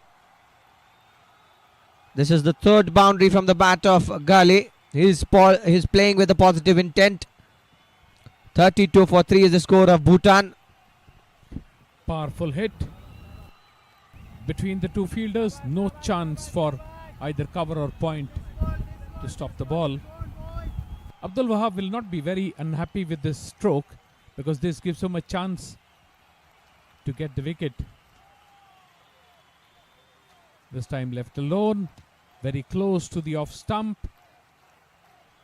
Both teams doing a good job battling it out, trying to get the upper hand, and a good battle in progress. Both teams do not want to end up on the losing side because that will be disaster for them.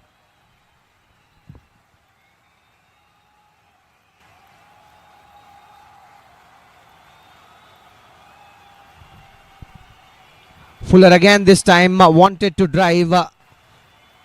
No connection whatsoever. Goes straight into the hands of the fielder there in mid-off. Notice how he is playing, not getting to the pitch of the ball. Even this stroke he could not get power into it because he played from where he was rather than take a step and meet the ball at the pitch. Something that is very clearly visible.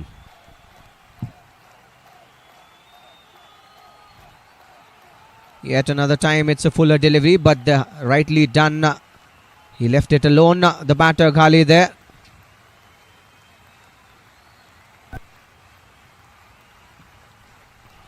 Good work and good returns for Abdul Wahab. Not easy to bowl a 5-over spell. It is pretty hot outside on the ground. Swinging at the ball, beaten outside the off stump, given a wide by the umpire. The ball was pretty wide. Also because he was bowling from not away from the stumps, and hence the ball was wide.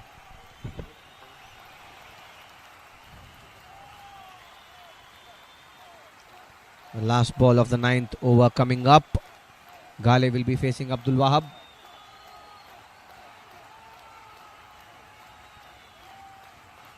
Length ball this time to finish. At the end of 9, the score is 33 for 3.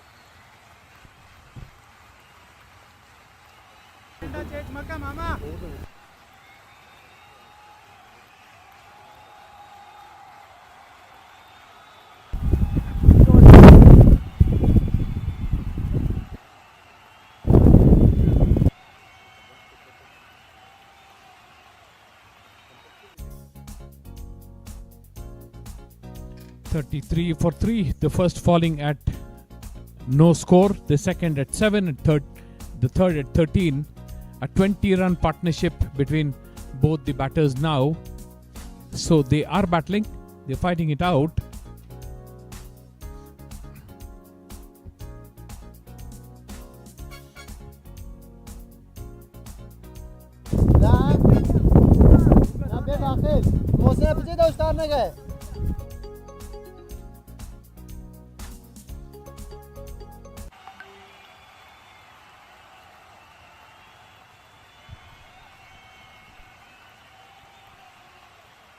To bowl the 10th over of this match, in comes the bowler who had picked up 5 wickets in the previous match for Iran, Zahid Afrin.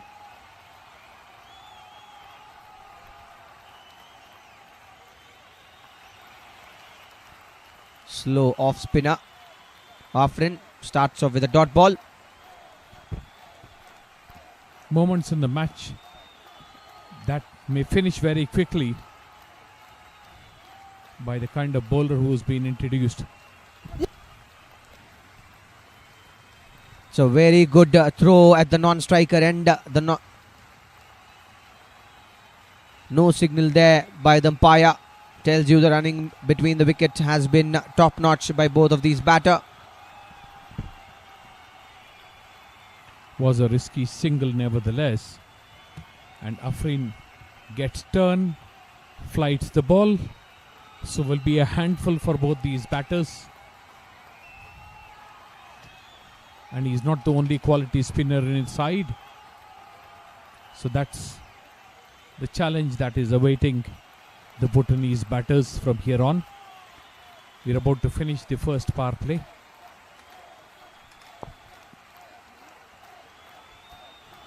And this time swept it, and swept it very hard. That one crosses the fence for a 6. The fielder saw it fly over his head. That's some shot by the batter Ghale. Fetches him the maximum. And with this 6, Bhutan reaches to 40 for 3. Will not mind this hit. Afrin gives him a chance to take a wicket. Too good a bowler to be hit every time. Afrin.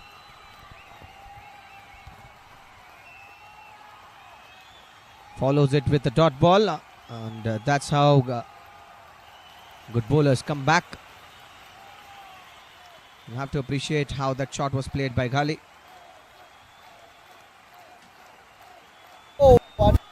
Yet again, so much of turn that we see from the bowling of Afrin is owing to the pace with which he bowls, and has good placement of the ball in his finger as well. Gives it the revs, the side spin that gets him that spin. Bowls a lot like Ashwin. That side spin that gives him that spin makes him different from the others. Indeed, it's working out for him. At the end of 10, the score is 40 for 3 for Bhutan.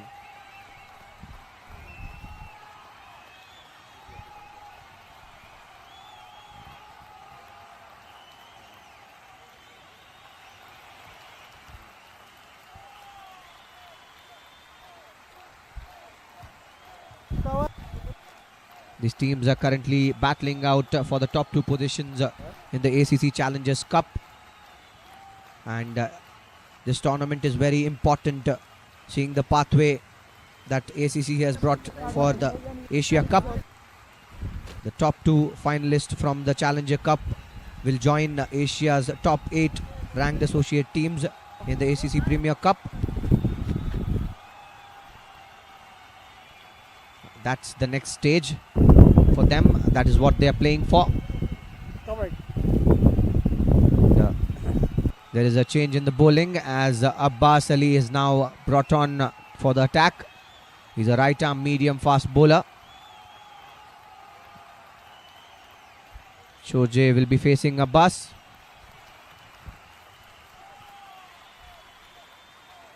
The medium pace of Abbas. Ball on the leg stump. Turned towards square leg. The fielder giving chase. Should get 3 easily. They settle for just 2. Offline with this first ball, Abbas. The ball was on the leg stump.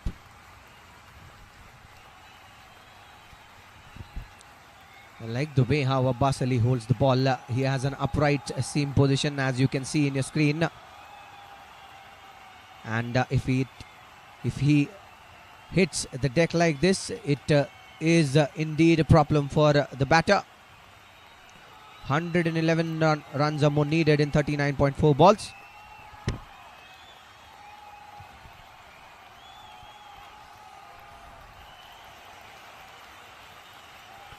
Abbas continues. Tall man. Bowls a fuller ball. Turned easily towards mid-wicket. A single to Choje now.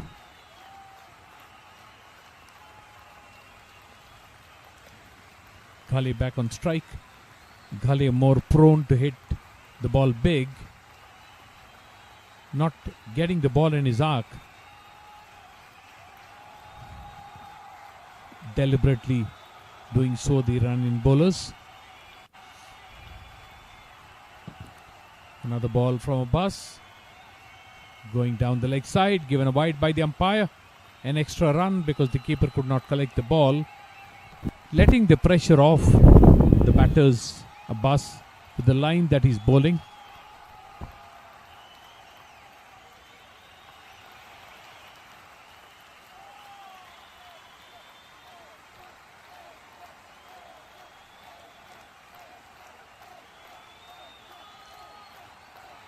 This time Fuller driven towards the onside. There is chase for the fielder there. Does well to cut it short. 2 runs taken. We have to appreciate the way the Bhutan batters are now running in between the wickets and scoring runs. And not to forget, Driven past the stumps on the onside. Very good fielding. Another ball played defensively to the gully region. Has not kept up the pressure that the other bowlers exerted on the Bhutanese. And the Bhutanese doing the good thing, not hitting the ball in the air, keeping the ball on the ground.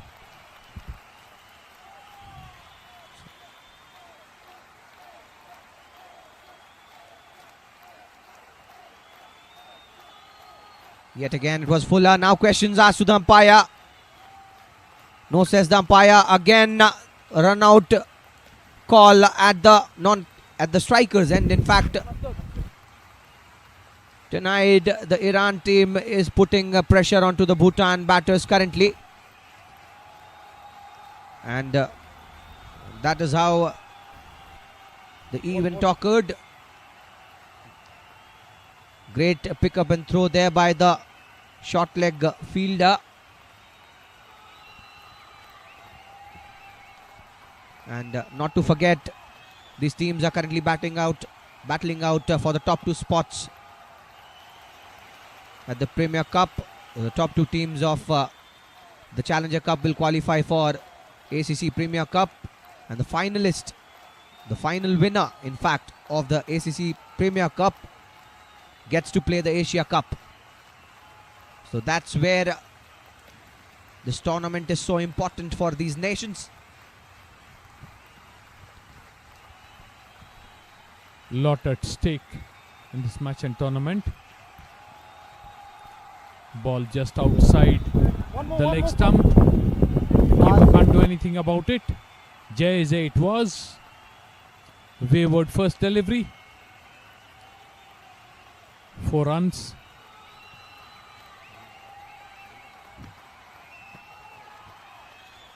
That's a wide +4 as signaled by the umpire. 5 extras added to the tally of Bhutan.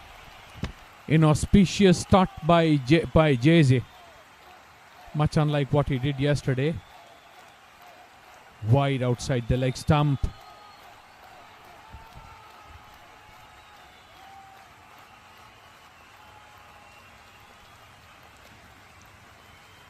This time played it with cautious hands. The batter Ghale there and wants to. There is trouble at the non-striker and appeal to the umpire given. Misery struck the dugout of Bhutan as they lose their 4th wicket in the form of run out. This is exactly what they did not need to do.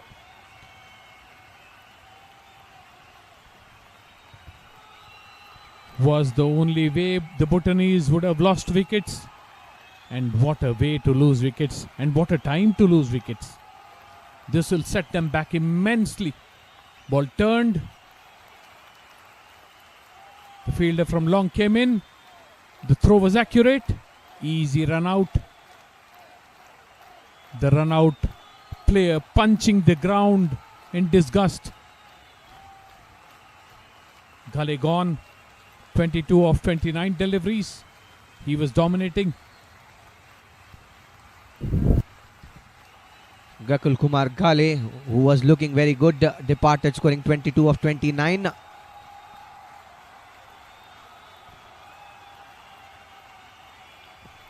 Just when a good partnership is building, comes the run out, and then you'll have a new batter who will have to struggle. Again, build a partnership, and this is going to set back the Bhutanese substantially at this important juncture in this match. Just the 11 overs crossed now. What the Iranian team has been consistently able to do is they have put a break to the Bhutan's bandwagon of batting. Again, questions asked to the umpire.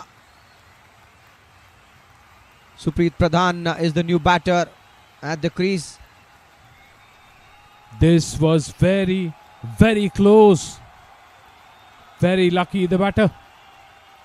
And he must make the most of this luck. This time again wanted to sweep, denies the umpire. He's living riskily here at the moment currently. Another very, very close call. This ball looked to be on middle and leg. Living dangerously. The Bhutanese batters seem to be under a lot of pressure.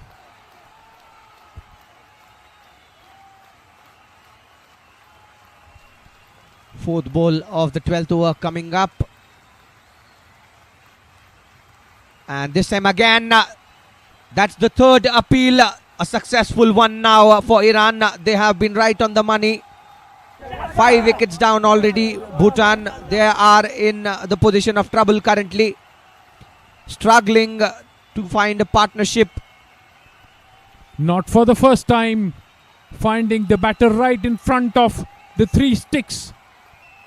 Wonderful bowling. And now Bhutan absolutely back to the wall stuff. And Venu, if somebody asks you, show me a practical example of try until you succeed, show him the last 3 balls of Jayze. 3 appeals, 2 of them denied by the umpire. The third one given. The first 2 were touch and go, and this was absolutely plumb. It was hitting the middle of the middle. And with that wicket, in comes the captain of Team Bhutan, Jigme Shinge. Bhutan needs a magical inning here by these 2 batters. They need exceptional effort to win this game now. with half of the team back to the dug. And with the kind of difficulty the Iranian bowling and fielding is giving them, they have a lot to do now. Tall, strong Jigme Singye on the stumps. Very, very close. The bowlers not able to believe this. Was very close indeed. That definitely looked a touch and go to me as well. The umpire thinks it's not an LBW.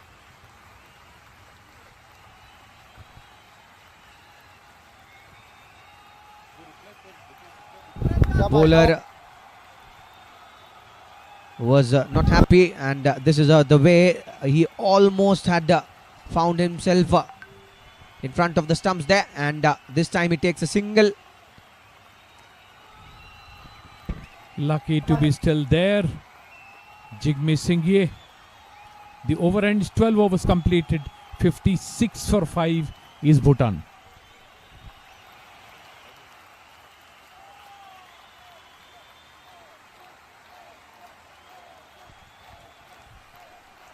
The recipe for a victory for the Bhutanese team?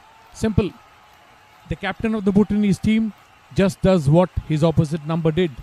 Stick around and play. And indeed, he needs to better. This can be the last of the identified batters in the team of Bhutan. 5 wickets back to the hut already. Tells you that the number 7 is currently playing. Will that luck that Singye got be the difference between the two teams? Will that help his team win the match? We will have to wait and see. But a very exciting phase of the match that we are entering in right now. It can turn either way suddenly. Well, it definitely needs a lot to go consistently for Bhutan to win this one. Afrin to continue.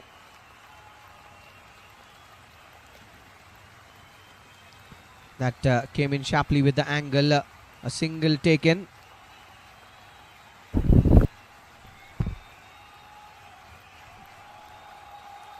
Afrin has to do his bit now. Didn't look threatening in his first over, but he does not have the batter who attacked him in the previous over, so should be slightly easier for him. Nice And loop. that's again asking for trouble given there by the umpire.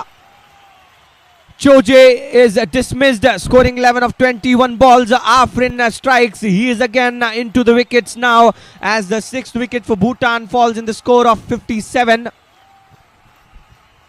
Another dismissal. The ball cleaning up middle of leg. It would have hit either of these stumps for sure. Easy decision for the umpire. Afrin says, if Jaise can do it, I too can do it. Indeed, and this is a trouble now for Bhutan as Iran are able to make a break in the wall. Time after another, Namgang Choje departs, scoring 11 of 22. LBW by Afrin. What can be the bigger bad news for the Bhutanese team is that they have lost 2 players who were settled in. It can be real disaster for them.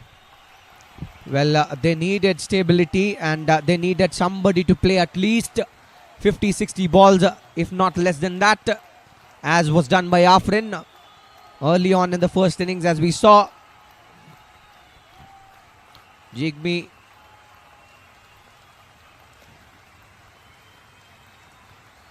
yet again, it's a flighted delivery, well fielded there by the fielder at the short cover. Dorji on strike. And now the Iranian fielders are difficult to stop. There's a lot of chatter in the ground. Flighted ball. Hung in the air. Somehow played to short mid wicket. This looks very, very dangerous for the Bhutanese batters. Indeed, a difficult time for them.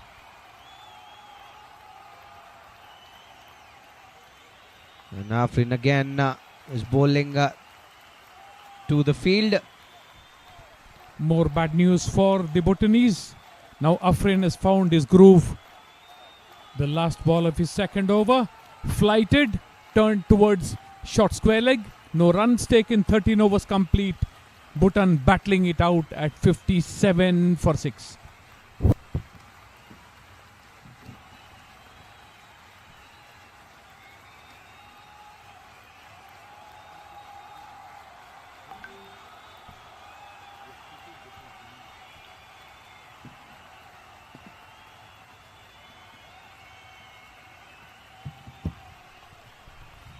A wonderful battle in progress.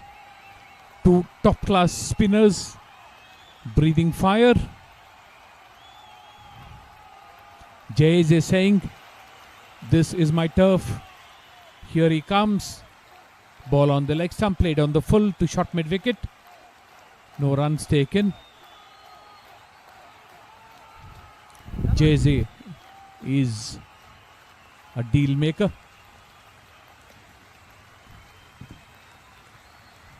Can change the course of the match in just a few balls. Jay proving it once again. Indeed, and he has bowled a very tight line.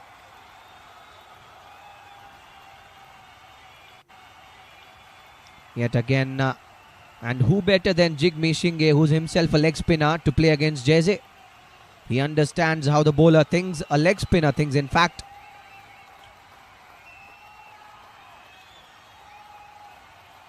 Playing to the line of the ball. The dot ball again. A lot for the captain of the Bhutanese team to do. A lot of work ahead for him. Still possible.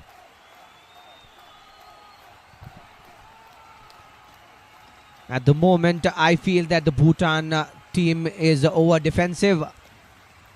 They need to play through the cricket that is needed with a positive intent, score when you are getting a chance and defend when the ball is unplayable.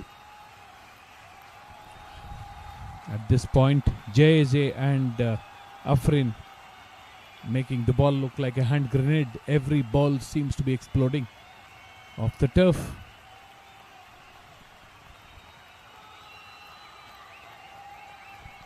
Yet another dot ball.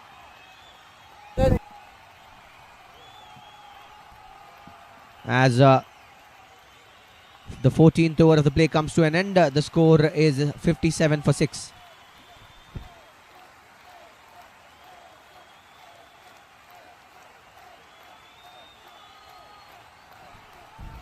If you look at the number of runs that are needed and the number of overs that are left, then it looks a very good situation for Bhutan to be in. The small problem is that they've lost just 6 wickets. So that's the difficulty. Well, certainly that's not a small problem. That's a very big problem. Losing 6 top wickets of your lineup is a problem for any team. Unless you have somebody like MS Dhoni who's batting at number 6 and 7 for you, it's trouble for you. They won't mind Ravindra Jadeja now.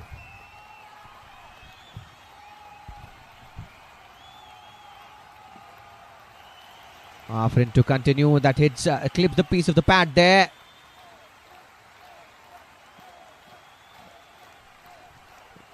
Another pretty delivery.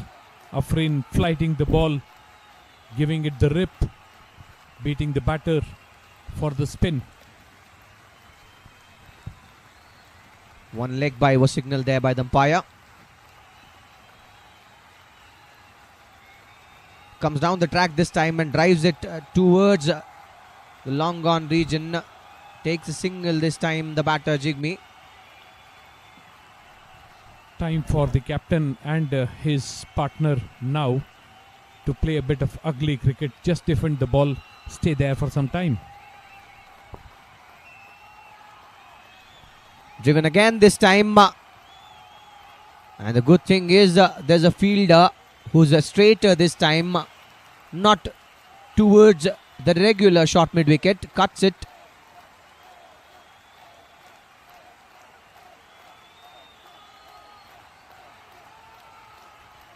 Yet again, this time taps it towards the leg side and takes a single, wants to take two. Nobody there to guard the ball, and hence they take 2 runs of it. Well, with the kind of loop that Afrin gets and the kind of length that he bowls, it'll be interesting to see somebody who likes taking charge coming down, taking a little bit of shimmy and playing against him. Perhaps not in this situation.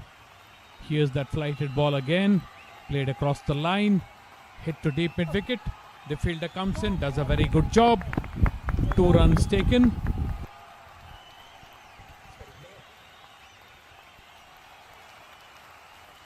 And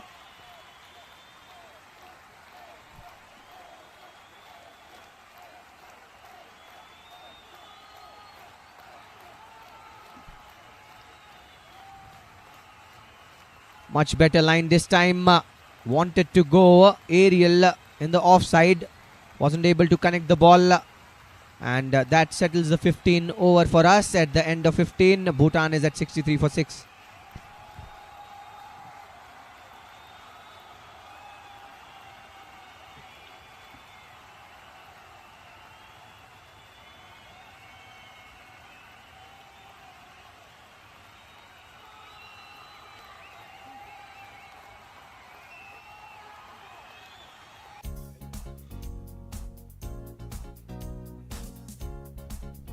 That has been the story of the batting of Bhutan so far. 22 runs have come off 29 balls for Gali, the only impactful contributor. And apart from him, the only double-digit score has come from the bat of Choje, who scored 11 of 22. Shinge and Dorji are currently battling out. And 17 extras have been given so far by Team Iran, which is an area of concern for them. Noticeable how extras are the third highest score. In fact, the second highest. A single taken.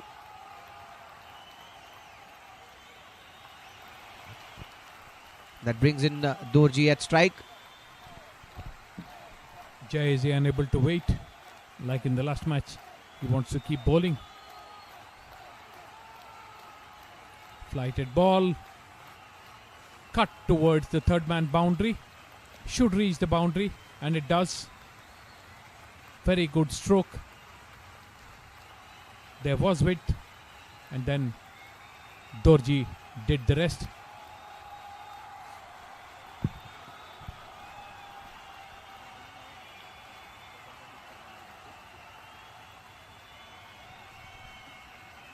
These are essential runs for Team Bhutan.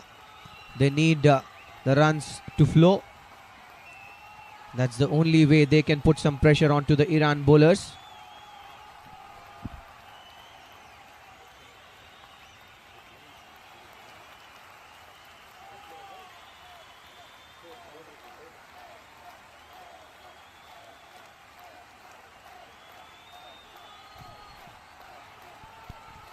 Much fuller length this time. Does well the batter Dorji there. Lucky to find his bat in front of the ball. He was almost bowled. Jay is increasing in confidence. Another flighted ball. Beats him all ends up. Classical, incisive leg spin bowling. Jay is in prime form. Not good times to be a batter in this match.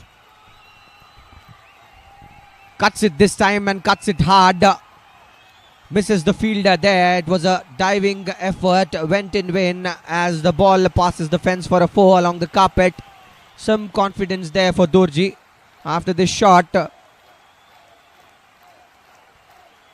With that shot, Bhutan now moves to 72 for 6.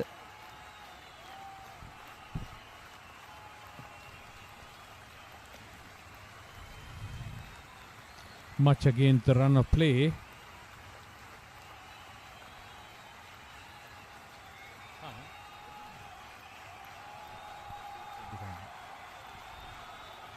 Flighted ball taken on the full. Hit towards long on. Diving stop.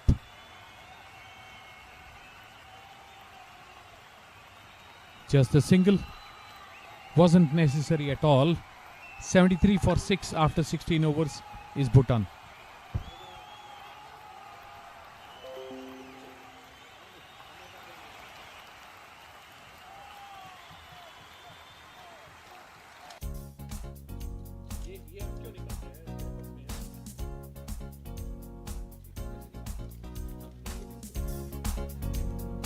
The bowling so far of Abdul Wahab 2, Dadraman 1.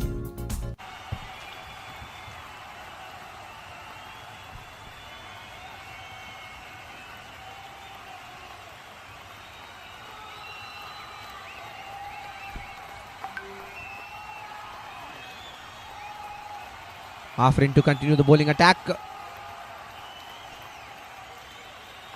He's asking so many questions to the umpire. He's bowling a very tight line. Dorji is finding it difficult to play.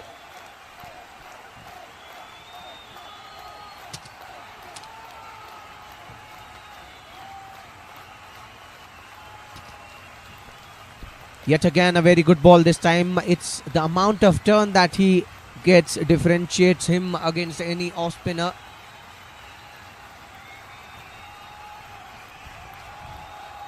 Bowls the perfect pace for him to get turn. Beat the batter in the air. Somehow gets the bat to it, hits the ball too long off and gets a single. Dorji.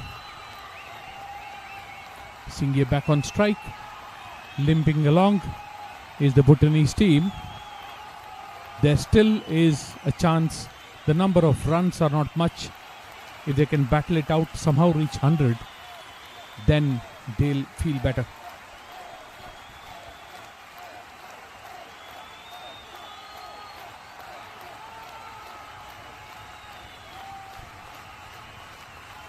"77 runs are needed now in 33.4 overs. The required runs is not the concern. Questions asked again, this time to the umpire and given. With that, Jigme Singh's stay at end at the cricket pitch comes to an end. He scores 4 of 12. That's the 7th wicket of Bhutan. Another flighted delivery. The ball hits the pads of the batter. The umpire had no hesitation at all. Another wicket gone. 74 for 7. And what beautiful bowling by Afrin. He's been the best off spinner in view till now.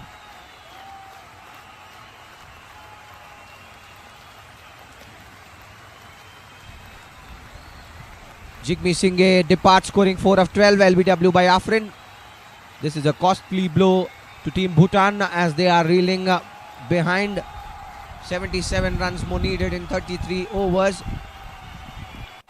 Bhutan is currently at 74 for 7.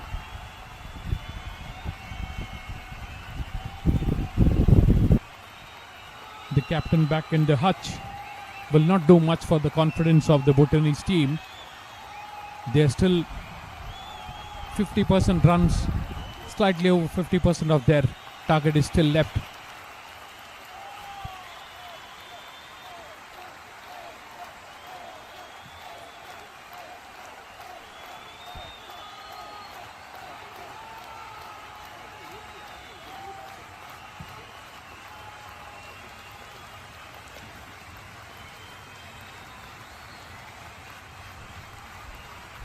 Happiness is clearly visible in the faces of players of Iran. They have executed their plans to perfection. The Bhutan team is reeling behind. 74 for 7 is the score currently.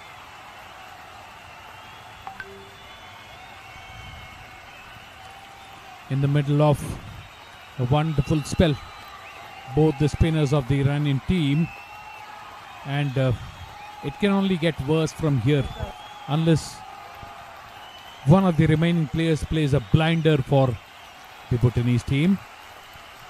Tashi Punsho is the new batter at the crease, will be joining Dorji.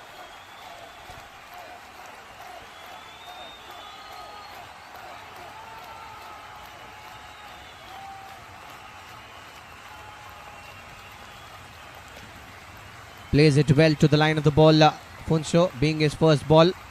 And important to note the unconventional field that have been set here for Funso.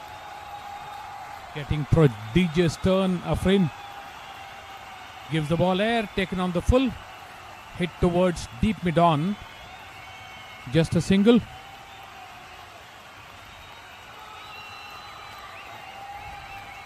The end of this 17th over.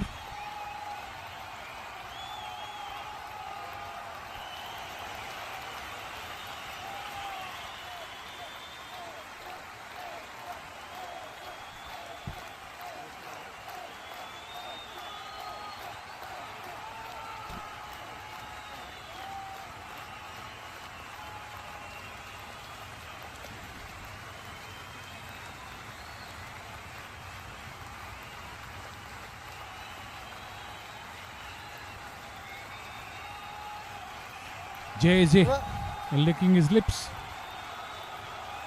Impossible to take the ball away from him now. On a roll he is. Starts off with a fuller line this time. Asks the question to the umpire. This was definitely going down the leg side. There's a chase for the fielder there, Raisi, who does well to cut it short of the boundary. 2 runs taken. Not a very good line by Jay.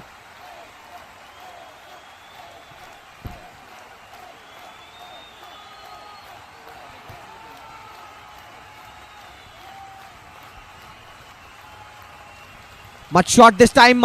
Valiant effort there. Almost near the ball. The left hand of the bowler.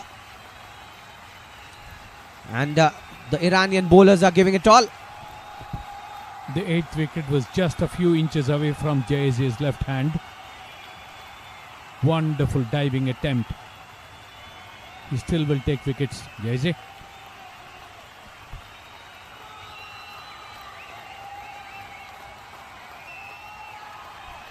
A shorter ball this time. Cuts it. Nobody's there protecting the deep boundary. Will get 4 to his name.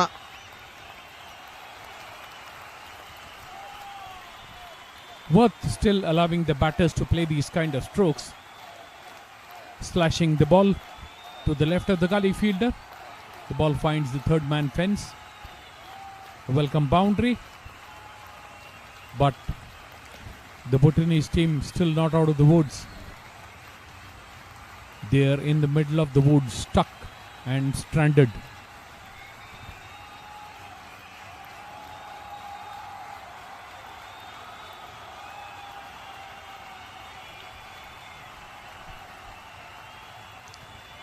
This time again asking the questions. It seems that's a ploy from his side. No, says the umpire. That's definitely going down the leg side. The umpire has no hesitation on giving that not out. Also looked to have pitched outside the leg stump or slightly outside the leg stump. You would trust leg spinners to appeal for every ball.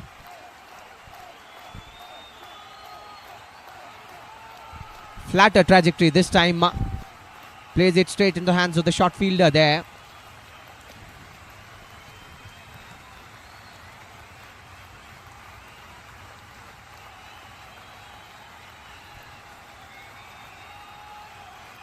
Ball played from the leg stump, turned towards square leg.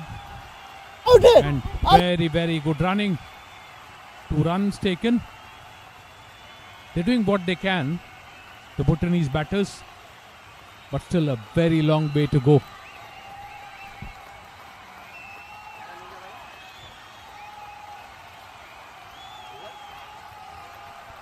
At the end of 18 overs, the score is 83 for 7. A very long way to go for Bhutan. 68 runs needed from 32 overs.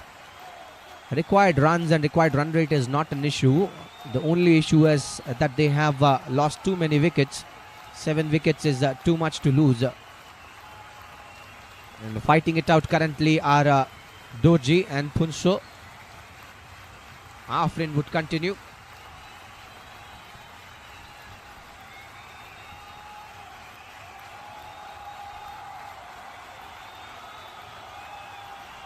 Yet again a similar trajectory. Likes bowling it. Fuller. Misfield there by the fielder at short mid wicket. Allows an extra run to be taken. Bhutan would not mind the extra runs, and with that double, the score moves to 85 for 7. Afreen is livid with the kind of fielding effort. Looked very casual. Hope he doesn't lose his focus. Afreen now. Ball on the stumps. Reaches out to the pitch of the ball. A rare occurrence in this match. Defends. And that too coming from your number 8 batter.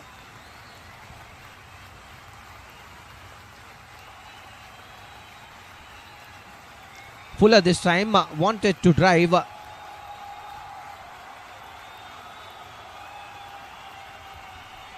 Keeps flighting the ball. Keeps challenging the batters. Keeps turning the ball.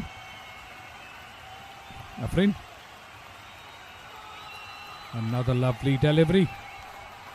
And equally well played there by Dorji, who comes to the line of the ball and defends it.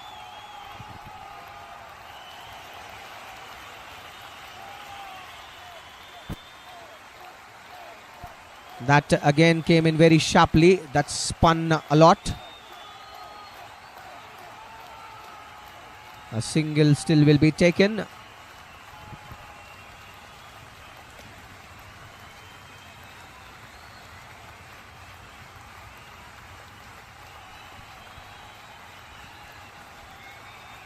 Flighting the ball. Beats the batter. Big appeal. I reckon there was some part of the bat onto that one, and with that the 19th over of the play comes to an end. The score is 86 for 7.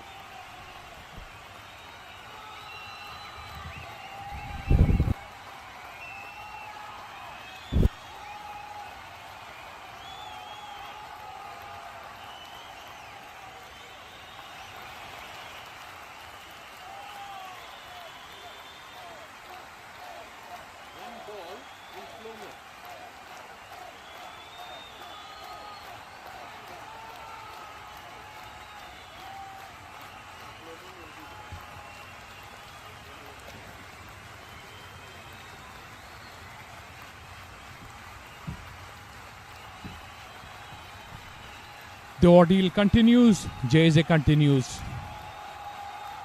Trying to hit the ball through the covers. Ball goes straight to the fielder.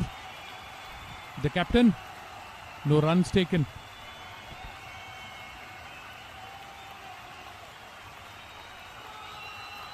Yet again a very good ball, and equally well played there by the batter Dorji, giving the ball the respect it deserves. This time flatter. Cut towards the fielder at the gully. A run out attempt. Seems to have been a catch. A lot of hands went up. That's very good bowling here by the bowler Jayze.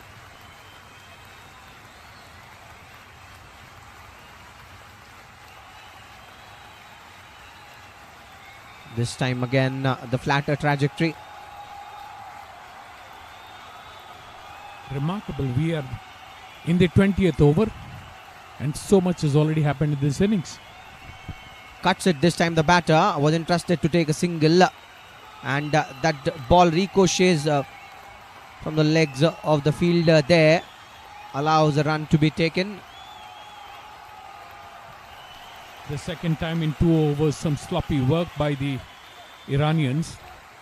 Hope they're not taking things for granted.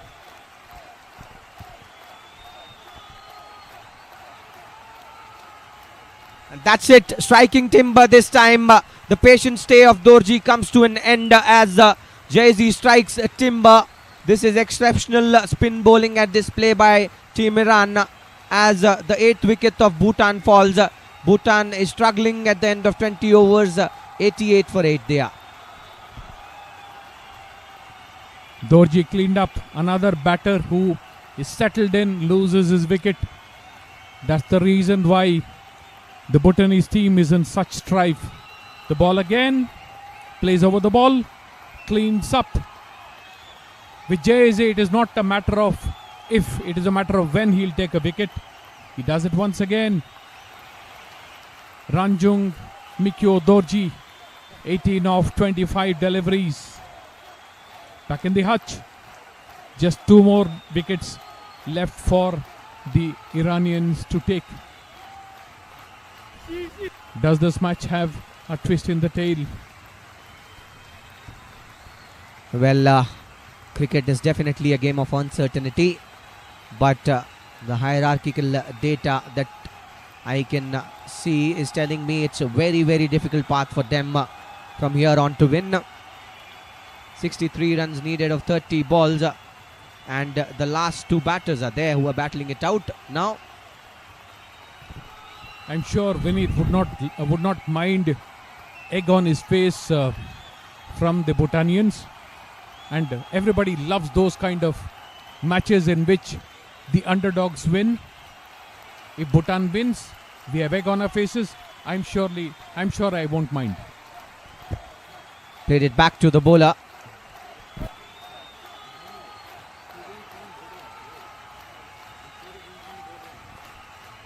Afrin continuing. So much of loop in that ball.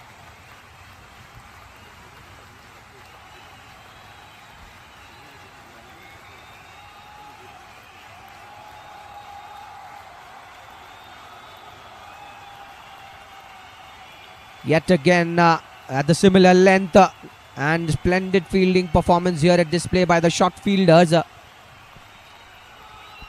This time JSA on the field. He's unstoppable. Bundle of energy. As Afrin bowls again. Giving a lot of loop. Driven straight. Deep cover comes in. Just the 1 run taken by the Bhutanese team. That was slightly over pitched, I reckon, and that's the reason why the batter was able to play it with comfort.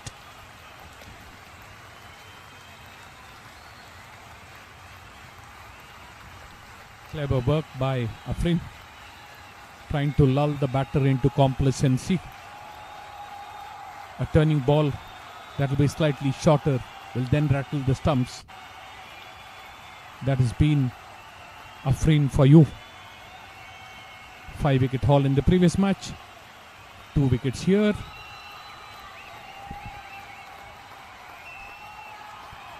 Yet again slower through the air and so much of turn. What Afrin is actually doing is he's fooling the batters. He's making them believe that I'm slow, I'm giving you so much of flight and loop, come and hit me. And as the batter goes finding that ball, he sees that the ball has spun a lot.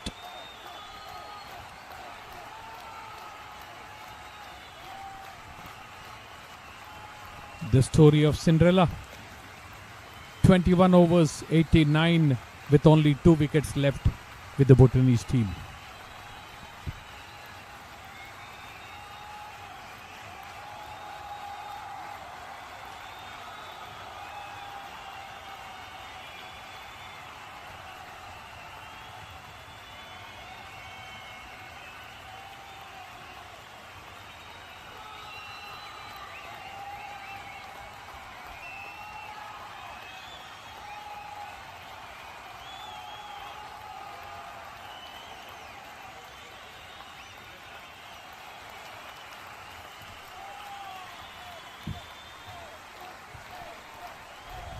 Afrin, 2 for 19. Jazzy continuing the bowling attack. Starts off with the dot ball.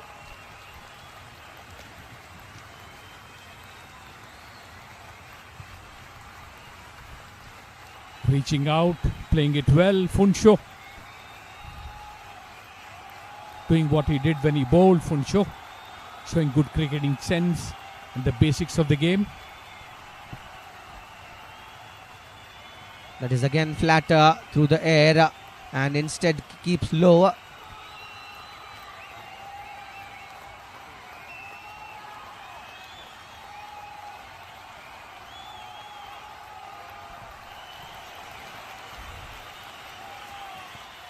Another ball from JJ. Another quick single. They're doing their best, the Bhutanese batters. But now it looks uphill for them. Possible, but not probable.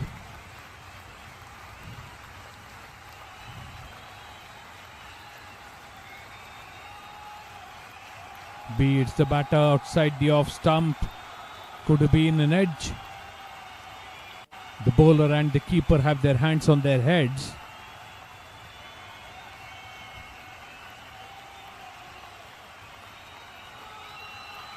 Another flighted delivery.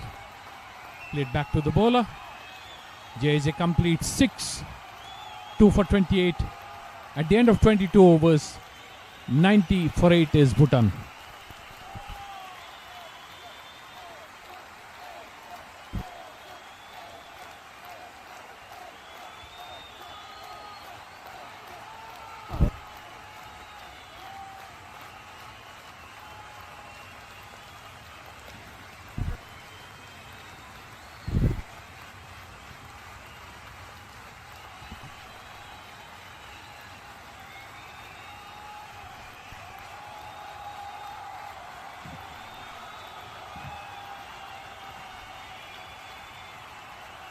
Puncho batting on 12 of 20 deliveries. Wangchuk still to get off the mark.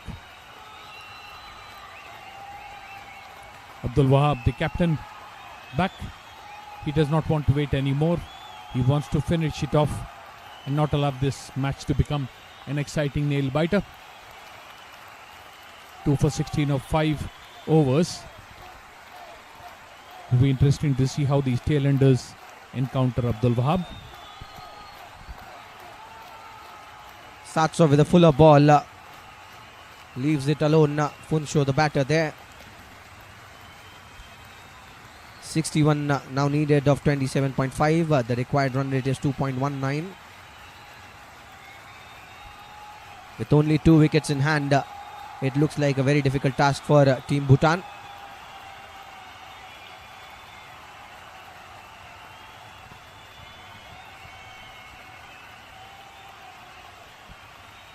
The ball slightly offline on the middle and leg stump. An off stump line would have been dangerous for the batters. Tried to bowl that in the first ball that he bowled, Abdul Wahab.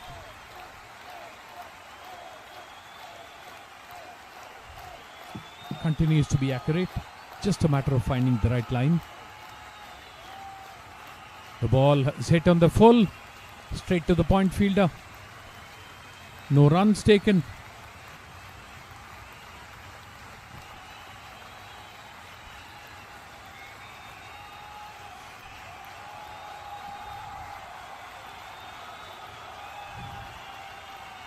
They'd like to take these remain two wickets very quickly. The Iranians. This ball tries to hit the ball square. The ball takes a thick outside edge. Goes to third man. A poor throw. But no damage done. Just the 1 run taken. Funsho moving on to 13. Wangchuk on strike. Wishing to get off the mark. 60 from 27.2 overs is the need.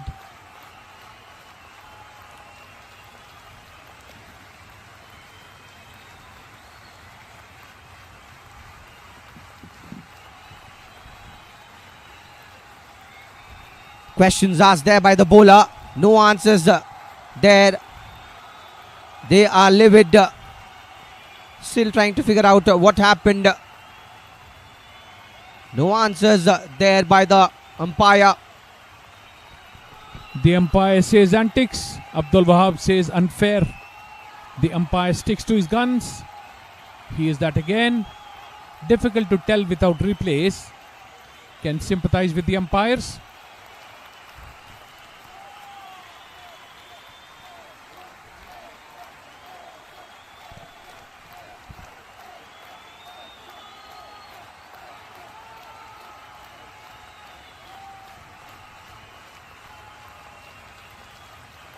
Yet again, this time asking the question. Similar question asked to the umpire there. Almost an action replay of what had happened the previous ball. This time the bat seemed to have hit the turf. The previous ball seemed to be very close to the edge, but both very close decisions. The umpires do not have the benefit of technology. 48.3 overs it took Iran to get 150 runs, and Bhutan in 23 overs 91 for 8. 60 more runs needed. They have 27 overs to make those 60 runs, but only 2 wickets. Looks very difficult for them to get to victory.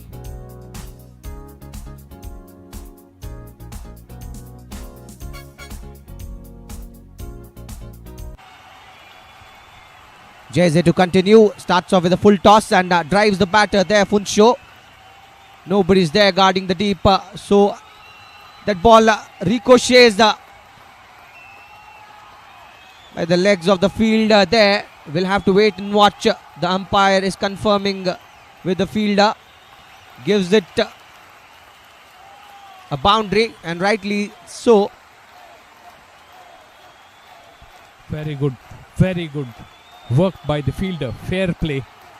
That's what this game is all about. He knew he had touched the fence with the ball in hand.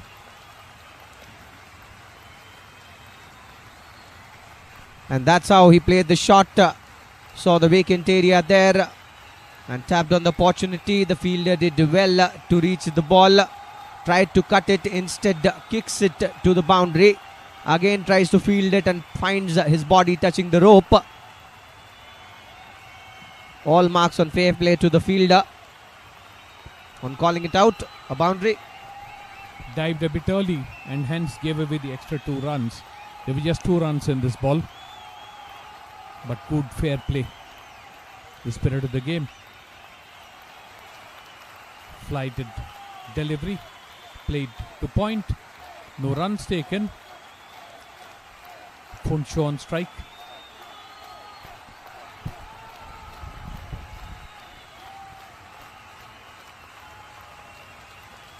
Flatter one this time goes aerial and is able to bisect the gap in between both the fielders. Gets a boundary again. Funsho is scoring runs now. This is looking concerning. And with that boundary, the Bhutan score moves to 99 for 8. Flat batting a short ball over the cover fielder. Gets a boundary. Was a good stroke. That was almost a tennis shot. Reminded me of Roger Federer. Much better this time, and a beautiful wicket. That's a typical leg spinner wicket. Asks the batter to drive. Drives it, falls prey to it, gets the feather of the bat to it, and the slip fielder does the rest. The 9th wicket for Bhutan falls in the form of Funsho. Bhutan currently at 99 for 9. This bloke JJ won't allow you to keep him out of the game. An excellent fielding effort, and then now his 3rd wicket. He can't keep off the ball. Wonderful delivery and a very good catch in slips. The 9th wicket gone. Here's that replay. Wonderful catch, diving to his right by the slip fielder, the lone slip.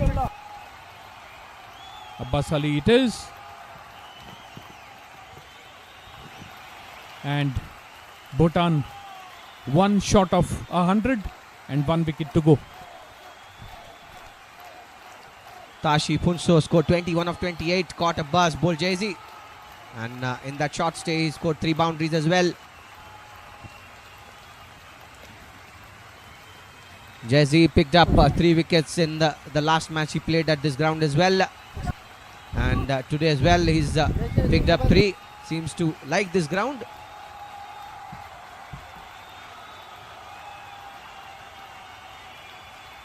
And in comes to bat the player number 11 for Bhutan, Sonam Yeshe.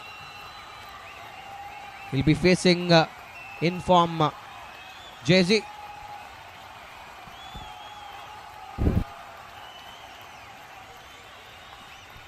2 more balls to go.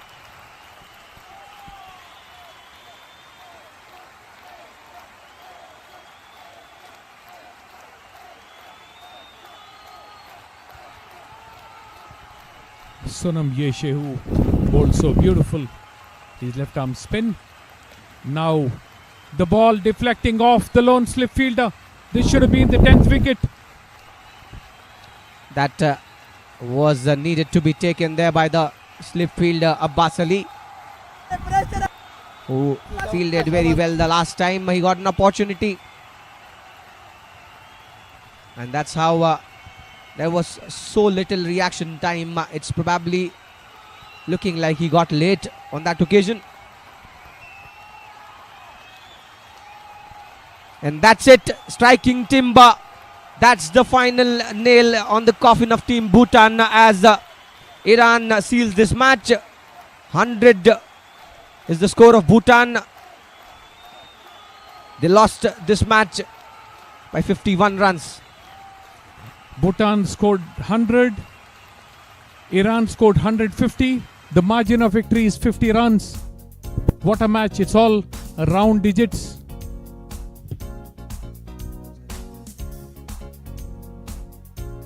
The last wicket, cleaning up.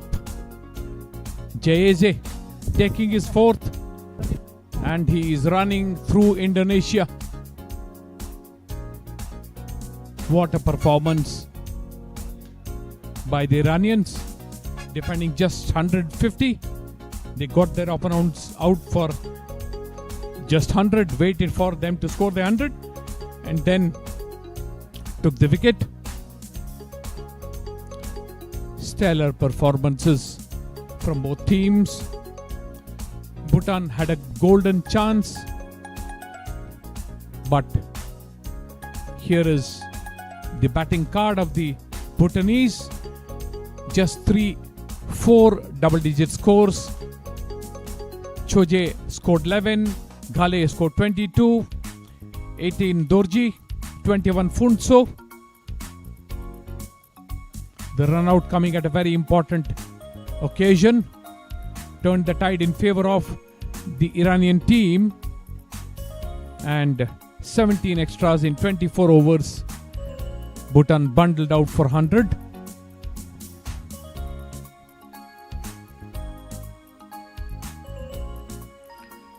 Abdul Wahab took 2 wickets. Dadraman took 1. They started the rot. Afrin took 2 wickets. Abbas just bowled the 1 over. And Jayeze 4 for 37. And he affected a run out as well. And that's what sums up the score: 100. The first wicket falling at nil, the second at 7, third at 13, fourth at 53, fifth at 55, sixth at 57, seventh at 74, eighth at 88, ninth at 99, and the score rounded at 100 by the fall of the last wicket. Iran emerging victors by 50 runs in a low-scoring contest. Here's the summary of the match. Iran taking 48.3 overs to score 150. Bhutan finished in 24 overs for just 100. Ghale scored 22, Funso 21, Dorji 18, Jayeze taking 4, Abdul Wahab 2, and Afrin 2 for the Iranians. Wanchuk took 2, Dorji took 2, and Yeshe took 1 for the Bhutanese. Abdul Wahab scored 37, which proved the difference between the two teams. Jayeze chipped in with 31 of 38 deliveries. Afrin played a long innings but anchored his team's runs and ended up on the winning side. Iran winning by 50 runs.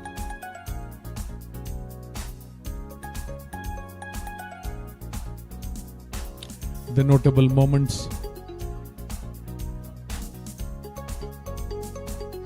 in this match: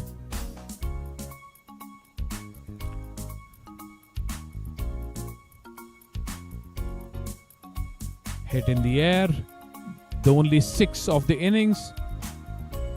Wonderful catch at long off. The third wicket to fall. Hit through the covers, a boundary. Hit in the air, another boundary to point. Another cover drive. Bhutan kept fighting, but kept losing wickets as well. Hit in the air, an easy catch. Was it a 6? It was a 6 actually. Jayeze bowling down the leg side, the first ball, and then he turned the match in favor of his team. The run out, the very, very important run out, the second run that created the run out. Lapse in concentration, pinging the batter right in front of the stumps. Jayeze, Afrin getting into the act. Ball edged towards the third man for a boundary by the Bhutanese batter. Another slash, another boundary. Another LBW. Wonderful bowling by Afrin. The ball slashed towards third man. Another wicket for Jayeze. One more for Jayeze. Snapped up at the slips by the tall and alert Abbas. And the final wicket. The ball taking the inside edge. Relocating onto the stumps. And that finishes the match with Jayeze running through Thailand, celebrating his fourth wicket.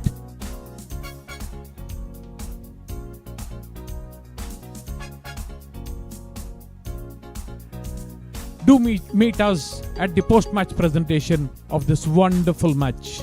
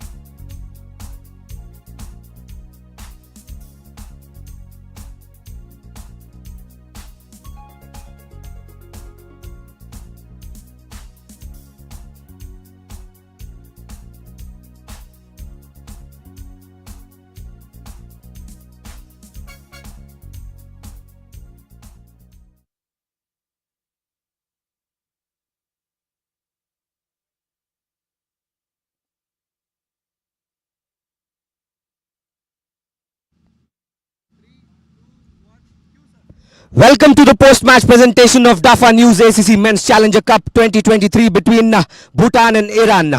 The Asian Cricket Council would like to thank the host Cricket Association of Thailand, the rights holder IPG Group, the sponsors DAFA News and SkyExchange.net for their support. Joining me in the presentation party is Mr. Sarika Sivaprasad, who was the match referee of the day. And it was indeed a wonderful match in between Iran and Bhutan. Iran, winning the toss, decided to bat first, scored 150 runs in the quota of 50 overs. Abdul Wahab scored 37 of 69 balls. Masood Jaizi scored 31 runs as well. And the pick of the bowler for Bhutan was Tenzin Wangchuk, who in his quota of 10 overs gave 19 runs and picked 2 wickets. And in return, Bhutan fall short of 50 runs as they lost out against Iran. Masood Jaizi picked up brilliant 4 wickets in his quota of 7 overs, given away 37 runs. And Abdul Wahab was also a very good bowler in this match, who bowled 5 overs, gave away 16 and picked up 2. So before we announce the player of the match, I would like to request the losing captain Jigme Shinge, who can come near the dais and have a bit of a chatter with us. Jigme, welcome. It was an exciting match. I understand that you fell short of something. What are the areas of concern and what would you like to do better in the next match? Should I hold it? Okay. First of all, our batting department was a failure, and credit goes to the bowlers, bowling department. I think they had a really good bowling department, and their batting as well. They batted throughout the 50 overs. So I think that was the difference when it came to Iran versus Bhutan. So the credit goes to Iran's bowlers and the batting department as well, who played wonderfully throughout the 50 overs match. Thank you, Jigme. It's a very long tournament and it's just been 2 games for you. I know that you'll go back to the drawing board and do some modifications with the strategy. How's the overall atmosphere here in Thailand and how are you enjoying cricket here? Yeah, it's fantastic. Every time the tournament is hosted by Thai Cricket Association, they have always done a great job in hosting cricket tournaments here, and then we have loved it every tournament that we have participated in. Thank you, mate, for your kind words. Thank you. And now it's time for the winning captain, Abdul Wahab Ibrahimi. Please come near us for an interview, and I would also like to request the team manager of Iran team to help us with the translation here. So Abdul Wahab, it's been a tremendous game for you. Everything fell in place. How's the feeling? Bismillahirrahmanirrahim. Alhamdulillah.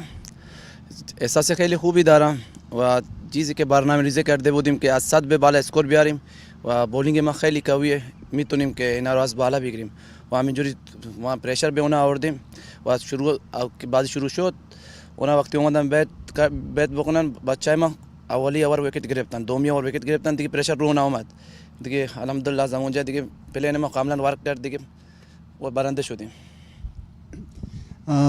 By the grace of God, thanks God that we won the match. We have this planning to bat first and score a good run. Our batsman done a well done job. We scored 150 runs, and then we have the second planning of bowling good and line length, and our bowlers click very well. In the initial 3 overs we pick up 2 wickets, and onwards we put pressure on Thai's batsmen, and finally we click and win the match. And that was a very good team efforts by the bowlers, by the batsmen and by the fielders. Thank you, Abdul Wahab. Thank you, sir.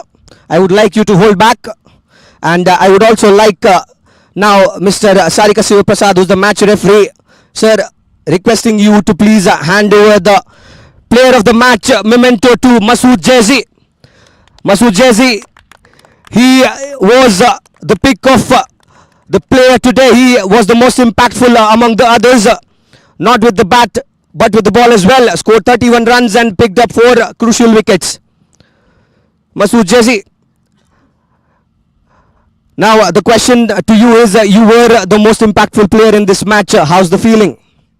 بهترین بازیکن این تیم بودید، نظرات و احساسات چیه؟ Bismillahirrahmanirrahim. Bazikuna nantanaman ame bazikunai ki tu intim hasan bazikunai خوبی هستن زحمت دارم میکشن بدون کمترین امکانات و اینا با تیم ما با بازی دیروزی هم که بود ما امیدوار بودیم که بازی دیروز رو ببریم ولی با شانسی که ما آوردیم که نتونستیم بازی دیروز رو ببریم بچه اومدن زحمت کشیدن و تلاش کردن که بازی امروز رو ما ببریم.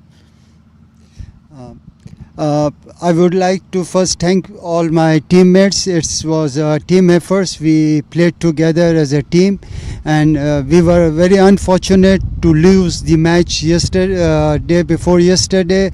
But in this match, we were very much confident, and we have with the plan of playing this game. And thanks God that the plan works, and we played very well as far as the batsmen are concerned. The bowling department, everybody clicked well, and thanks God that we at last won the match. But I would like to add that we are here with at the very little facilities available at us at our country, and by having those you can see that how we have performed. And we would like to thanks the ACC Cricket Council helping us for the promotion of the game of cricket in Iran. Hopefully they will continue, and we will assure you that we will perform very well on the next tournaments. Thank you, sir, for your kind words. That's exactly why this tournament is planned for. Thank you, Masood, and thank you, sir. And that's it from the presentation party. We'll be back tomorrow with an exciting match. Stay tuned in the Asia Cricket Council YouTube channel as we tomorrow come back with another exciting match. Vineet signing off. Thank you.